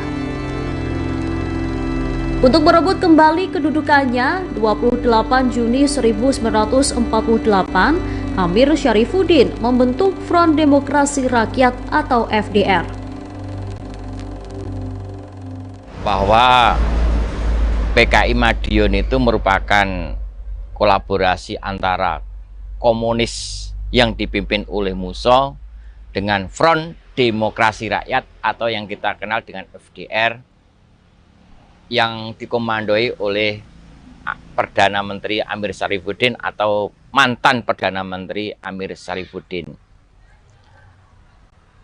Perdana Menteri Syarifuddin setelah perjanjian Renville ternyata oleh parlemen diputus bersalah, maka dia dimosi tidak percaya. Perdana Menteri Syarifuddin akhirnya dicopot jabatannya sebagai Perdana Menteri karena dia terbukti menerima uang dari Belanda. Akhirnya Perdana Menteri Amir Syarifuddin setelah dilepas jabatannya, kemudian dia ke Madiun untuk bergabung dengan Musso dan memprakarsai berdirinya Front Demokrasi Rakyat yang berhaluan komunis atau berhaluan kiri. Dua kekuatan itu berkumpul di Madiun, gerakan untuk menggulingkan pemerintahan Soekarno.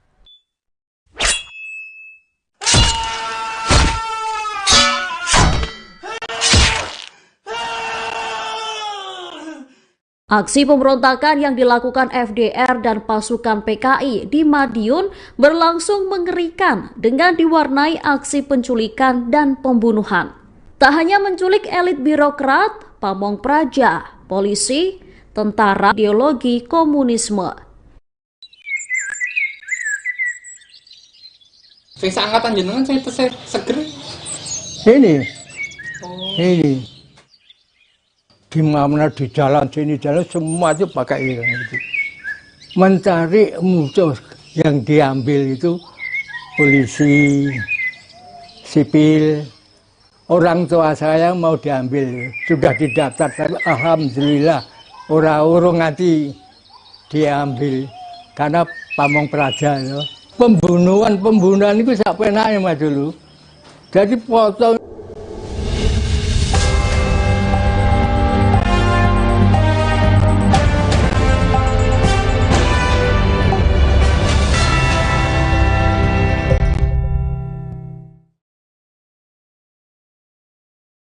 Selamat sore Tribuners, Anda sedang menyaksikan live update Tribun News edisi Selasa 22 November 2022. Sore ini akan kami bagikan informasi teraktual dan menarik yang dilaporkan secara langsung oleh reporter lapangan kami. Bersama saya Meisa Sirait, inilah live update selengkapnya. Kuasa hukum Putri Chandrawati Arman Hanis menyampaikan kabar kliennya tidak bisa hadir secara langsung dalam sidang lanjutan perkara dugaan pembunuhan berencana Brigadir J pada hari ini Selasa 22 November. Itu lantaran Putri Chandrawati terkonfirmasi COVID-19 sehingga harus menjalani sidang secara virtual dari Rutan Salemba, Cabang Kejaksaan Agung. Informasi selengkapnya akan disampaikan langsung oleh wartawan Tribun News, Abdi Rianda Sakti, yang kini sudah terhubung bersama kami. Silakan rekan Abdi. Ya, baik, terima kasih rekan Mei. Selamat sore. Menteri Punjuk dimanapun berada. Baik, bisa saya laporkan dari Pengadilan Negeri Jakarta Selatan terkait sidang lanjutan perkara pembunuhan berencana terhadap Brigadir Nofriansah Yosua Huta Barat pada hari ini, hari Selasa 22 November 2022. Pada persidangan kali ini beragendakan pemeriksaan saksi dengan terdakwa Ferdi Sambo dan Putri Chandrawati. Adapun ada 12 saksi yang dihadirkan dalam sidang ini, yang 4 diantaranya merupakan ex-ajudan Ferdi Sambo bernama Azan Romer, Prayogi, Farhan Sabila, dan Deden Miftahul Haq. Namun, dalam persidangan hari ini, hanya Ferdi Sambo yang hadir di ruang sidang tanpa ditemani oleh sang istri Putri Chandrawati. Hal ini karena Putri diketahui terpapar COVID-19 saat berada di rumah tahanan atau Rutan Salemba Cabang Kejaksaan Agung, sehingga harus menghadiri sidang melalui daring. Ferdi Sambo sendiri menyebut istrinya tidak bisa terpapar, tidak bisa ikut dalam persidangan kali ini karena tidak mematuhi protokol kesehatan selama berada di rutan. Hal ini karena selama dia tinggal bersama istrinya, keluarganya selalu mematuhi peraturan protokol kesehatan itu dan tidak pernah terpapar COVID hingga saat ini. Untuk informasi, Brigadir Yosua menjadi korban pembunuhan berencana yang diotaki oleh Ferdi Sambo pada 8 Juli 2022 lalu. Brigadir Yosua tewas setelah dieksekusi di rumah dinas Ferdi Sambo yang beralamat di Komplek Polri, Duren 3, Jakarta Selatan. Dalam perkara ini, Ferdi Sambo, Putri Chandrawati, Bribka Riki Rizal, Kuat Ma'ruf, Barada Richard Eliezer didakwa melakukan pembunuhan berencana. Kelima terdakwa didakwa melanggar pasal 340 subsidi pasal 338 KUHP Jungto pasal 55 ayat 1 ke 1 KUHP dengan ancaman maksimal hukuman mati. Tak hanya itu, dalam kasus pembunuhan Brigadir Yosua ini, khusus untuk Ferdi Sambo juga turut dijerat dalam kasus perintangan penyidikan atau obstruction of justice bersama Hendra Kurniawan, Agus Nurpatria, Cuk Putranto, Irfan Widianto, Arif Rahman Arifin, dan Baikuni Wibowo. Para terdakwa tersebut merusak atau menghilangkan barang bukti termasuk rekaman CCTV Komplek Polri Duren 3. Dalam dugaan kasus obstruction of justice ini, mereka didakwa melanggar pasal 49, Jungto pasal 33, subsidi pasal 48, Jungto pasal 32 ayat 1 Undang-Undang ITE nomor 19 tahun 2016 dan atau dakwaan kedua pasal 233 KUHP subsidi pasal 221 ayat 1 kedua KUHP Jungto pasal 55 ayat 1 ke 1 KUHP. Demikian, Mer, kembali ke studio. Terima kasih rekan Abdi atas laporan Anda, dan Tribuners, wartawan kami juga telah menghimpun wawancara dengan pengacara Ferdi Sambo dan Putri Chandrawati. Berikut tayangannya untuk Anda. Sebenarnya apa yang kami sampaikan dalam persidangan ya, Romer melihat dari jauh berapa meter.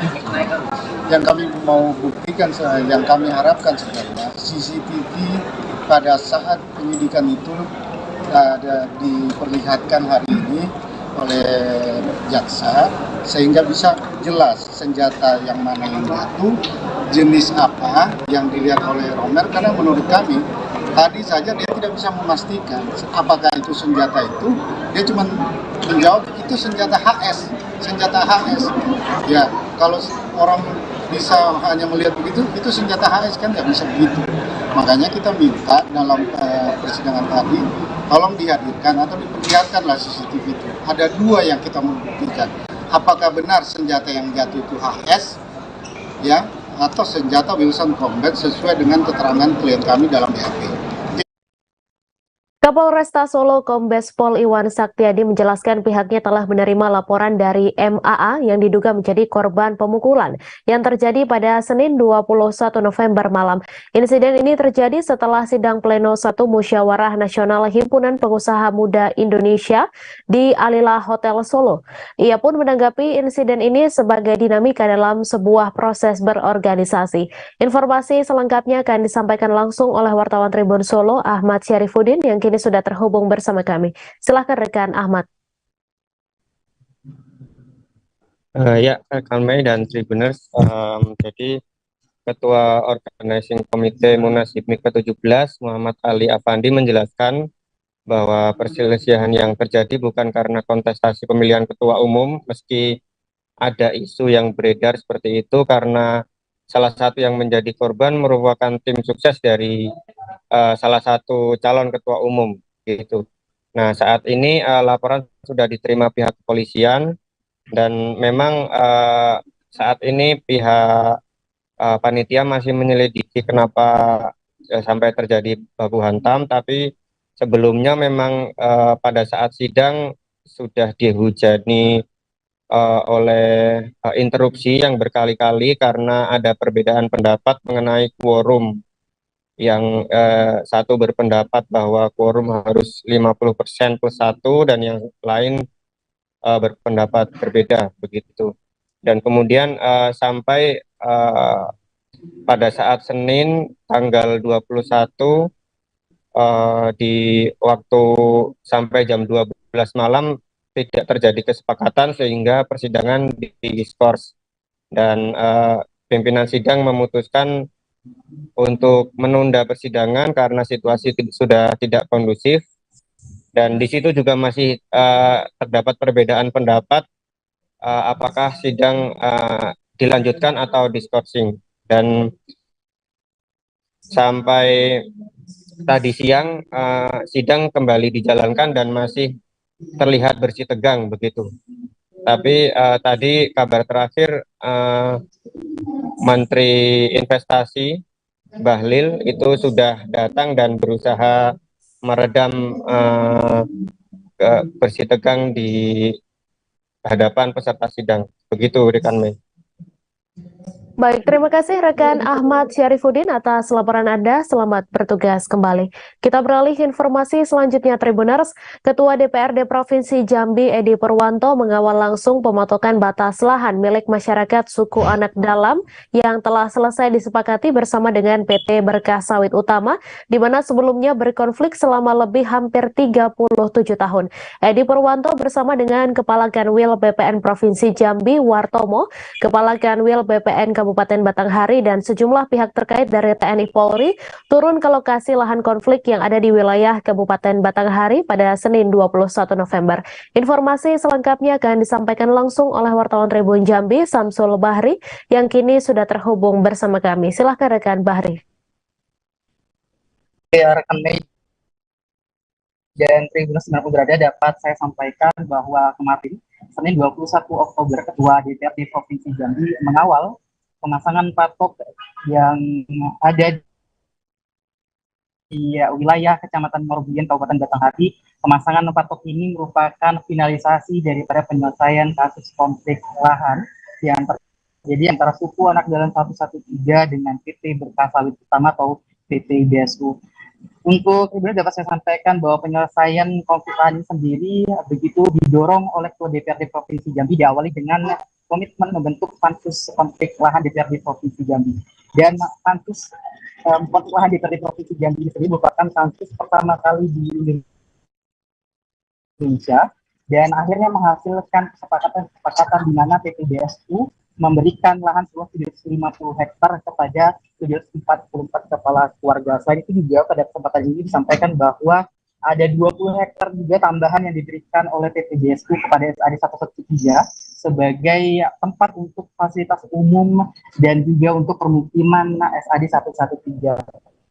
Dan kami sampaikan juga bahwa konflik lahan ini sudah terjadi hampir 37 tahun lamanya dan ini merupakan penantian dari selama ini dianggap tidak dipenuhi oleh negara. Dan tidak hanya itu, Tribuners, kesempatan ini juga diberikan oleh Ketua DPRD Provinsi Jambi, Edi Purwanto, itu menyebutkan bahwa tidak hanya sampai pada proses pematokan, namun dirinya mengawal sampai dengan nanti akan dilakukan penyerahan sertifikat komunal kepada 744 kepala keluarga dari SAD 113. Dan pada kesempatan ini juga Ketua DPRD Provinsi Jambi mengharapkan dari Presiden Republik Indonesia, kemudian dari Menteri ATR BPN, kemudian juga Menteri Sosial, untuk dapat secara langsung nantinya memberikan sertifikat ini. Edi Purwanto meyakini bahwa Presiden Republik Indonesia sangat fokus pada suku anak dalang yang ada di Provinsi Jambi, karena beberapa waktu lalu juga begitu ada kunjungan dilakukan oleh Presiden Republik Indonesia ke SAD 113 yang ada di Provinsi Jambi. Selain itu juga Menteri ATR BPN juga berperan dalam proses penyelesaian konflik lahan yang terjadi dengan turun langsung dan melakukan rapat beberapa waktu lalu. Sementara itu untuk Menteri Sosial begitu juga diharapkan Edi Purwanto untuk hadir dalam penyerahan nantinya begitu, supaya ada kesejahteraan masyarakat, ada program-program yang diberikan dari Menteri Sosial kepada masyarakat SAD 113. Dan ini adalah komitmen dari pemerintah Provinsi Jambi, khususnya Ketua DPRD Provinsi Jambi, untuk bagaimana kesejahteraan masyarakat SAD 113 mendapatkan kepastian hukum, perlindungan hukum dari negara. Demikian rekan Mei.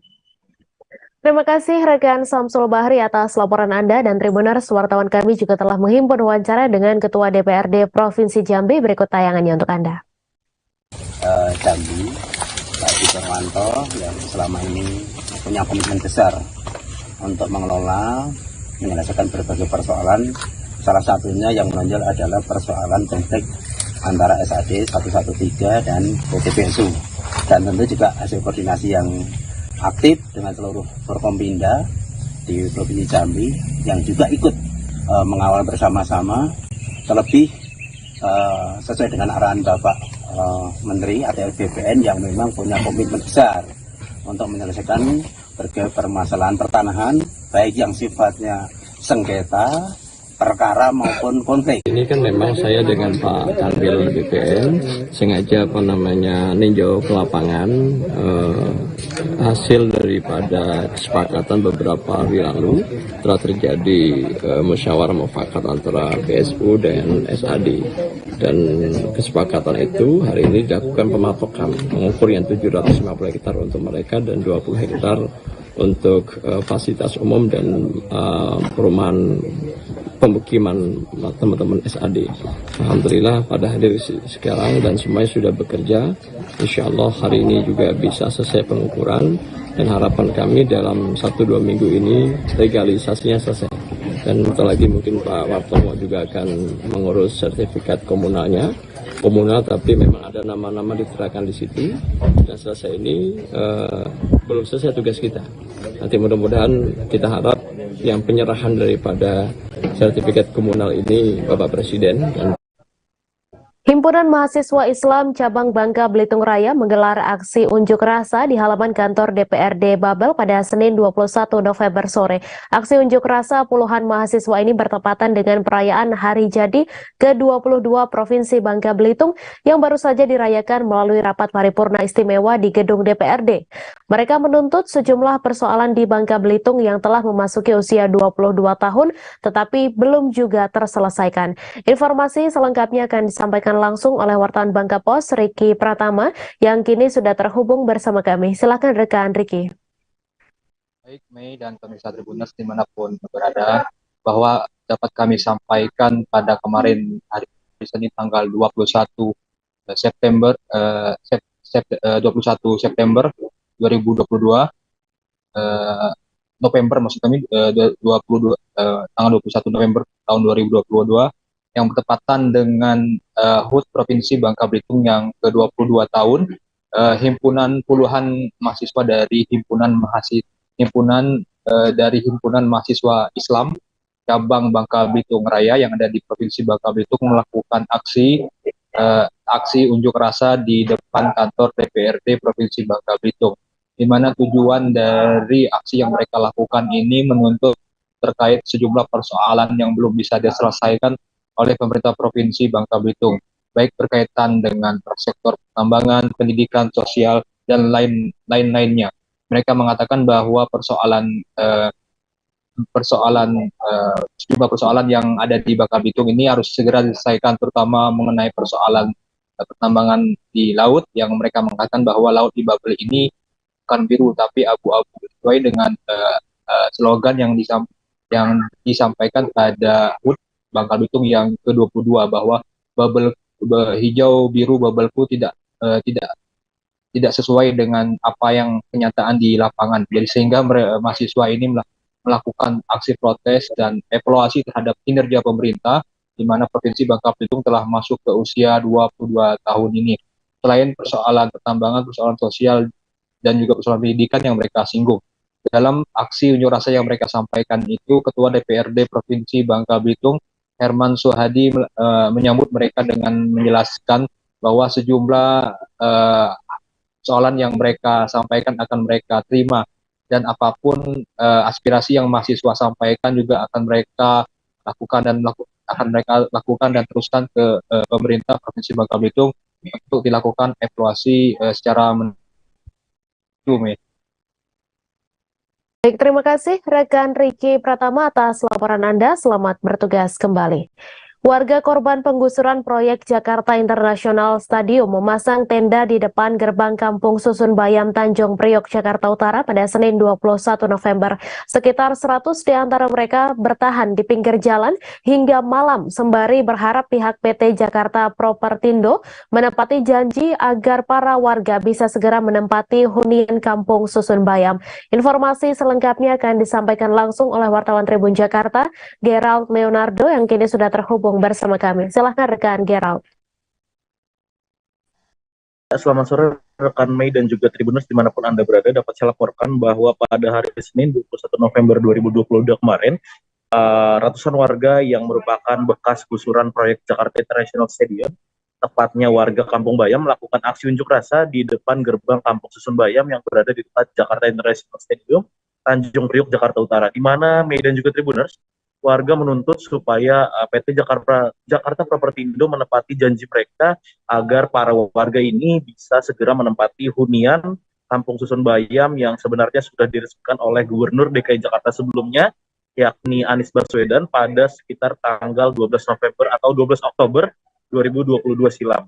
Adapun dalam prosesnya warga sudah berkumpul di depan gerbang Kampung Susun Bayam sejak pagi hari, hingga tepatnya pada sore hari warga mulai memutuskan untuk memasang tenda karena memang dari pihak Jakarta Propertindo selaku pengembang sekaligus juga pihak yang membangun hunian Kampung Susun Bayam ini belum juga memberikan kesempatan kepada warga untuk menempati hunian mereka masing-masing, meskipun memang para warga ini sudah mendapatkan nomor dari unit yang nantinya akan ditempati oleh para warga ini.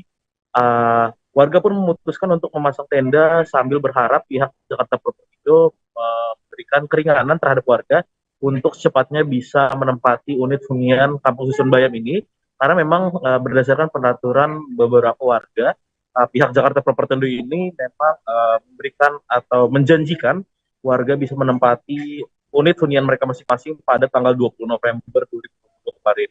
Namun pada faktanya pada tanggal 20 November 2022 kemarin warga sama sekali belum bisa menempati unit hunian Kampung Susun Bayam, sehingga warga pun menggelar aksi unjuk rasa. Dan memang dalam aksi unjuk rasa kemarin, media juga Tribuners, pihak Jakarta Propertindo juga sempat menemui warga dan menyampaikan bahwa hari Rabu ini atau esok hari akan diadakan pertemuan dengan warga Kampung Susun Bayam, dan pihak Jakarta Propertindo akan menyampaikan hasil koordinasi dengan Pemprov DKI Jakarta terkait nantinya warga kapan akan bisa menempati hunian yang sudah ada di Kampung Susun Bayam ini. Adapun berdasarkan penuturan pihak Jakarta Propertindo ini, selambat-lambatnya warga sudah bisa menempati hunian ini pada bulan Maret 2023 mendatang. Untuk diketahui, Mei dan juga Tribuners, dari total sebanyak 138 unit tipe 36 yang berada di Kampung Susun Bayam ini, ada tercatat 123 warga yang sudah mendapatkan unit hunian mereka masing-masing, namun memang belum ada proses serah terima kunci, sehingga hingga hari ini, hingga hari Selasa 22 November 2020, warga sama sekali belum bisa menempati unit hunian rusunnya masing-masing. Adapun Kampung Bayam sendiri, permukiman Kampung Bayam sendiri sebelumnya digusur oleh Pemprov DKI Jakarta beberapa tahun silam untuk memang membangun mega proyek Jakarta International Stadium, di mana memang permukiman warga Kampung Bayam ini berada persis di depan Jakarta International Stadium, sehingga memang Pemprov DKI harus membereskan bangunan-bangunan yang ada di permukiman Kampung Bayam untuk melakukan pembangunan stadion bertaraf internasional tersebut. Kembali ke Anda, Mei, di studio. Baik, terima kasih rekan Gerald atas laporan Anda, dan Tribuners, wartawan kami juga telah menghimpun wawancara dengan warga Kampung Bayam. Berikut tayangannya untuk Anda. Ya, alasannya apa Pak bertahan di sini Pak? Ada terang sesuai dengan janji Jakpro tanggal 20 kemarin dan belum ada realisasi dari pernyataan tersebut. Ada berapa orang Pak ini yang menunggu Pak? Ini kurang lebih ada 100 orang. 100 orang ya? Ini seluruhnya sebelumnya warga Kampung Bayam ya Pak, yang digusur ya? Nah Pak, ya gimana? Ya. Nah Pak, ini rencananya bertahan sampai kapan Pak? Kita belum tahu ya, beberapa jangka biasanya kita masih aktif sampai ada keputusan dari pihak mengenai masalah yang tadi saya katakan. Makanya masang tenda, ini berarti tidur di sini ya malam ini ya? Tidur sampai besok pagi tuh tidur di sini ya? Oke, siap.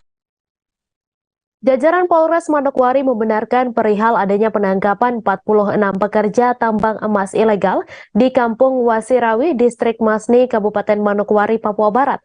Hal itu diungkapkan Kapolres Manokwari AKBP Parasian Herman Gultom. Hingga kini jajarannya masih melakukan pemeriksaan terhadap para pekerja tambang emas ilegal di Polres Manokwari. Informasi selengkapnya akan disampaikan langsung oleh wartawan Tribun Papua Barat, Safwan Raharusun, yang kini sudah terhubung bersama kami. Silahkan rekan Safwan. Ya, baik, Mei dan juga Tribuners dimanapun Anda berada, hari ini dapat saya kabarkan dari Kabupaten Manokwari, Provinsi Papua Barat, bahwasanya pada beberapa waktu yang lalu jajaran Polres Manokwari dibantu dengan Polda Papua Barat melaksanakan operasi di wilayah tambang yang tak berizin di Kabupaten Manokwari, Provinsi Papua Barat, yang mana tambang tersebut sejak dulu telah beroperasi sejak beberapa waktu yang lalu telah beroperasi, dan sayangnya sampai saat ini beberapa pekerja saja yang dilakukan penertiban. Nah, pada hari ini sendiri terdapat kurang lebih 46 pekerja tambang emas ilegal di Kabupaten Manokwari ini diamankan di Polres Manokwari, dan saat ini tengah mengikuti serangkaian pemeriksaan dari para penyidik Polres Manokwari itu sendiri. Nah, berdasarkan keterangan yang kami dapat dari Kapolres Manokwari via telepon, beliau menjelaskan bahwa operasi yang dilakukan oleh Polres Manokwari sendiri dilaksanakan sejak hari Jumat hingga hari Selasa tadi, dan para petugas beserta dengan barang bukti dan juga para pekerja telah kembali ke Polres Manokwari sejak subuh tadi. Nah, beliau menjelaskan bahwa terkait dengan kronologis dan lain-lain, sampai saat ini mereka masih melakukan pendalaman terhadap pihak pekerja itu sendiri. Beliau sampai saat ini belum memberikan keterangan lebih jauh terkait dengan barang bukti dan juga peran serta dari para pekerja yang ada di tambang emas ilegal yang sempat diamankan hari ini di Polres Manokwari itu sendiri. Nah, selain itu beliau menjelaskan bahwa dari ke-46 pekerja ini tidak hanya semua laki-laki, namun ada beberapa pekerja yang mana merupakan ibu rumah tangga ataupun perempuan yang kebetulan dipekerjakan di lokasi tambang emas ilegal itu sendiri. Nah, rencananya akan dilakukan rilis secara resmi pada besok pagi, dan ada beberapa fakta yang akan beliau sampaikan di hadapan awak media rencananya besok pagi begitu. Mei. Baik, terima kasih rekan Safwan atas laporan Anda. Selamat bertugas kembali. Kita beralih ke informasi selanjutnya, Tribuners. Mantan paranormal Agung Yulianto atau yang dikenal sebagai Ki Joko Bodo meninggal dunia pada Selasa 22 November pada pukul 10 waktu Indonesia Barat. Ki Joko Bodo yang meninggalkan 4 orang anak menghembuskan napas terakhir di rumahnya di Gang Delima 1A, Kelurahan Lubang Buaya, Kecamatan Cipayung, Jakarta Timur. Informasi selengkapnya akan disampaikan langsung oleh wartawan Tribun Jakarta, Bima Putra yang kini sudah terhubung bersama kami. Silahkan rekan Bima. Iya, bahwa dapat saya sampaikan, mantan paranormal di Joko Bodo meninggal dunia pada pukul 10 waktu Indonesia Barat tadi di rumahnya di kawasan Lubang Buaya, Kecamatan Cipayung, Jakarta Timur. Joko Bodo meninggalkan 4 orang anak, dan berdasarkan keterangan anak keduanya, Revo, bahwa sang ayah meninggal dunia akibat penyakit darah tinggi yang sudah lama dideritanya, di mana saat sebelum meninggal sebenarnya Joko Bodo kondisinya dalam pemantauan tim dokter, dan pada Kamis mendatang sebenarnya Joko Bodo dijadwalkan untuk melakukan kontrol dengan dokter. Namun pada pukul 10 tadi Joko Bodo menghembuskan nafas terakhirnya. Dan pada pukul 15 waktu Indonesia Barat ini, jenazah Ki Joko Bodo bersedia dimakamkan di TPU Kober, Kelurahan Lubang Buaya, tidak jauh dari rumah duka yang letaknya berada di belakang saya saat ini. Pihak keluarga yang datang tampak berduka, begitupun pihak dari teman-teman dari Ki Joko Bodo yang datang untuk menyampaikan duka cita.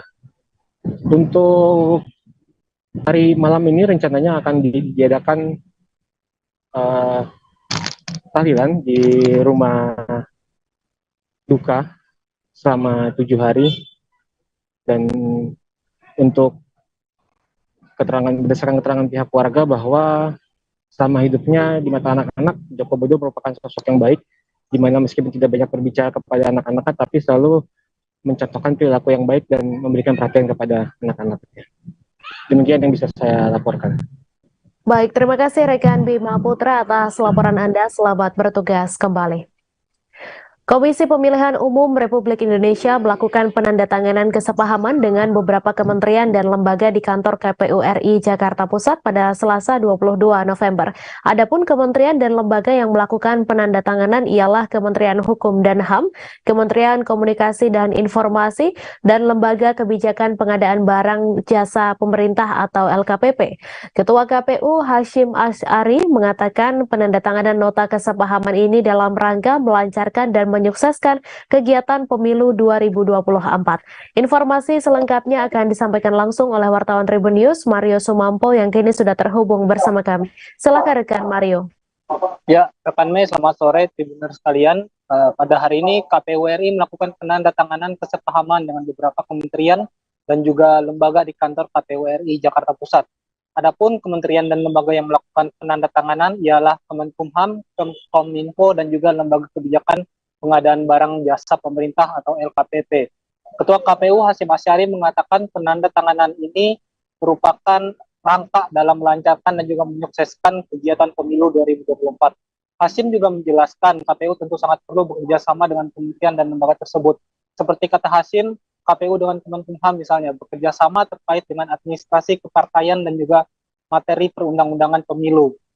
Dalam kesempatan yang sama, Menteri Hukum dan HAM Yasona Lauli mengatakan pihaknya akan memberi dukungan penuh kepada KPU melancarkan pemilu 2024. Yasona melanjutkan dukungan ini berdasarkan arahan Presiden Joko Widodo terkait penyelenggaraan pemilu 2024 yang disampaikan dalam kesempatan pertemuan Jokowi dengan KPU beberapa waktu lalu. Melalui tugas dan fungsinya, Kemenkumham sendiri berwenang memberi status pendukung parpol. Kewenangan ini, kata Yasona, sangat berpengaruh terhadap dampak eksistensi partai politik Indonesia. Juga secara tidak langsung berperan penting dalam pelaksanaan pesta demokrasi.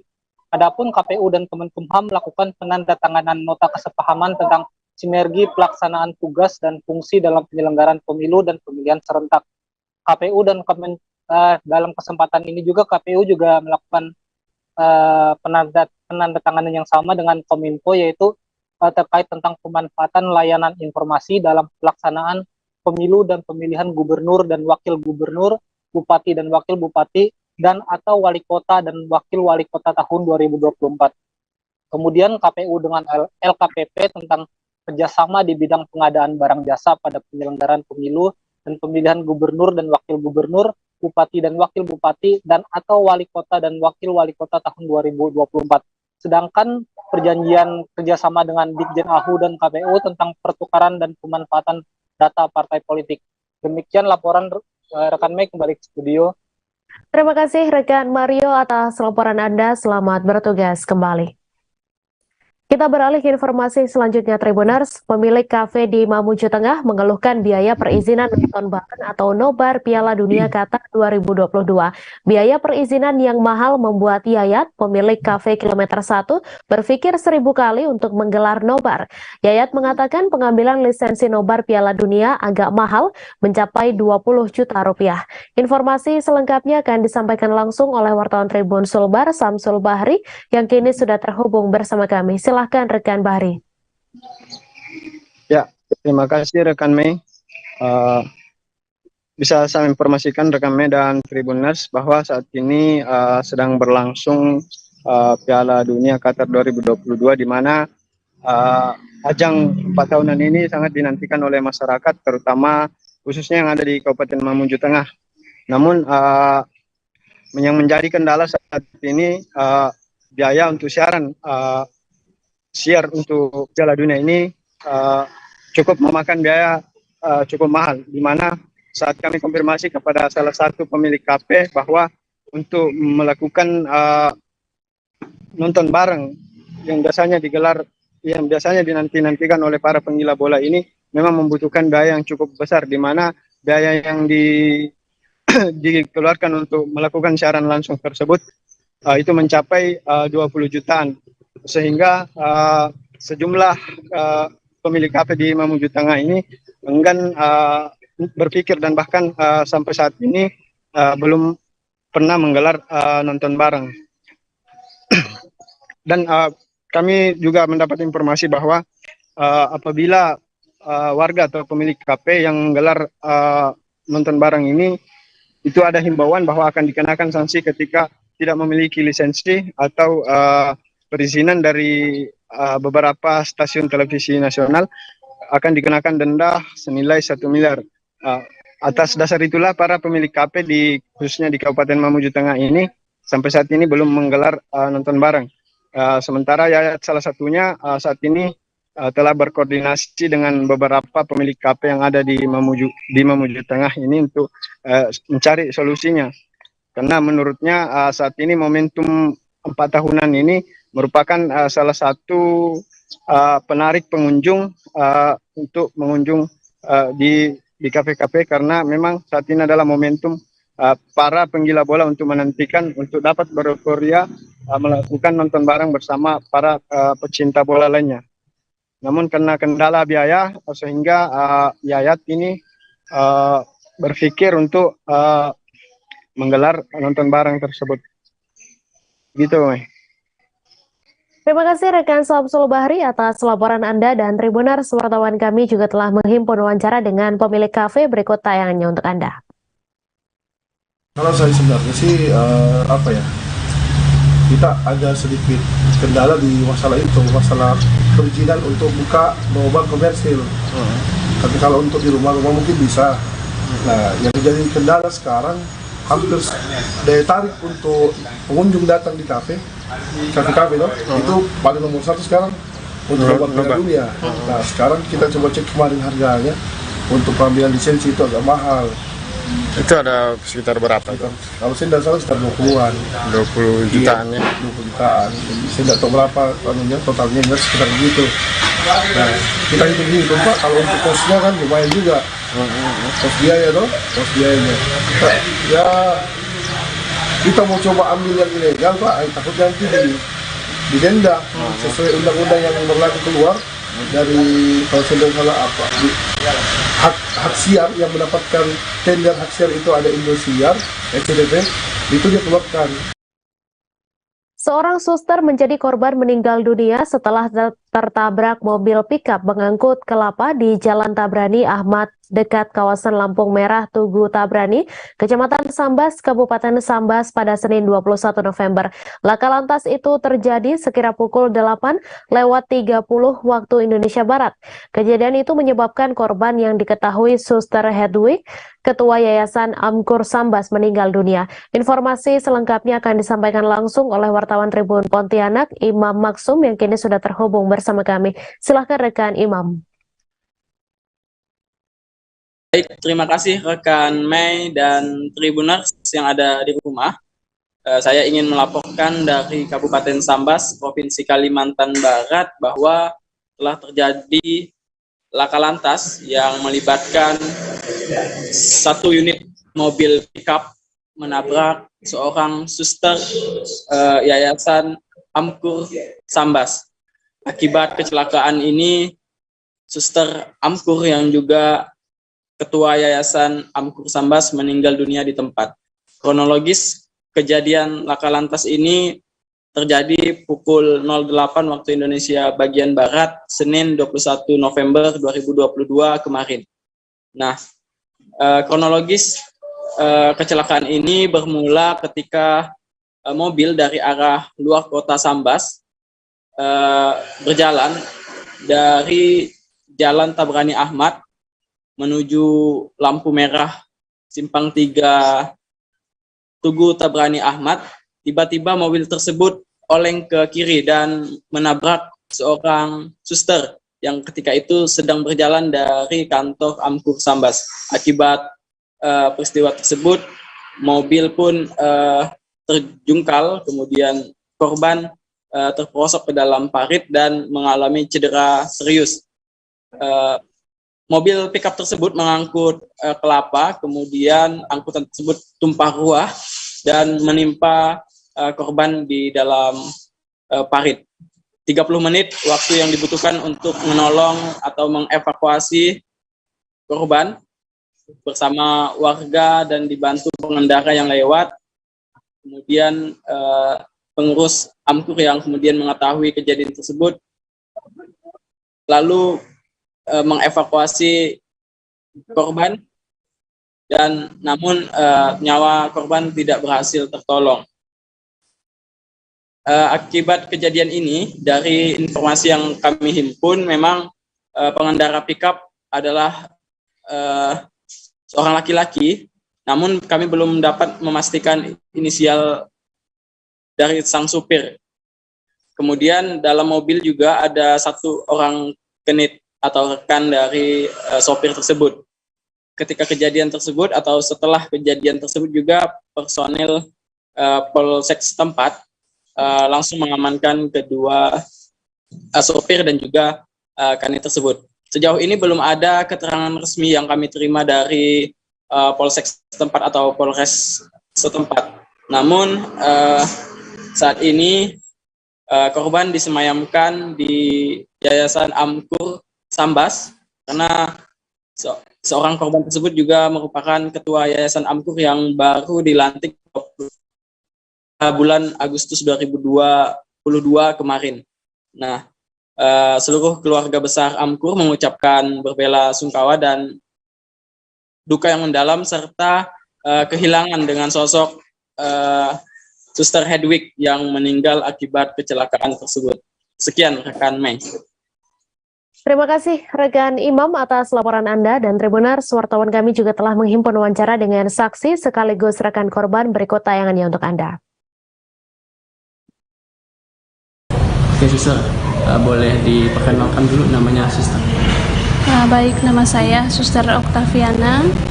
Saya bertugas di komunitas Pemangkat, dan kebetulan hari ini saya berkunjung karena tugas datang ke Sambas, komunitas Sambas. Ya, Suster, bisa diceritakan seperti apa tadi kejadian yang mengakibatkan Suster ketua yayasan ya, meninggal? Kebetulan suster ini adalah rekan kerja saya di yayasan, jadi kami memang selalu berkomunikasi. Ketika saya sampai di Sambas, tadi dari pemangkat saya jam 7 pagi, lalu sampai di sini sekitar jam 8 pas. Saya masuk kantor dan beliau mendatangi saya untuk menanyakan kepentingan pekerjaan gitu ya. Saya sampaikan bahwa saya hari ini harus ke kantor dinas. Lalu ya kami sempat bercerita tentang pekerjaan dan sebagainya. Oke, kan seperti apa detik-detik kejadian mobil yang menabrak suster itu? Untuk pasti atau jelasnya, saya tidak melihat secara langsung mobil itu menabrak. Tapi sekitar jam 8. 500 hektar sawah terendam banjir di Kelurahan Watang Baju Kiki, Kecamatan Baju Kiki, Kota Parepare. Akibatnya sebagian besar sawah yang sudah ditanami oleh petani rusak. Kepala Dinas Pertanian, Kelautan dan Perikanan Parepare, Wildana, mengatakan sekira 500 hektar sawah petani rusak akibat banjir. Informasi selengkapnya akan disampaikan langsung oleh wartawan Tribun Timur, M. Yaumil, yang kini sudah terhubung bersama kami. Silakan rekan Yaumil. Ya, baik rekan Mei, saya sampaikan bahwa seperti yang kita tahu, Jumat yang lalu Kota Parepare di Sulawesi Selatan diterjang banjir yang cukup hebat yang mengakibatkan sejumlah tempat di 4 kecamatan itu terkena dampak. Salah satu lokasi yang paling parah terkena dampak itu di Kecamatan Baju Kiki.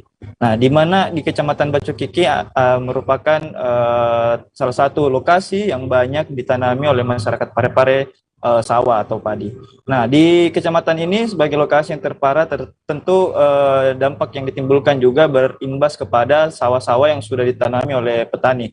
Dan seperti yang kita ketahui, sebagian besar 500 hektar sawah padi yang sudah ditanami oleh petani ini rusak akibat terjangan banjir pada Jumat lalu.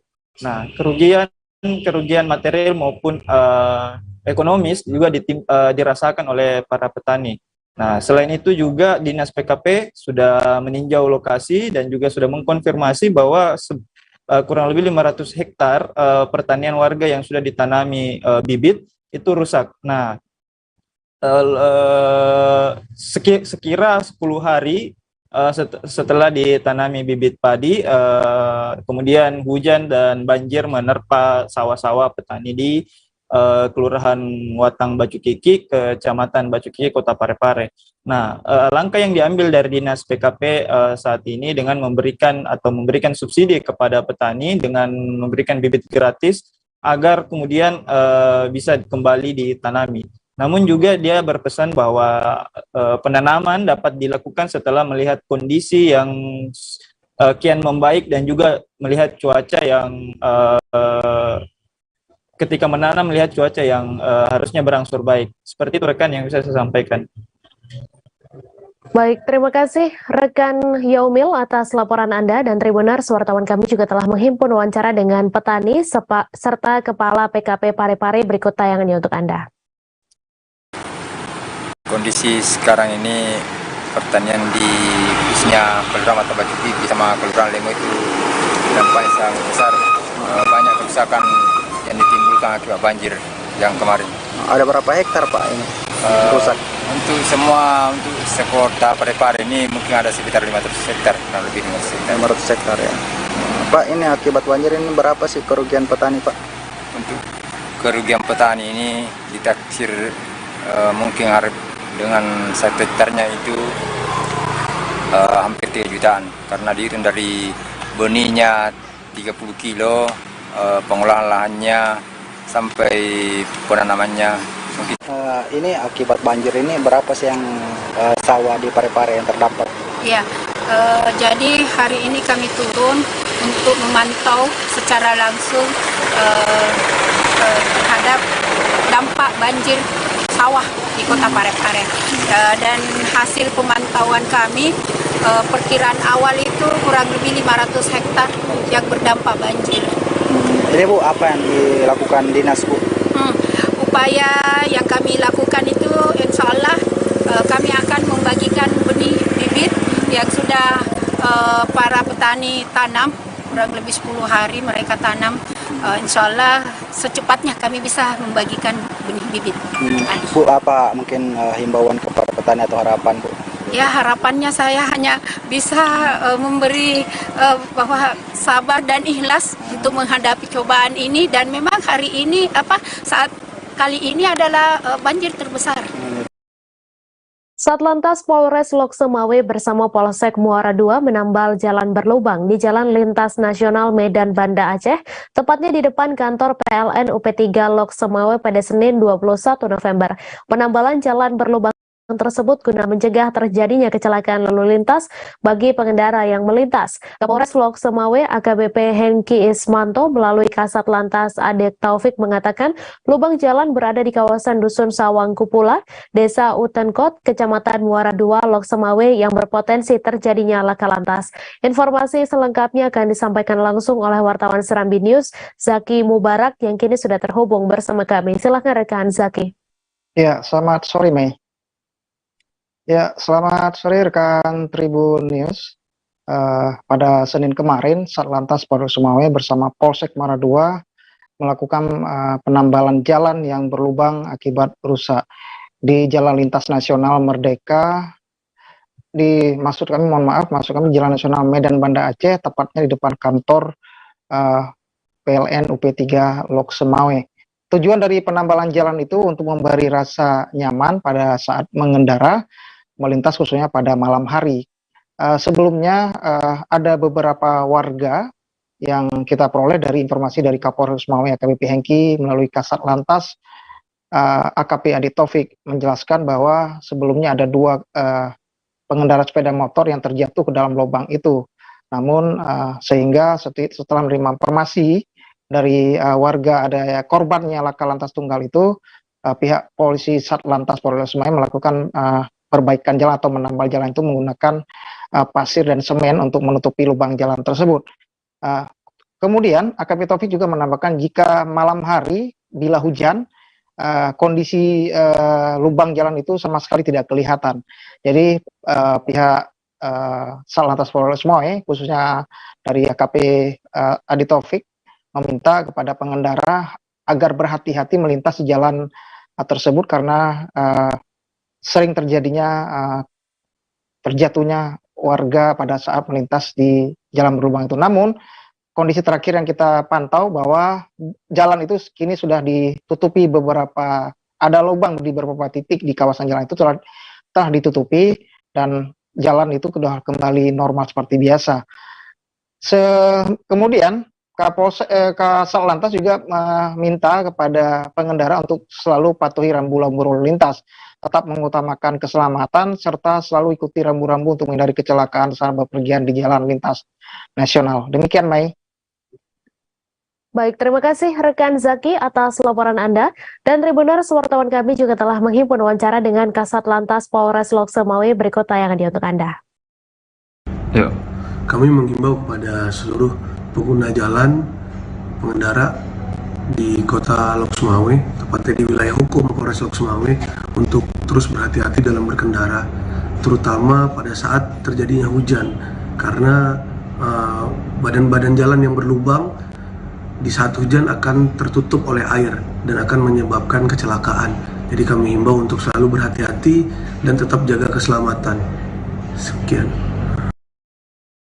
Pria tunarungu dan tunawicara atau disebut tunarungu wicara yang tersesat di Kabupaten Mesuji, Lampung sempat membuat kesulitan dinas sosial setempat karena yang bersangkutan belum rekaman EKTP.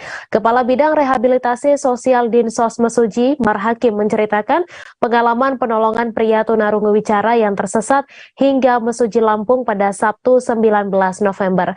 Pria tersebut tidak memiliki identitas.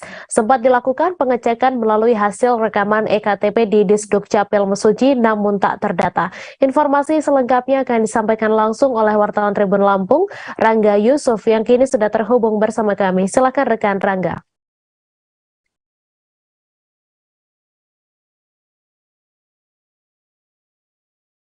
rekan Mei dan Tribuners bisa bahwa pada Senin kemarin sosial dan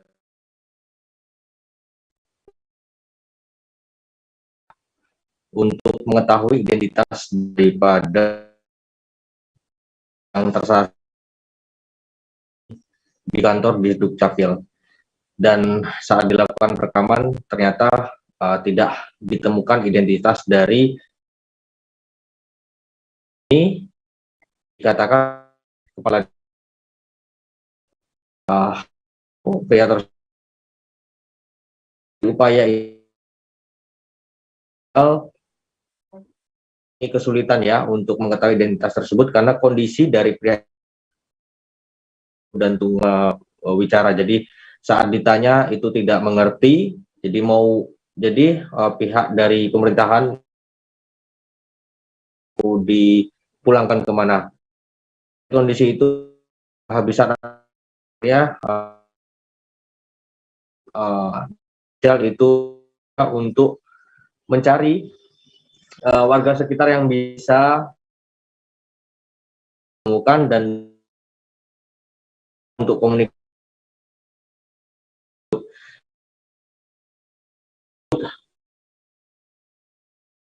ya bumi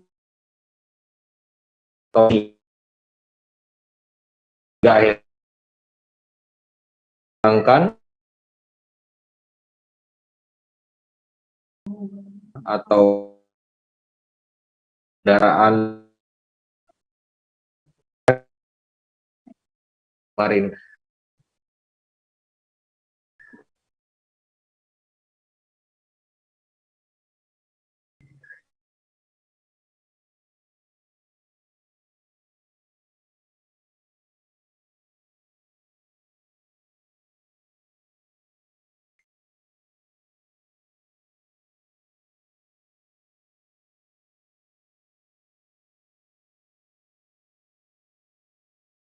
Baik, terima kasih rekan Rangga Yusuf atas laporan Anda. Selamat bertugas kembali. Kasdim 1509 Labuha Mayor Infantri Rudin Sidangoli memberi apresiasi terhadap para Babinsa yang turut melakukan pemantauan dan pengamanan atas pelaksanaan Pilkades Halmahera Selatan tahap 1 dan 2. Menurutnya, kinerja yang ditunjukkan oleh para personel Babinsa perlu ditingkatkan agar pelaksanaan pesta demokrasi selanjutnya bisa tetap berjalan aman, tertib, dan sukses. Informasi selengkapnya akan disampaikan langsung oleh wartawan Tribun Ternate, Nur Hidayat Gani, yang kini sudah terhubung bersama kami. Silahkan rekan Gani.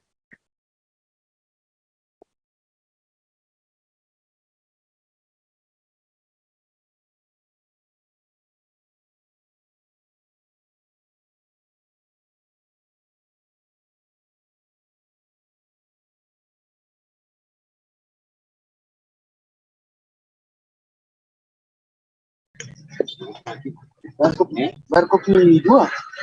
Iya, rekan Mei di studio. Saya akan melaporkan langsung dari Kabupaten Halmahera Selatan, Provinsi Maluku Utara, terkait dengan apresiasi yang diberikan Kasdim 1509 Labuha terhadap para Babinsa di Halmahera Selatan yang melakukan pengamanan pelaksanaan Pilkades tahap 1 dan tahap 2. Mei dan Tribuners, sebagaimana diketahui bahwa Halmahera Selatan saat ini sedang melaksanakan Pilkades serentak dari 180 desa yang ada tersebar di Kabupaten Halmahera Selatan. Nah, ini Pilkades tersebut intens dilakukan pengamanan oleh pihak kepolisian maupun TNI. Dan saat ini baik Pilkades tahap 1 maupun tahap 2 telah selesai. Namun masih ada gejolak-gejolak kecil yang terjadi di setiap desa yang melaksanakan Pilkades.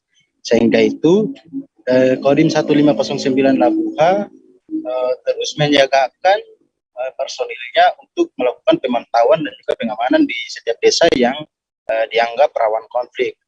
Nah, oleh sebab itu Kasdim 1509 Labuha Mayor Infantri Rudin Sidangoli memerintahkan kepada seluruh jajarannya di Babinsa agar terus melakukan pemantauan dan juga pengamanan di setiap masing-masing desa yang menjadi wilayah tugas mereka masing-masing. Karena sejauh ini masih banyak laporan-laporan terkait dengan polemik atau sengketa pilkades yang masuk dalam panitia kabupaten. Dan Mei dan Tribuners di Halmahera Selatan sekarang ini juga setelah pelaksanaan pilkades, panitia kabupaten yang mengamankan surat suara di kantor Bupati Halmahera Selatan saat ini banyak sekali didatangi oleh pihak-pihak tertentu yang merasa kalah dalam pilkades untuk melakukan pengawalan perhitungan suara berikutnya atau memastikan agar suara mereka tidak tertukar atau berubah sebagaimana perhitungan awal yang dilaksanakan di setiap desa.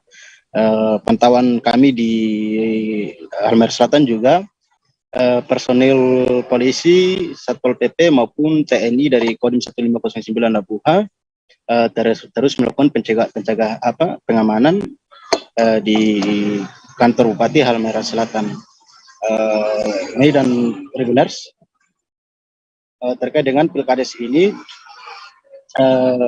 Kasdim 1509 Labuha, Rudin Sedangoli juga meminta kepada seluruh jajaran Balidinsa yang bertugas di masing-masing desa agar kembali meningkatkan pengamanan. Menurut dia saat ini pengamanannya sudah terbilang optimal, akan tetapi setiap personil harus tetap siaga dalam pengamanan setelah atau pasca dari pilkades ini. Demikian rekan Mei di studio, saya kembalikan. Terima kasih rekan Gani atas laporan Anda. Selamat bertugas kembali. Kita beralih ke informasi selanjutnya, Tribuners. Banyak jalan di hulu Sungai Utara yang terendam dan semakin meluas hingga pusat kota dan kecamatan. Debit air Sungai Tabalong, Sungai Balangan, dan Sungai Negara di HSU masih tinggi.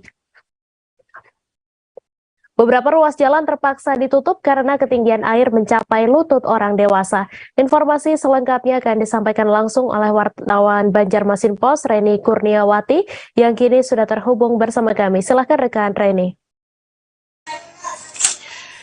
Ya, terima kasih Mei dan juga Tribuners. Dapat kami informasikan bahwa sekitar 5 hari terakhir Kabupaten Hulu Sungai Utara yang berada di Provinsi Kalimantan Selatan mengalami banjir. Dan untuk hari ini banjir semakin meluas ke daerah perkotaan dan hampir menyeluruh ke setiap kecamatan. Di Kabupaten Hulu Sungai Utara sendiri terdapat ada 10 kecamatan dan 9 diantaranya sudah terdampak banjir dan hanya tertinggal 1 kecamatan karena juga lokasinya cukup jauh dari daerah pusat kota Amuntai sendiri.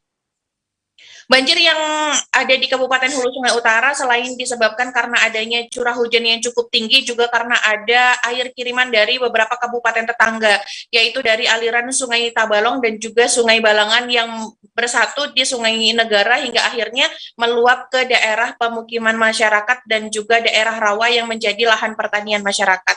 Hingga saat ini debit air sungai masih tinggi, bahkan masih belum terlihat adanya penurunan dan masih ada kemungkinan untuk kembali naik jika adanya kiriman dari kabupaten tetangga. Karena memang Kabupaten Hulu Sungai Utara untuk lokasi daerah geografisnya rendah dan berpeluang untuk mendapatkan air kiriman dari kabupaten tetangga.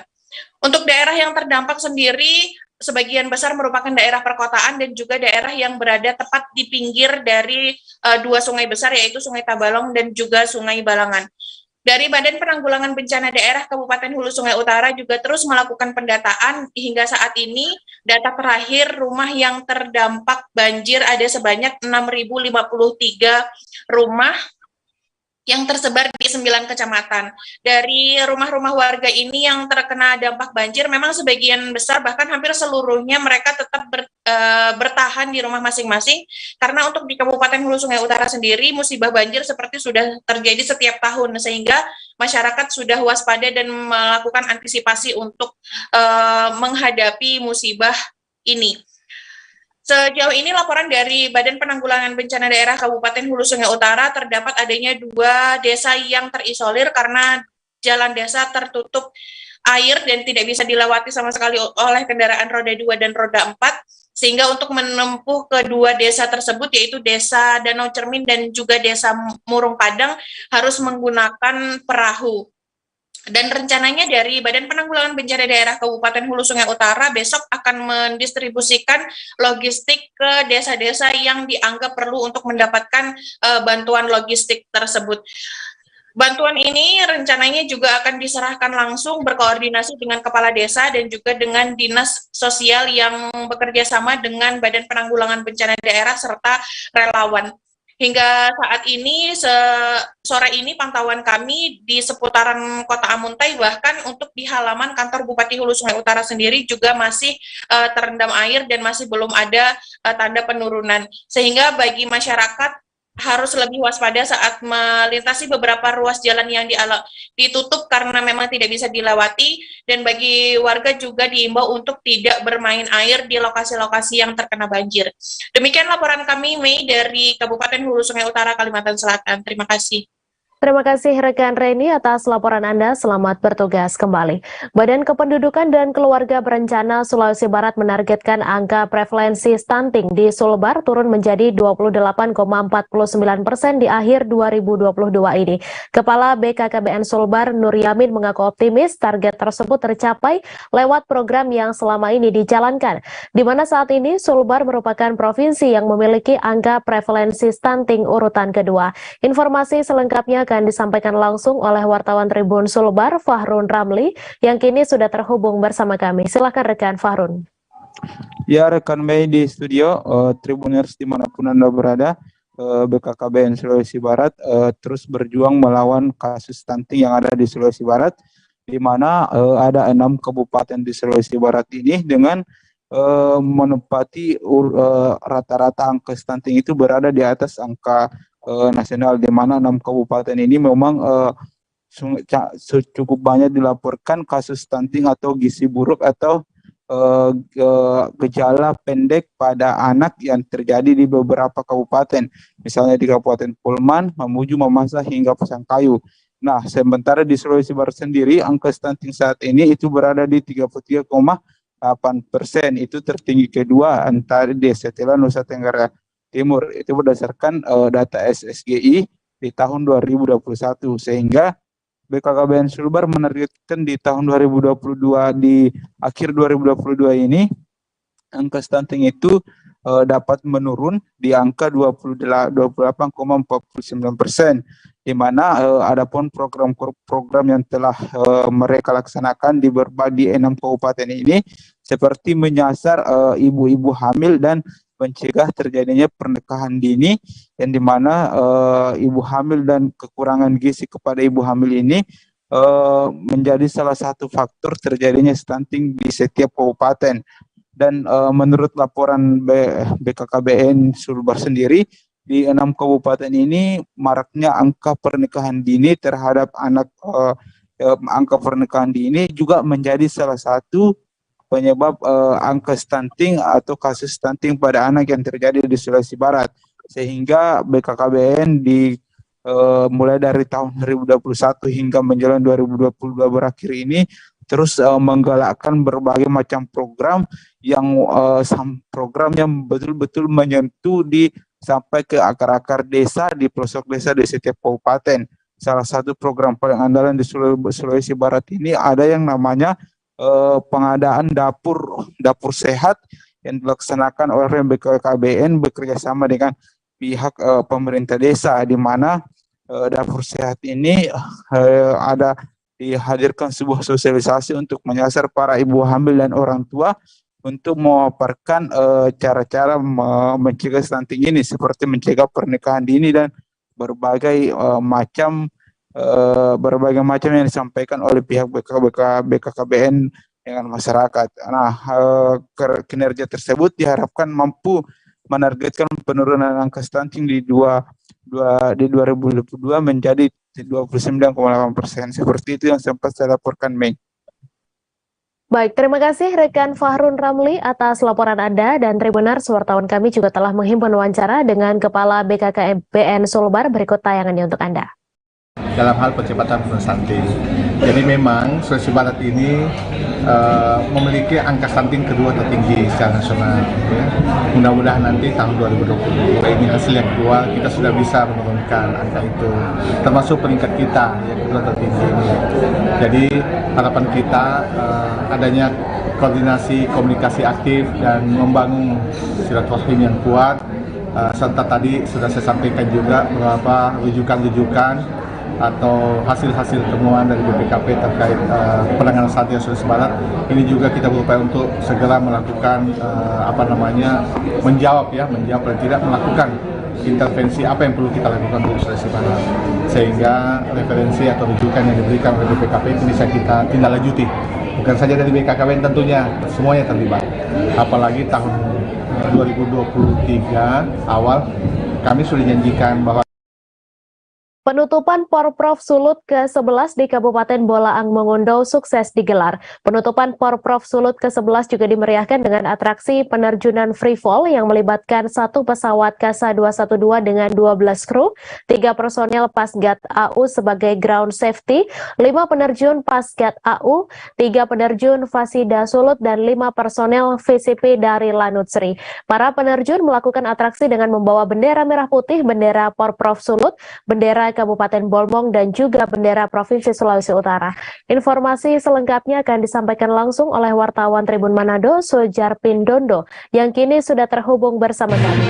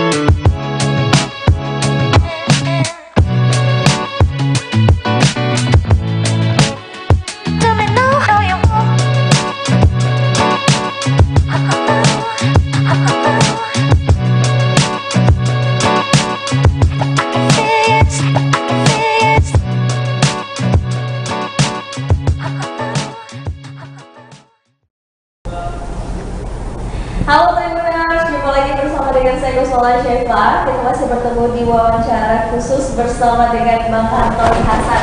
Ini selaku bakal calon dari Gubernur Provinsi Lampung. Halo, selamat siang Bang Antoni. Siang. Gimana Bang kabarnya?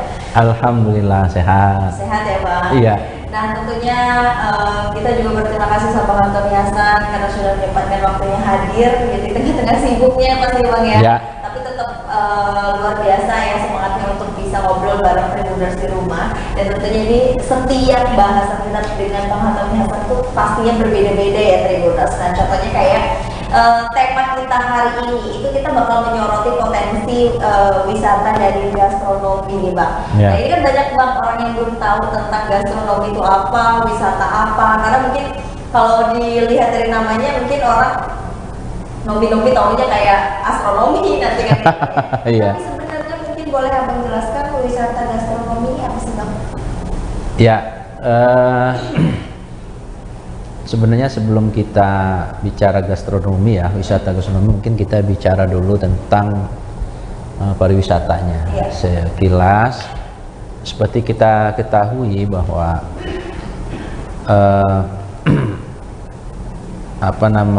salah satu fungsi pemerintah itu adalah pembangunan dan pemberdayaan. Paling tidak kan ada 4 fungsi pemerintah itu. Adanya pemerintah itu adalah dalam rangka memberikan pelayanan pada masyarakat, Kemudian fungsi pembangunan yaitu menyiapkan atau memfasilitasi ya sarana dan prasarana yang memang dibutuhkan oleh masyarakat, dan kemungkinan kecil masyarakat itu bisa menyiapkan sendiri ya. Kemudian berikutnya adalah pemberdayaan, tentu agar masyarakat ini memiliki kemandirian ya, dalam hal ini misalnya dalam hal ekonomi misalnya kan. Contohnya misalnya kalau kita bicara kemiskinan, kemudian ada program-program, tentu kan program katakanlah misalnya PKH itu kan bukan dalam rangka menciptakan peserta baru ya, jadi jangan sampai misalnya program PKH itu setiap tahun justru nambah, jangan kita berharapnya kan dia berkurang karena supaya mereka bisa mandiri. Kemudian yang berikutnya adalah fungsi regulasi ya, supaya ada keteraturan, ketertiban ya di dalam kita bermasyarakat ya, menjalankan tugas-tugas kita, baik tugas pemerintah dan tugas masyarakat. Nah, konteksnya di dalam pariwisata ini kalau menurut saya, kalau konteksnya adalah fungsi pemerintah ini sebenarnya memiliki tugas ya, memiliki fungsi yaitu pembangunan, yaitu memfasilitasi, membangun fasilitas-fasilitas dan pemberdayaan. Bagaimana potensi yang ada itu bisa dimanfaatkan secara optimal ya, sehingga menghasilkan kesejahteraan bagi masyarakat, dan pada akhirnya masyarakat bisa mandiri, karena pada hakikatnya tidak mungkin ya pemerintah itu harus menanggung semua beban masyarakat. Jadi seperti itu. Nah, khususnya pariwisata ini sebenarnya dalam bicara potensi Provinsi Lampung sudah sama kita ketahui sangat besar ya, sangat besar potensi wisatanya, dan menurut saya salah satu strategi yang perlu kita lakukan itu adalah membangun wisatanya itu mungkin tematik ya, artinya tempat-tempat tertentu yang memang sudah potensinya bagus itu mungkin bisa difokuskan supaya dia bisa lebih berkembang lagi dan lebih produktif. Nah, kita misalnya bicara wisata itu secara komprehensif. Nah, salah satunya yang sebenarnya sudah marak di tempat-tempat lain, tapi mungkin di provinsi kita butuh pengembangan ya, bahkan mungkin butuh pembangkitan ya, karena belum ada gitu ya. Iya gitu, mungkin sudah mulai ada bibit-bibitnya tapi mungkin belum diperhatikan, iya belum tersentuh. Ya, nah kadang-kadang banyak di antara kita yang belum memahami atau belum bisa membedakan antara kuliner dengan gastronomi. Nah, jadi gastronomi ini bisa kita telusuri dari sisi etimologi, asal usul bahasanya. Gastro itu kan artinya lambung. Kalau bahasa Latinnya ya. Nomi itu artinya pengetahuan. Jadi pengetahuan tentang lambung. Pengetahuan tentang lambung. Iya, tentang lambung. Iya. Dan kalau kuliner itu dari kulina, artinya dapur atau masak atau memasak. Nah, kuliner ini sering dipahami, yang sudah kita pahami itu adalah tentang makanan kan. Kalau wisata kuliner adalah makanan. Nah, kalau gastronomi itu lebih luas dari bukan hanya sekedar makanannya. Jadi kalau orang misalnya wisata kuliner, nikmati, eat and go, pergi. Tapi kalau gastronomi itu ada pengetahuan di situ, ada muatannya. Jadi ketika seseorang itu kalau dia cuma wisata kuliner, dia makan hanya menikmati.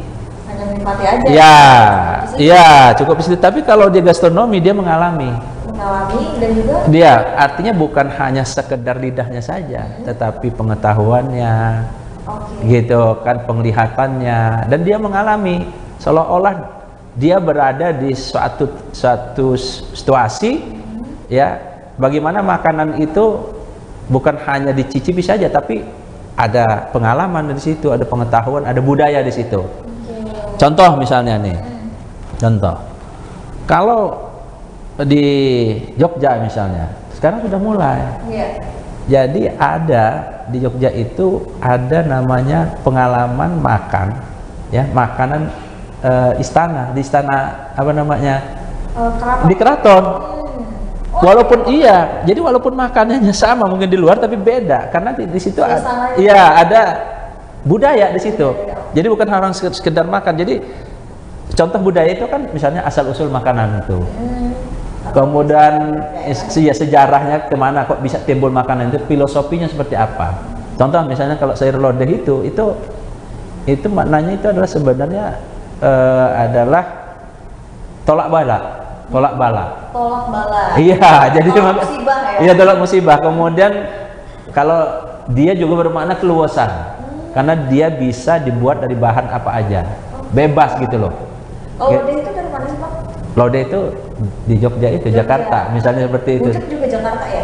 Iya, Jogja juga seperti misalnya seperti itu. Nah, jadi filosofi sejarahnya seperti apa, kemudian filosofinya itu tujuannya seperti apa, makanan itu, kemudian juga dengan bukan hanya sekedar makanannya, tapi semua yang melekat di makanan itu. Misalnya ada makanan itu harus disajikan di dalam waktu tertentu. Iya, iya. Kemudian wadahnya tertentu. Iya kan? Campurannya tertentu. Ya kan? Itu kan ada filosofinya, ada sejarahnya, ada pengalamannya. Kalau yang dulu pernah kita katakan yang sudah kita pahami itu misalnya tradisi minum teh. Bukan hanya sekedar minum teh, tetapi minum teh itu dulu asal usul sejarahnya seperti apa, untuk apa, bagaimana caranya minum teh, cara megang gelasnya dan sebagainya. Nah ini Mbak, itu ada segmennya ternyata. Ya, jadi menurut penelitian itu sekitar 40% biaya orang berwisata itu digunakan untuk akomodasi dan untuk makan. Kemudian sekarang ini banyak juga para wisatawan itu adalah bukan hanya sekedar ingin menikmati pemandangan atau makanan, tapi dia ingin memiliki pengalaman sejarahnya, akan menambah pengetahuan gitu, terutama orang-orang yang mencintai budaya. Ya, dia ingin mengalami. Kalau dulu kan kalau kita ke beberapa tempat itu kan pakai pakaiannya gitu kan. Ya, tradisionalnya. Nah, ini bukan hanya dia memakai, tetapi itu filosofinya pakaian itu seperti apa sih? Kalau yang bentuknya begini, kenapa bentuknya begitu, mengapa dan sebagainya. Karena banyak juga wisatawan itu juga bukan hanya sekedar ingin memata saja atau lidah saja, tapi dia perlu memenuhi pengetahuannya dan pengalamannya gitu kan, seperti itu. Itu ada juga segmennya. Ternyata banyak. Itu diteliti adalah terutama wisatawan yang umurnya 30 sampai 50 tahun. Nah, seperti itu. Ada ceruknya juga. Nah, itu jadi gastronomi ini bukan hanya bicara makanannya, tetapi bicara budayanya, sejarahnya. Secara langsung gastronomi ini adalah kalau kita padu-padankan dengan kuliner, berarti dia itu suatu wisata kuliner, tapi dia tidak hanya menyajikan makanan aja. Betul. Tidak hanya pemandangan, tapi ada unsur budaya dan pembelajaran dari tempat itu gitu. Iya, dari budaya itu. Jadi dari tempat dia itu seperti apa. Contoh kalau misalnya di Lampung itu misalnya seruit. Ya, seruit itu kan bukan hanya sekedar bicara makanan khas Lampung, tapi apa sih yang menjadi filosofi seruit itu? Misalnya gitu loh. Cara buatnya seperti apa, gitu kan? Kalau sebagian orang nganggap seruit itu seperti yang kayak apaan sih? Karena kan ada beberapa yang kita kenal ya Bang, di beberapa daerah Lampung yang memang diulek terus dicampur jadi satu. Iya, betul. Sebetulnya vibes dan filosofinya ya dicampur-campur. Iya, seperti itu. Ada tujuannya. Contoh misalnya tujuannya itu adalah yang jelas yang pertama kebersamaan. Ya, kalau aslinya seruit itu bukan kita seruit kemudian masukkan ke piring masing-masing. Tapi seruit itu ada di tengah. Di tengah itu ya. Iya, di tengah itu. Jadi masing-masing ngambil di situ. Biasanya ibu atau siapa yang buat, kita ngambil kan. Nah, itu kan secara nggak langsung kebersamaan itu terbentuk dan kepercayaan. Jadi dia tidak mengambil bagiannya masing-masing, dia memperhatikan kan. Misalnya kalau berlima yang makan, dia nggak akan ngambil, ya dia hitung ini 5 ini harusnya kan di tengah ini kan, ya nggak? Iya, jadi mengajarkan juga ya supaya kita memperhatikan kebutuhan orang, nggak serakah. Iya kan gitu. Ya banyak. Ya misalnya seruit itu, belum lagi misalnya nilai gizi, kan belum ada yang meneliti. Ikan di situ, terong, sambal ada vitamin C-nya, ada protein dan sebagainya, dan itu tercukupi oleh semua anggota keluarga dengan secara proporsional. Belum lagi lalapannya ya. Iya, lalapannya. Jadi kalau cuma ikannya satu, masing-masing walaupun ikannya satu tapi semuanya kebagian.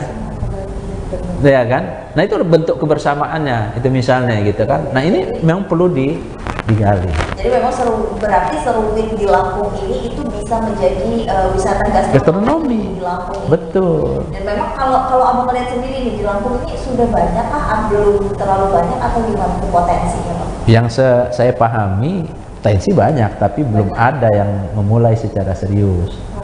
Kan belum ada kita misalnya, iya, paket-paket pariwisata itu kan digabungkan dengan apa namanya gastronominya kan belum ada. Kan rata-rata orang hanya pemandangannya saja. Padahal itu potensinya besar karena dia juga nanti akan melibatkan kreator, ya kan, souvenir gitu kan. Misalnya kalau misalnya piring itu saya pernah dengar di TVRI itu loh.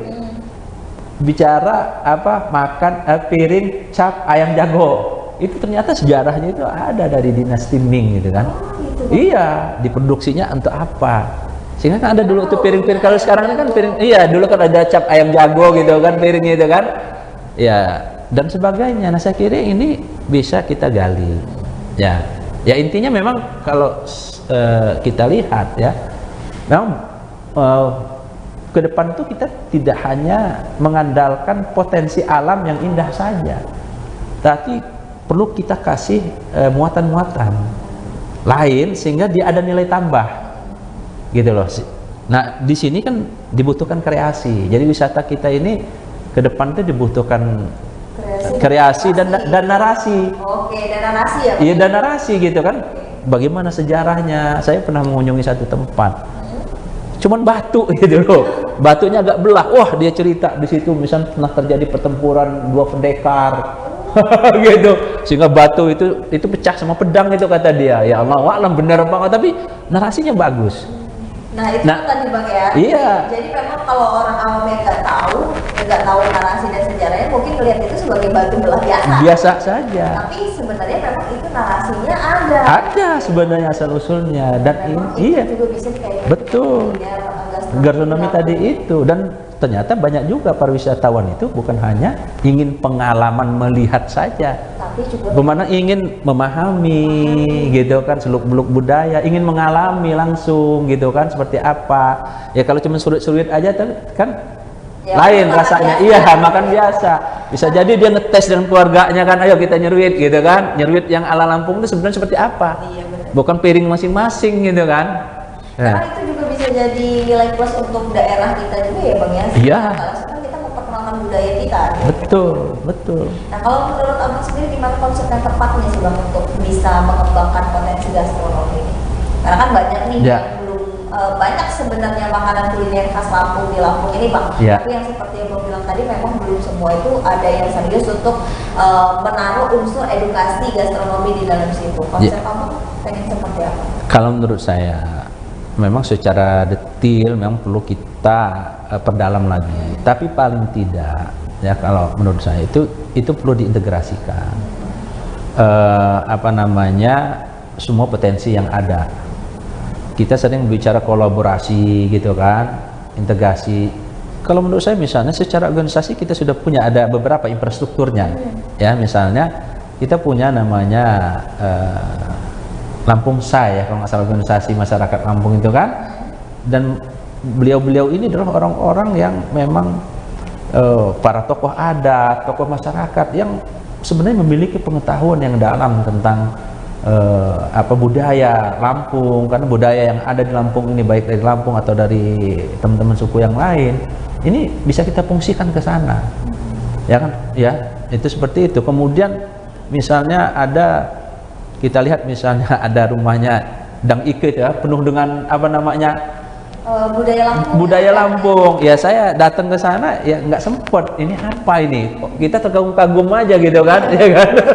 Iya betul, saya itu duduk itu di kursi, di bawahnya ada talam loh, jadi kita bukan, kaki kita bukan di lantai langsung gitu. Iya di dalam itu misalnya gitu, itu seperti apa kan. Iya kan, itu perlu. Kemudian kalau nggak salah di Buya apa Mawar di hari Rama ya, hari Rama itu misalnya yang di Tanjung Seneng itu, dia kan ada juga rumahnya itu kan. Nah saya kira ini hal-hal yang menurut saya yang perlu dikolaborasikan gitu, seperti dan diintegrasikan dengan paket wisata kita. Tapi tentu ini harus diolah, yang harus disiapkan dulu secara matang ya, infrastrukturnya, potensi-potensi yang kita miliki seperti apa ya kan. Kemudian misalnya data wisman kita berapa, kemudian yang wisatawan lokalnya berapa, dari mana dan sebagainya. Nah ini iya, ini memang perlu kita hidupkan, karena tadi itu selain kita sudah memiliki tempat-tempat yang indah, budaya yang bagus, tapi ini harus dikreasi dan dinarasikan. Jangan sampai kita itu apa namanya, potensi yang ada itu menjadi tidak optimal karena miskin narasi dan miskin kreasi. Nah sekarang ini kan kadang-kadang misalnya baju kaos, kadang-kadang kita seolah-olah merasa kalah kita dengan orang yang bisa memproduksi besar-besaran karena dia bisa jual harga murah. Tapi ternyata orang-orang sekarang itu senang yang customize. Iya kan? Ya kan? Spesifik untuk dia yang lahir pada bulan Mei misalnya kan, dan iya tulisan tertentu atau bentuk tertentu. Nah ini kan bisa dikreasi, sehingga nanti yang terlibat itu banyak yang akan bisa berperan di situ dan mengambil manfaat. Jadi kalau kita bicara makanan, nanti kita bicara tempat, bicara budaya, bicara alat memasaknya dan sebagainya, nanti akan banyak yang terlibat di situ. Jadi menurut kamu kalau kuliner digabungkan dengan gastronomi itu perlu edukasi dan narasi yang seperti apa? Apakah jadi konsepnya setiap orang yang makan di sana ada pelayan yang menjelaskan tentang latar belakang dari kulit ini, atau ada tulisan-tulisan aja? Atau gimana? Jadi kalau menurut saya itu nanti memang kita harus susun konsepnya secara sistemik ya, secara sistematis dan menyeluruh. Artinya misalnya kan kalau tujuan wisata itu kadang-kadang kan sudah terintegrasi, ada itu misalnya paket tujuan wisata, misalnya ya kemana aja dan dari sini ke sini gitu kan, sudah ada informasi-informasi, tapi mestinya infrastrukturnya disiapkan. Contoh misalnya memang ada misalnya pelayanan atau misalnya transportasi yang misalnya kita terhubung dengan langsung dengan restoran A, tempat B, kayak kalau kita ini kan ya bus-bus itu, sehingga apa namanya satu apa namanya perjalanan wisata itu menjadi paket lengkap gitu kan. Ya kalau menurut saya masih terpisah-pisah, bahkan banyak orang inisiatif sendiri-sendiri saja. Saya kira ini harus dibikin sistem. Belum lagi nanti kalau menurut saya ini petugas-petugasnya, karena begini, Mbak, pengalaman kita ya, kalau tempatnya bagus misalnya kan, kemudian pemandangan dan terusnya, tapi kalau misalnya fasilitas penunjangnya jelek, kemudian pelayanan misalnya katakanlah pemandu wisatanya atau kita nggak ada pemandu wisata, akhirnya jadi ya udah wisata aja dan akhirnya tidak optimal kita untuk menikmati wisata itu. Kalau menurut saya ini juga peluang.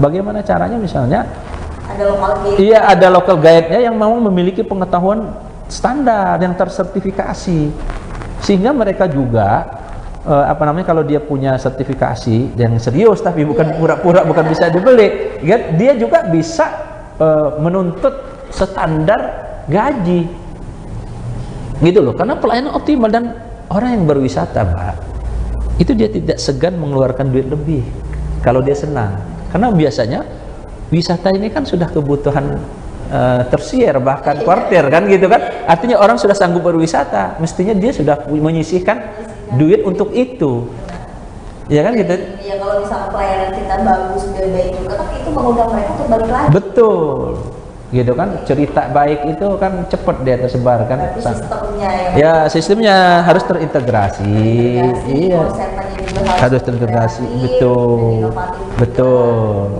Dan ini melibatkan kolaborasi semua pihak. Semua pihak, baik Iya. pemerintah, UMKM, dan juga mungkin Tokoh masyarakat. Tadi itu kayak misalnya Lampung Say gitu kan. Kalau menurut saya itu perlu. Dari sekian budaya Lampung ini yang terkait dengan misalnya budaya, kalau gastronomi misalnya khusus makanan, kita kumpulkan dulu, kita list apa saja makanan-makanan khas Lampung ini. Gulai Tabo misalnya, seruit, ada sagon, ada yang katanya yang nggak bisa enak kalau nggak di atas 10 jam misalnya legit, ya kan, kemudian dodol ya, dodolnya Lampung itu loh. Ya kan, itu seperti apa ini kan sebenarnya itu kan, itunya filosofinya apanya, bila perlu ada pengalaman orang bikin dodol gitu kan, dodol Lampung gitu kan. Kalau di pesisir itu kalau nggak salah ada kue tat ya. Walaupun mungkin mirip-mirip juga dengan budaya daerah lain, tapi nggak ada persoalan, mungkin kita ada muatan lokalnya.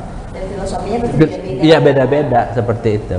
Berarti menurut Abang sendiri penerapan gastronomi ini terhadap kalau di Lampung ini gimana, besar?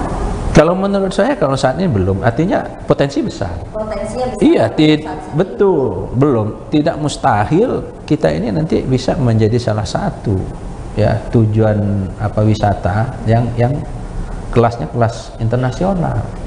Ya, yang penting adalah memang kita harus melibatkan semua stakeholder. Ya, kita pelajari dulu ya konsep-konsepnya, kemudian tentu harus ada yang berani, misalnya para investor itu apakah dia turun langsung atau dia hanya misalnya berinvestasi. Iya, kemudian apa misalnya peran pemerintah di situ, misalnya subsidi dan sebagainya, ya kan, atau fasilitasi seperti apa, ya kan misalnya untuk membangun kebun, kadang-kadang kan ada konsepnya namanya ada mitra, gitu misalnya kan, ya enggak. Nah ini juga bisa seperti itu, artinya hotel-hotel mungkin yang akan berperan. Jadi bukan hanya sekedar dia berinvestasi untuk tempat nginap saja, tetapi di gastronominya ada gitu ya. Iya, seperti apa gitu. Nah, contoh misalnya Mbak, saya pernah mendapatkan masukan orang ingin menikmati munculnya lumba-lumba. Ya kan, di kiluan kan. Iya. Kan lumba-lumba itu kan pagi. Bahkan pada subuh kan, ya kan, bahkan ada yang sebetulnya iya, berarti kan orang sudah harus datang duluan dong di situ, iya kan. Nah, begitu dia datang minap di situ, masa dia cuma nunggu semalaman itu, nunggu subuh saja, itu kan harus ada wisata lain. Nah, begitu kan, misalnya apa gitu kan, iya kan, gastronomi bisa berperan di situ. Ya kan, ya misalnya ada kuliner apa gitu, dia siapkan kan sambil nunggu itu kan santai gitu kan, sehingga lebih sejarahnya seperti apa, ya kira-kira jam 10 malam lah baru mereka bisa tidur. Ini nggak nganggur katanya, nganggur gitu, tidur bosen gitu, mau makan apa nggak ada, gitu kan. Berarti itu bisa jadi salah satu sarana ya Bang? Betul, ini bisa kita lihat. Apalagi kalau kita tuh memang sebenarnya potensi untuk menjadi tempat wisata internasional itu memang besar ya Bang, potensinya. Besar. Apalagi kan memang kita ada di kru ya, surfingnya, memang itu kan sudah mulai dikenal sama masyarakat internasional juga. Betul. Kan, gitu. Jadi memang perlu banget sih Bang ya memang. Iya. Dan bukan hanya Wisman ya, mancanegara, tapi wisata lokal kan kita bisa menarik orang dari 5 sampai 6 provinsi loh. Iya kan? Masyarakat lokal ini.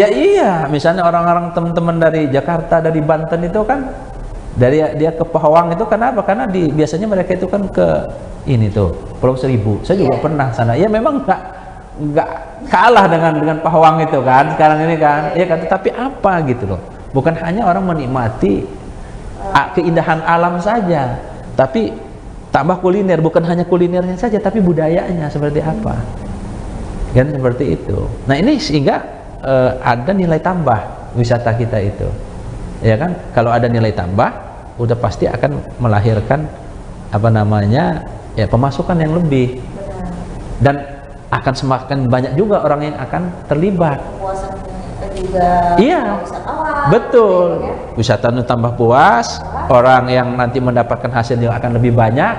Ya kan, kalau cuma pemandangan aja kan cuma pemandunya doang, sama yang punya perahu selamnya. Tapi kalau misalnya kulinernya bagus, ada budayanya, ada peralatan masaknya, ada souvenirnya, dan kalau menurut saya ini kita bisa mulai, ya memang ini bertahap, nggak akan semudah membalik telapak tangan, tapi harus ada kemauan dan harus ada ide, gitu kan. Misalnya memang tempat-tempat yang sudah ramai dikunjungi, apa gastronomi yang bisa dikembangkan situ, misalnya daerah Pesawaran itu seperti apa nih, misalnya ada budaya apa terkait dengan kuliner di situ.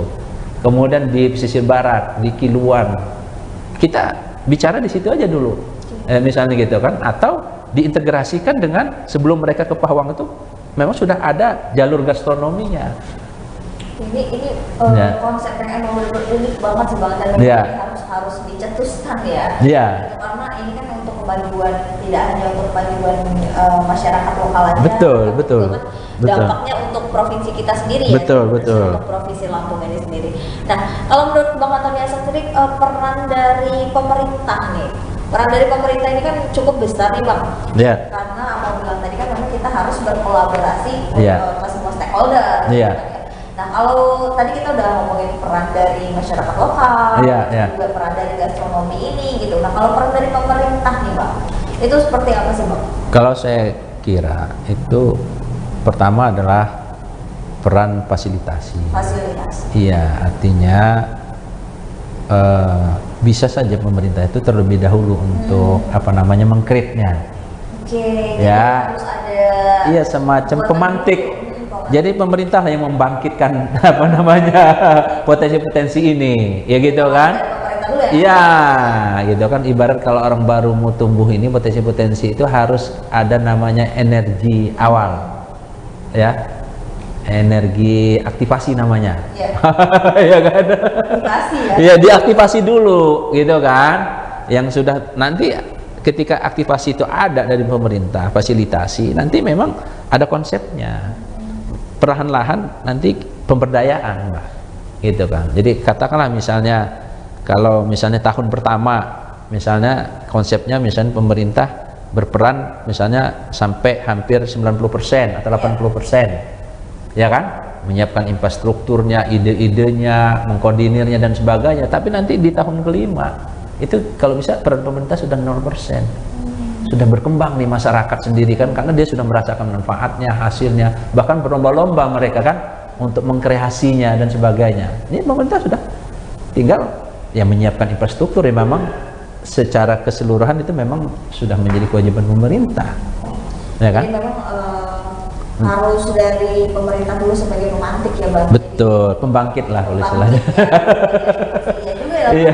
Karena kan mau nggak mau kan masyarakat pasti melihatnya dengan dari pemerintah dulu. Betul. Gitu kan. Karena kan pemerintah itu sebagai Ya. yang pemegang wilayah terbesar kita lah, terima Iya. kasih gitu kan, yang memang Iya. mulainya harus dari pemerintah. Gitu. Betul. Nah, kalau menurut Bang Antoni ini yang pertanyaan terakhir, percaya atau yakinkah bahwasanya wisata kuliner gastronomi ini bisa membangkitkan PAD Lampung ini Bang? Yakin, sangat yakin. Sangat yakin ya, Bang? Sangat yakin karena potensi kita sudah ada. Sudah ada. Iya, alamnya itu sudah ada, tinggal kreasi dan narasi itu dan aktivasi kalau dari pemerintah. Iya, gitu, itu modal dasarnya sudah kita miliki. Budaya kita juga sangat kaya, udah gitu kan. Saya yakin itu. Potensinya Iya, memang iya. sudah ada dari alam, kuliner, budaya kan Nah, sudah kita miliki. Betul, betul. Iya, iya. bahkan masyarakat dari luar Lampung itu balik lagi ke Lampung itu karena memang merasakan itu tadi Tribuners, kalau mungkin dari sektor wisata ya Bang. Iya, iya. Sudah terkenal juga nih Bang sektor wisatanya. Betul. Balik lagi. Betul. Karena itu yang dicari, apalagi kalau ditambah dengan gastronomi ini. Betul. Budayanya, jadi Betul. Lampung ini makin bisa Iya. menjangkau internasional gitu Iya. Tribuners ya. Oke, misalnya di awal-awal misalnya pemerintah misalnya mengadakan festival ya, makanan, ya tapi ya nggak hanya begitu aja dari tahun ke tahun, kadang-kadang ada, kadang-kadang enggak. Misalnya, iya, ya jangan sampai kayak model-model yang lain lah ya, yang semakin lama justru kita lihat bukan tambah berkembang, ya kan? Nggak ada. Semakin ya gimana ya kalau kata orang udah. Iya, misalnya kan yang dikritik orang terhadap misalnya, mohon maaf ya, ini kan memang saya ini kan bagian dari masyarakat juga kan. Kata mereka, apa yang dilihat di pameran itu? Yang dilihat itu konser katanya. Padahal katanya pameran. Jadi yang dipamerkan itu adalah artis-artis.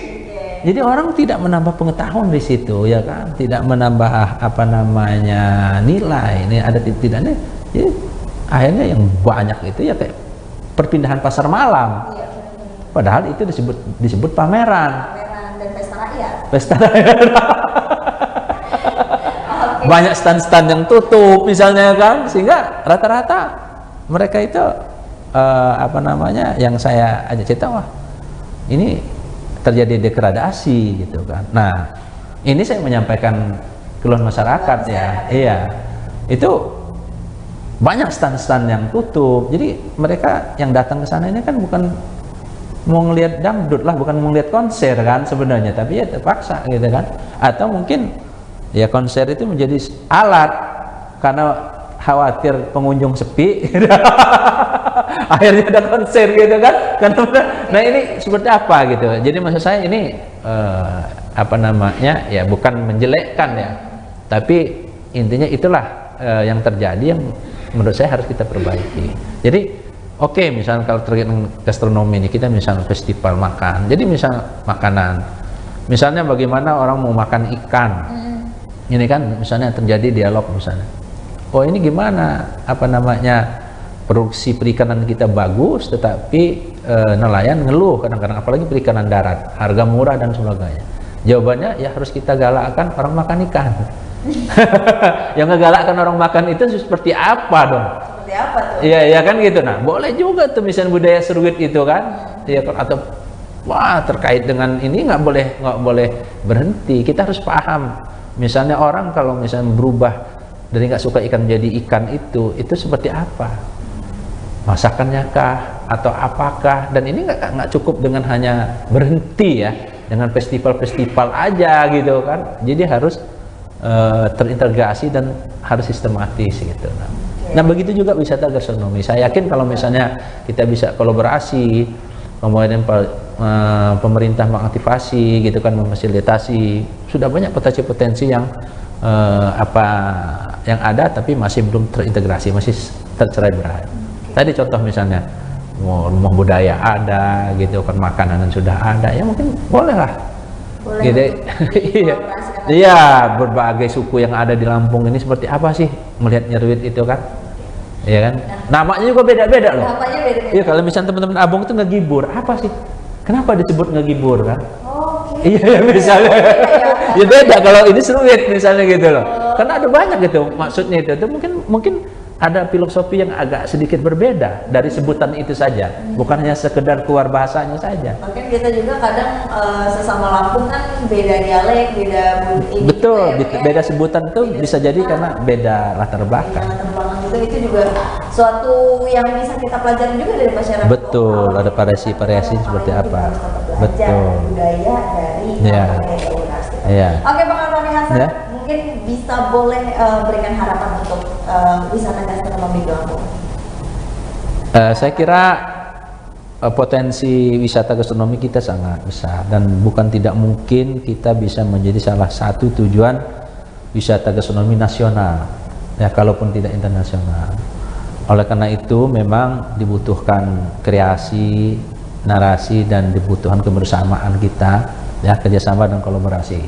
Dan saya yakin melihat potensi yang ada, kemudian masyarakat kita ya, ada budayanya yang filosofinya yang sangat bagus ya, Nemoi Nyima, Sakai Sembayan, itu kan filosofi yang bersifat kolaborasi itu ya, gitu kan. Ini saya lihat insya Allah ya ke depan wisata gastronomi menjadi salah satu alternatif selain untuk mengembangkan budaya kita, mengenalkan budaya kita daerah Lampung, ini juga sebagai alternatif untuk menambah kesejahteraan masyarakat Lampung. Jadi memang semua stakeholder itu ada benefit dan ada manfaatnya ya Bang, yang kalau gastronomi bisa kita jalankan dengan optimal dan maksimal tentunya. Jadi itu nggak lepas dari kolaborasi antara masyarakat dan juga dari pemerintah. Betul. Oke, terima kasih banyak Bang. Sama-sama. Sudah meluangkan waktunya untuk ngobrol ngobrol bareng kita hari ini. Ya, kita sama, Mbak. luar biasa nih, bahkan saya sendiri ini nambah pengetahuan loh. Iya. Luar biasa nih Pak. Iya. Nah saya juga berterima kasih banget dengan narasumber saya Ya. hari ini, Tribuners Bang Antoni Hasan ini luar biasa sekali. Saya bahkan sudah menambah pengetahuan lagi nih Tribuners ya dengan Bang Antoni Hasan, dan tentunya harapannya untuk Tribuners di rumah juga yang menonton dari awal sampai dengan akhir ini, mudah-mudahan bisa juga menambah wawasan terhadap gastronomi dan juga wisata tentang di Lampung ini gitu Tribuners, dan kita bisa sama-sama untuk bisa mewujudkan wisata kuliner gastronomi ini di Lampung untuk bisa menjadikan Lampung ini lebih hebat dan tentunya lebih baik lagi ke depannya. Oke, Tribuners, terima kasih yang sudah menyaksikan tayangan wawancara eksplosif dengan saya dan juga dengan Bang Antoni Hasan hari ini. Dan bersama dengan saya Kusuma Syefa, terima kasih dan sampai jumpa.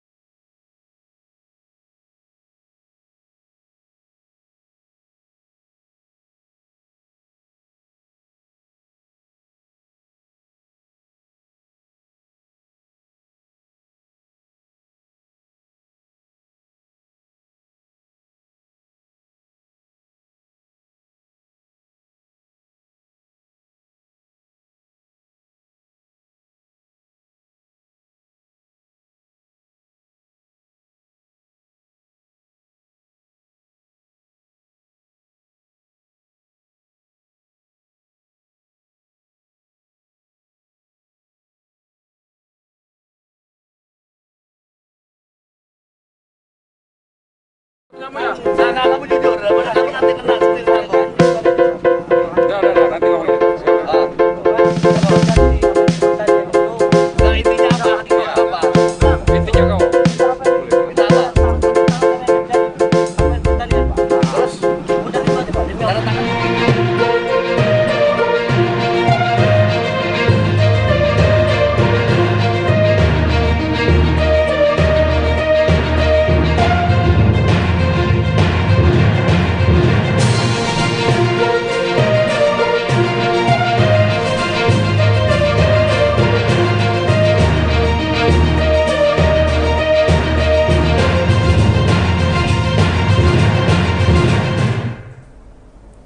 Selamat malam Tribuners, jumpa lagi bersama dengan saya Mutiara dalam tayangan berita terkini Lampung di Tribun Lampung.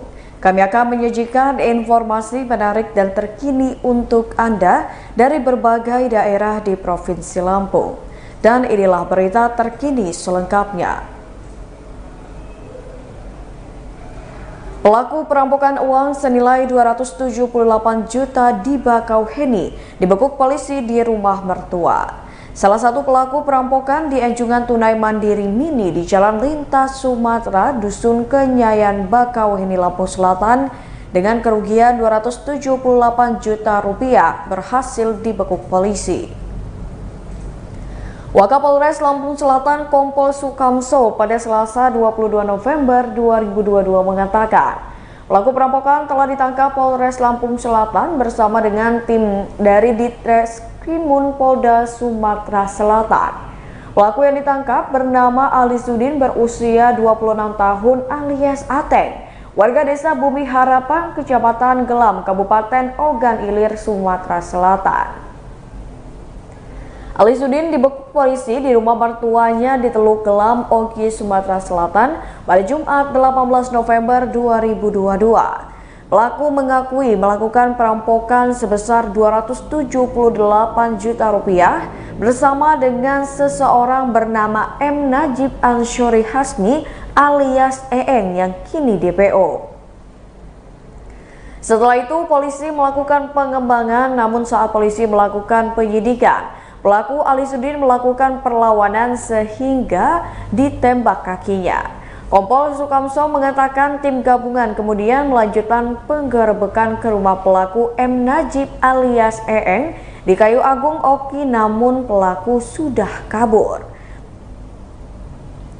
Diketahui pelaku Ali Sudin merupakan seorang residivis kasus perampokan dengan modus pecah kaca di Pulau Jawa, khususnya di Klaten, Jawa Tengah pada 2017 silam. Kejadian perampokan terjadi pada Selasa 15 November 2022 sekitar pukul 13:05 waktu Indonesia Barat dengan korban Polman Sinaga. Saat itu kedua pelaku hendak menyeberang ke Pulau Jawa dan melihat korban Polman Sinaga tengah mengambil uang tunai di ATM Mini. Kemudian uang korban di dalam tas diletakkan di depan mobil sebelah kiri, sehingga pelaku langsung membuka pintu mobil sebelah kanan saat korban lengah. Keduanya lalu mengambil uang ratusan juta tersebut dan melarikan diri ke arah Kalianda. Korban sempat mengejar pelaku namun berhenti karena melihat pelaku seperti mengeluarkan senjata tajam. Motor pelaku yakni Honda Supra GTR 150 berwarna merah hitam dengan nomor polisi BG 2874ADQ lalu ditinggal di rumah makan sekitar Kalianda, sementara jaket dan tiket kapal dibuang. Begitu juga dengan kunci kontak motor, STNK, baju yang digunakan hingga ponsel juga dibuang untuk menghilangkan jejak agar tidak teridentifikasi pihak kepolisian. Saat penggeledahan, petugas menyita sejumlah barang bukti berupa uang tunai, yakni 65 juta rupiah, helm dan motor tersangka saat beraksi. Berdasarkan pemeriksaan, tersangka Ali Sudin mendapatkan jatah senilai 100 juta rupiah.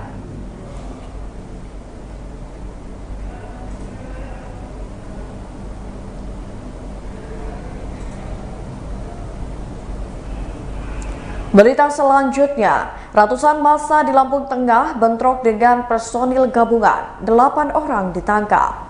Ratusan warga yang tergabung dari 5 kampung di Lampung Tengah mengadakan giat patroli pengamanan personil gabungan TNI Polri Lampung. Massa merupakan warga yang sebelumnya telah melakukan pengerusakan dan pembakaran terhadap aset perusahaan PT Gunung Aji Jaya pada Sabtu 19 November 2022 lalu. Massa pun bertindak anarkis dengan melakukan pelemparan batu dan melukai personil kepolisian dengan senjata tajam. Bahkan mobil polisi mengalami kerusakan dan salah satu personil mengalami luka di bagian tangan kanan. Kapolres Lampung Tengah AKBP Dovi Fahlevi Sanjaya mengatakan pasukan pengamanan saat melaksanakan patroli ke arah Pubian dihadang massa sekitar 100 orang lebih. Ratusan warga tersebut berasal dari 5 kampung yang terdiri dari Kampung Gunung Aji, Kampung Gunung Raya, Negeri Ratu, dan Negeri Kepayungan dari Kecamatan Pubian, serta Kampung Kuripan dari Kecamatan Padang Ratu, Lampung Tengah. Kapolres mengatakan massa yang mengadang menggunakan senjata tajam dan alat perlawanan. Akibat pengadangan dan penyerangan massa, 3 mobil pihak kepolisian mengalami kerusakan, yaitu kaca belakang mobil pecah. Pihak keamanan kemudian melakukan penangkapan terhadap massa yang anarkis. Menurut Kapolres, ada 8 pelaku yang ditangkap untuk diperiksa terlebih dahulu. Selain itu, didapati barang bukti senjata milik massa, yakni 1 jenis tombak, 1 jenis golok, dan 3 banding. Saat dilakukan pengamanan, juga diamankan 15 kendaraan roda 2 yang diduga milik massa. Kapolres mengatakan pasukan yang tadi diadang merupakan pasukan gabungan dari TNI, Polda Lampung, Satpol PP, dan Polres Lampung Tengah dengan melibatkan 6 polsek di sekitar TKP. Adapun pasukan yang siaga di lokasi yakni berjumlah 200 personil. Kapolres mengimbau masyarakat agar mendukung terciptanya Kamtibmas khususnya di wilayah hukum Polres Lampung Tengah. Namun jika polisi sudah temukan barang bukti atas perbuatan anarkis, maka pihak kepolisian akan bertindak represif kepada oknum tersebut.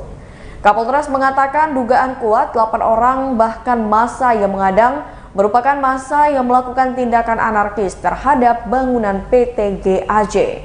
Saat ini, personil pengaman dibagi jadi 2 titik, yaitu di wilayah Pubian, yakni lokasi PT GAJ, dan titik lainnya di Polsek Padang Ratu. Kapolres juga menjelaskan bahwa HGU PT GAJ masih berlaku hingga tahun 2040. HGU tersebut telah diperpanjang sejak tahun 2016 hingga 2040 dengan luas 493,63 hektar dengan sertifikat sebanyak 10 sertifikat.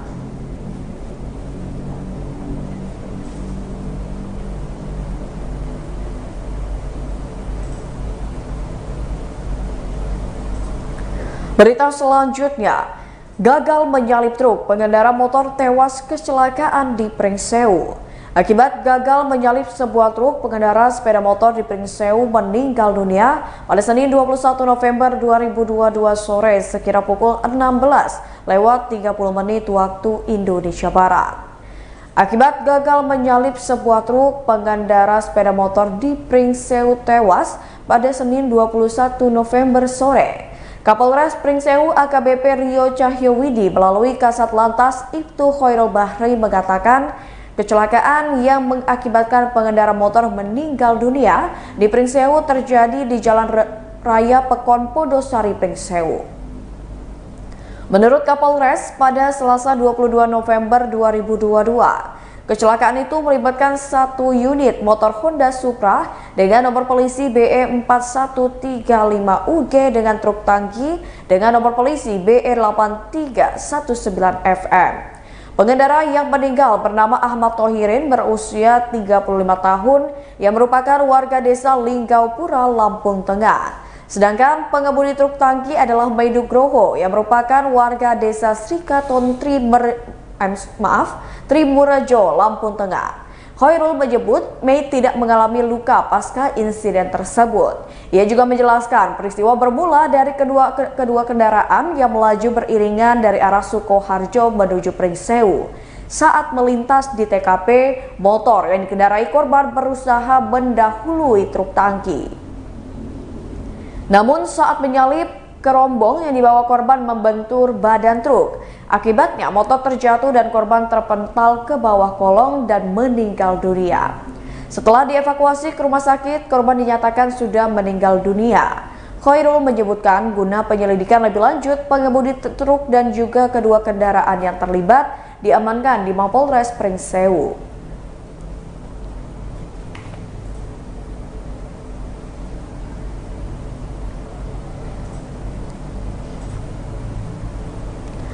Berita selanjutnya, Polsek Sukarame amankan 12 remaja mabuk, 2 diantaranya tak sadarkan diri.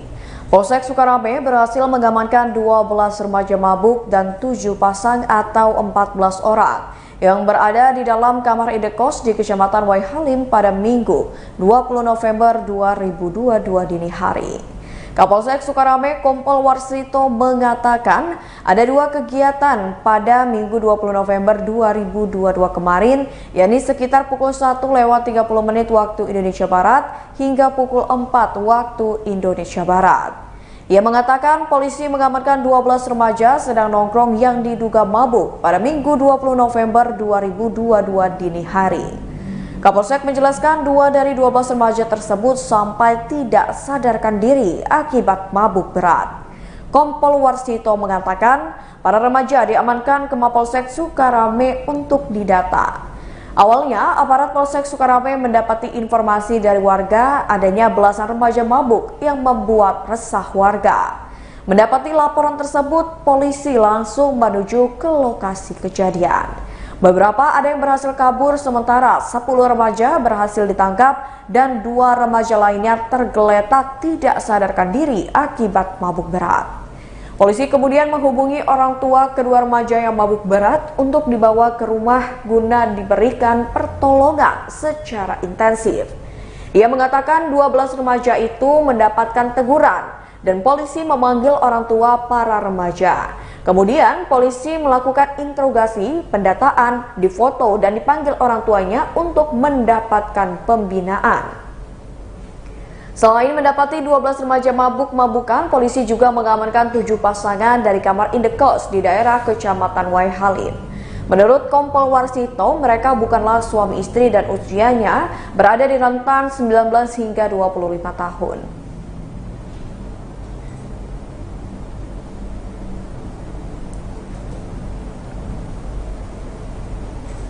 Berita selanjutnya, rangkaian HUT ke-14 pemerintah Kabupaten Mesuji gelar lomba melebung.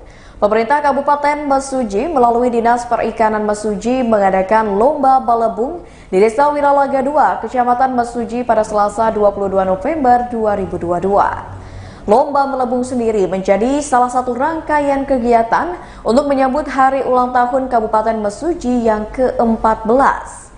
Kegiatan dibuka oleh Sekretaris Daerah Kabupaten Mesuji Syamsuddin. Ia mengungkapkan lomba melebung selain merupakan rangkaian HUT Kabupaten Mesuji yang ke-14 juga sebagai upaya untuk melestarikan budaya masyarakat Mesuji. Sebab Syamsuddin mengaku sejak dulu aktivitas melebung adalah aktivitas yang sering dilakukan masyarakat di Mesuji. Ia juga menjelaskan aktivitas melebung adalah cara menangkap ikan menggunakan tangan kosong di perairan dangkal saat memasuki musim kering. Maka dari itu, melebung adalah kearifan lokal yang harus dilestarikan.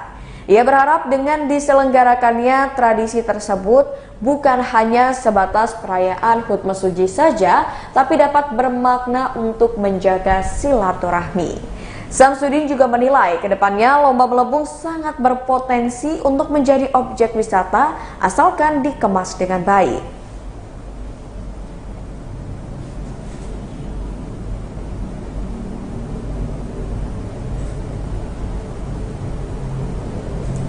Berita selanjutnya, Informa Sultan Agung beri promo cashback hingga 10 juta rupiah.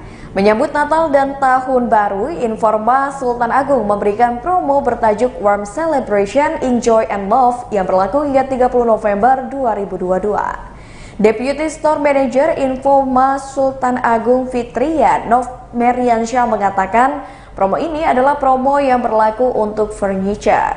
Di promo ini ada cashback Rp1 juta untuk pembelanjaan minimal Rp18 juta dan cashback senilai Rp2,5 juta untuk pembelanjaan minimal Rp35 juta.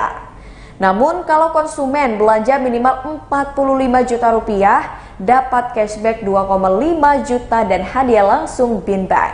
Lalu cashback Rp5 juta dan hadiah langsung bin bag diberikan untuk pembelanjaan minimal Rp60 juta dan cashback Rp8 juta serta hadiah langsung bin bag untuk pembelanjaan.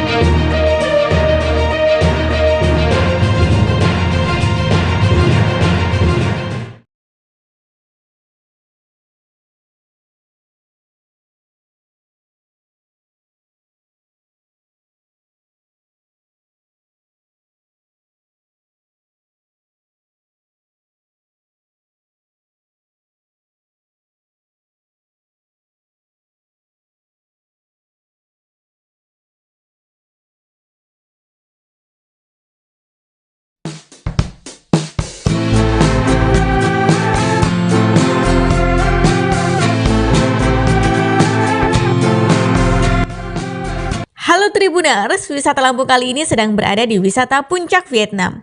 Lokasinya ada di Sumber Agung, Kecamatan Kemiling, Kota Bandar Lampung. Bagi Tribuners yang ingin merasakan suasana sejuk di antara lembah pegunungan, maka Puncak Vietnam lah yang bisa jadi rekomendasi.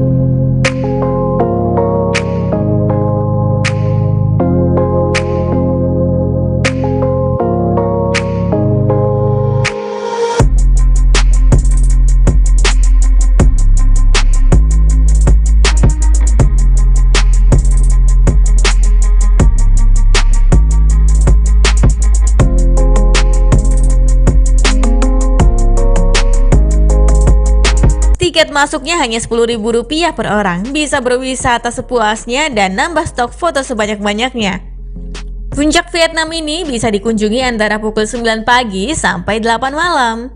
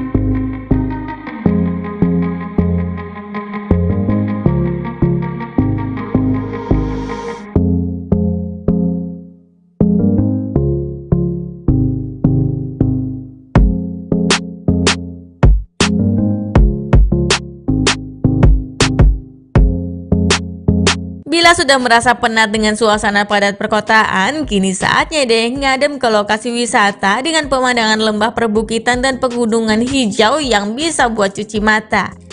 Udaranya sejuk serta mata akan dimanjakan dengan polesan lukisan alami lain seperti Laut Teluk Lampung yang turut menghiasi keindahannya. Spesialnya, wisata Puncak Vietnam adalah puncak tertinggi di komplek Vietnam yang ada di sekitarnya loh. Sehingga pemandangan alam semacam lembah gunung dan juga laut bisa lebih dilihat secara luas dari ketinggian.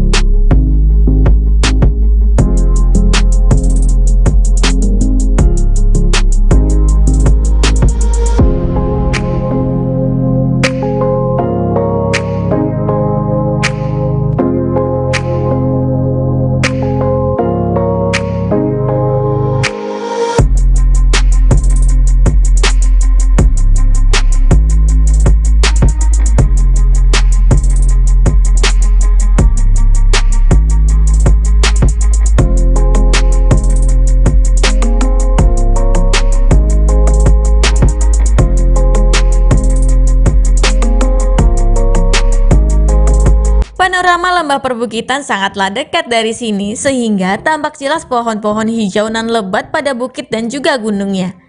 Fasilitas di dalamnya ada spot foto, resto, karaoke, kantin, villa, gazebo hingga tempat santai. Yang jadi ciri khas di sini adalah spot foto berwujud balkon lebar serta kerangka rumah segitiga berlatar panorama lembah gunung yang amat dekat. Kedua spot foto tersebut seolah sudah menjadi ikonik puncak Vietnam ini. Sebab kedua spot foto tersebut adalah yang pertama sejak puncak Vietnam ini dibuka.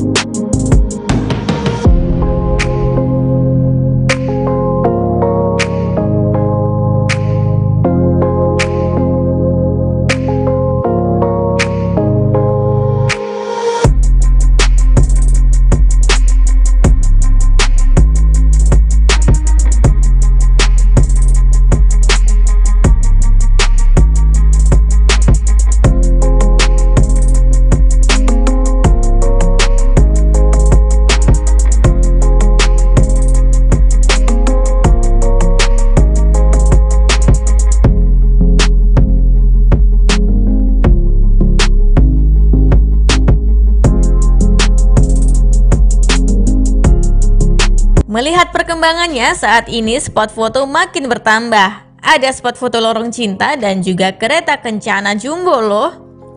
Bila ingin mencoba melihat-lihat dari tempat yang lebih tinggi lagi, pengunjung bisa coba menuju ke balkon resto puncak Vietnam yang letaknya ada di sisi kanan dari pintu masuk.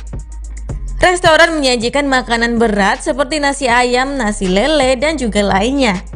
Sedangkan bila ingin nyemil bisa langsung menuju ke kantin. Kebanyakan dari menunya dibanderol mulai dari Rp5.000 sampai Rp15.000.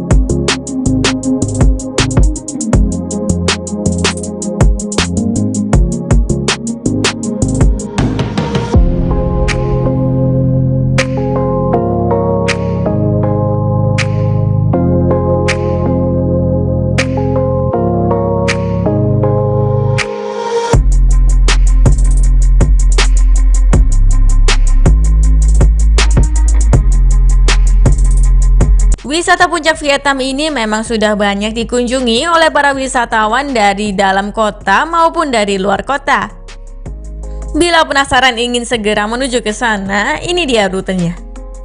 Akses jalan menuju ke wisata puncak Vietnam ini bisa dilalui oleh transportasi darat berukuran besar semacam mobil pribadi dan juga bus.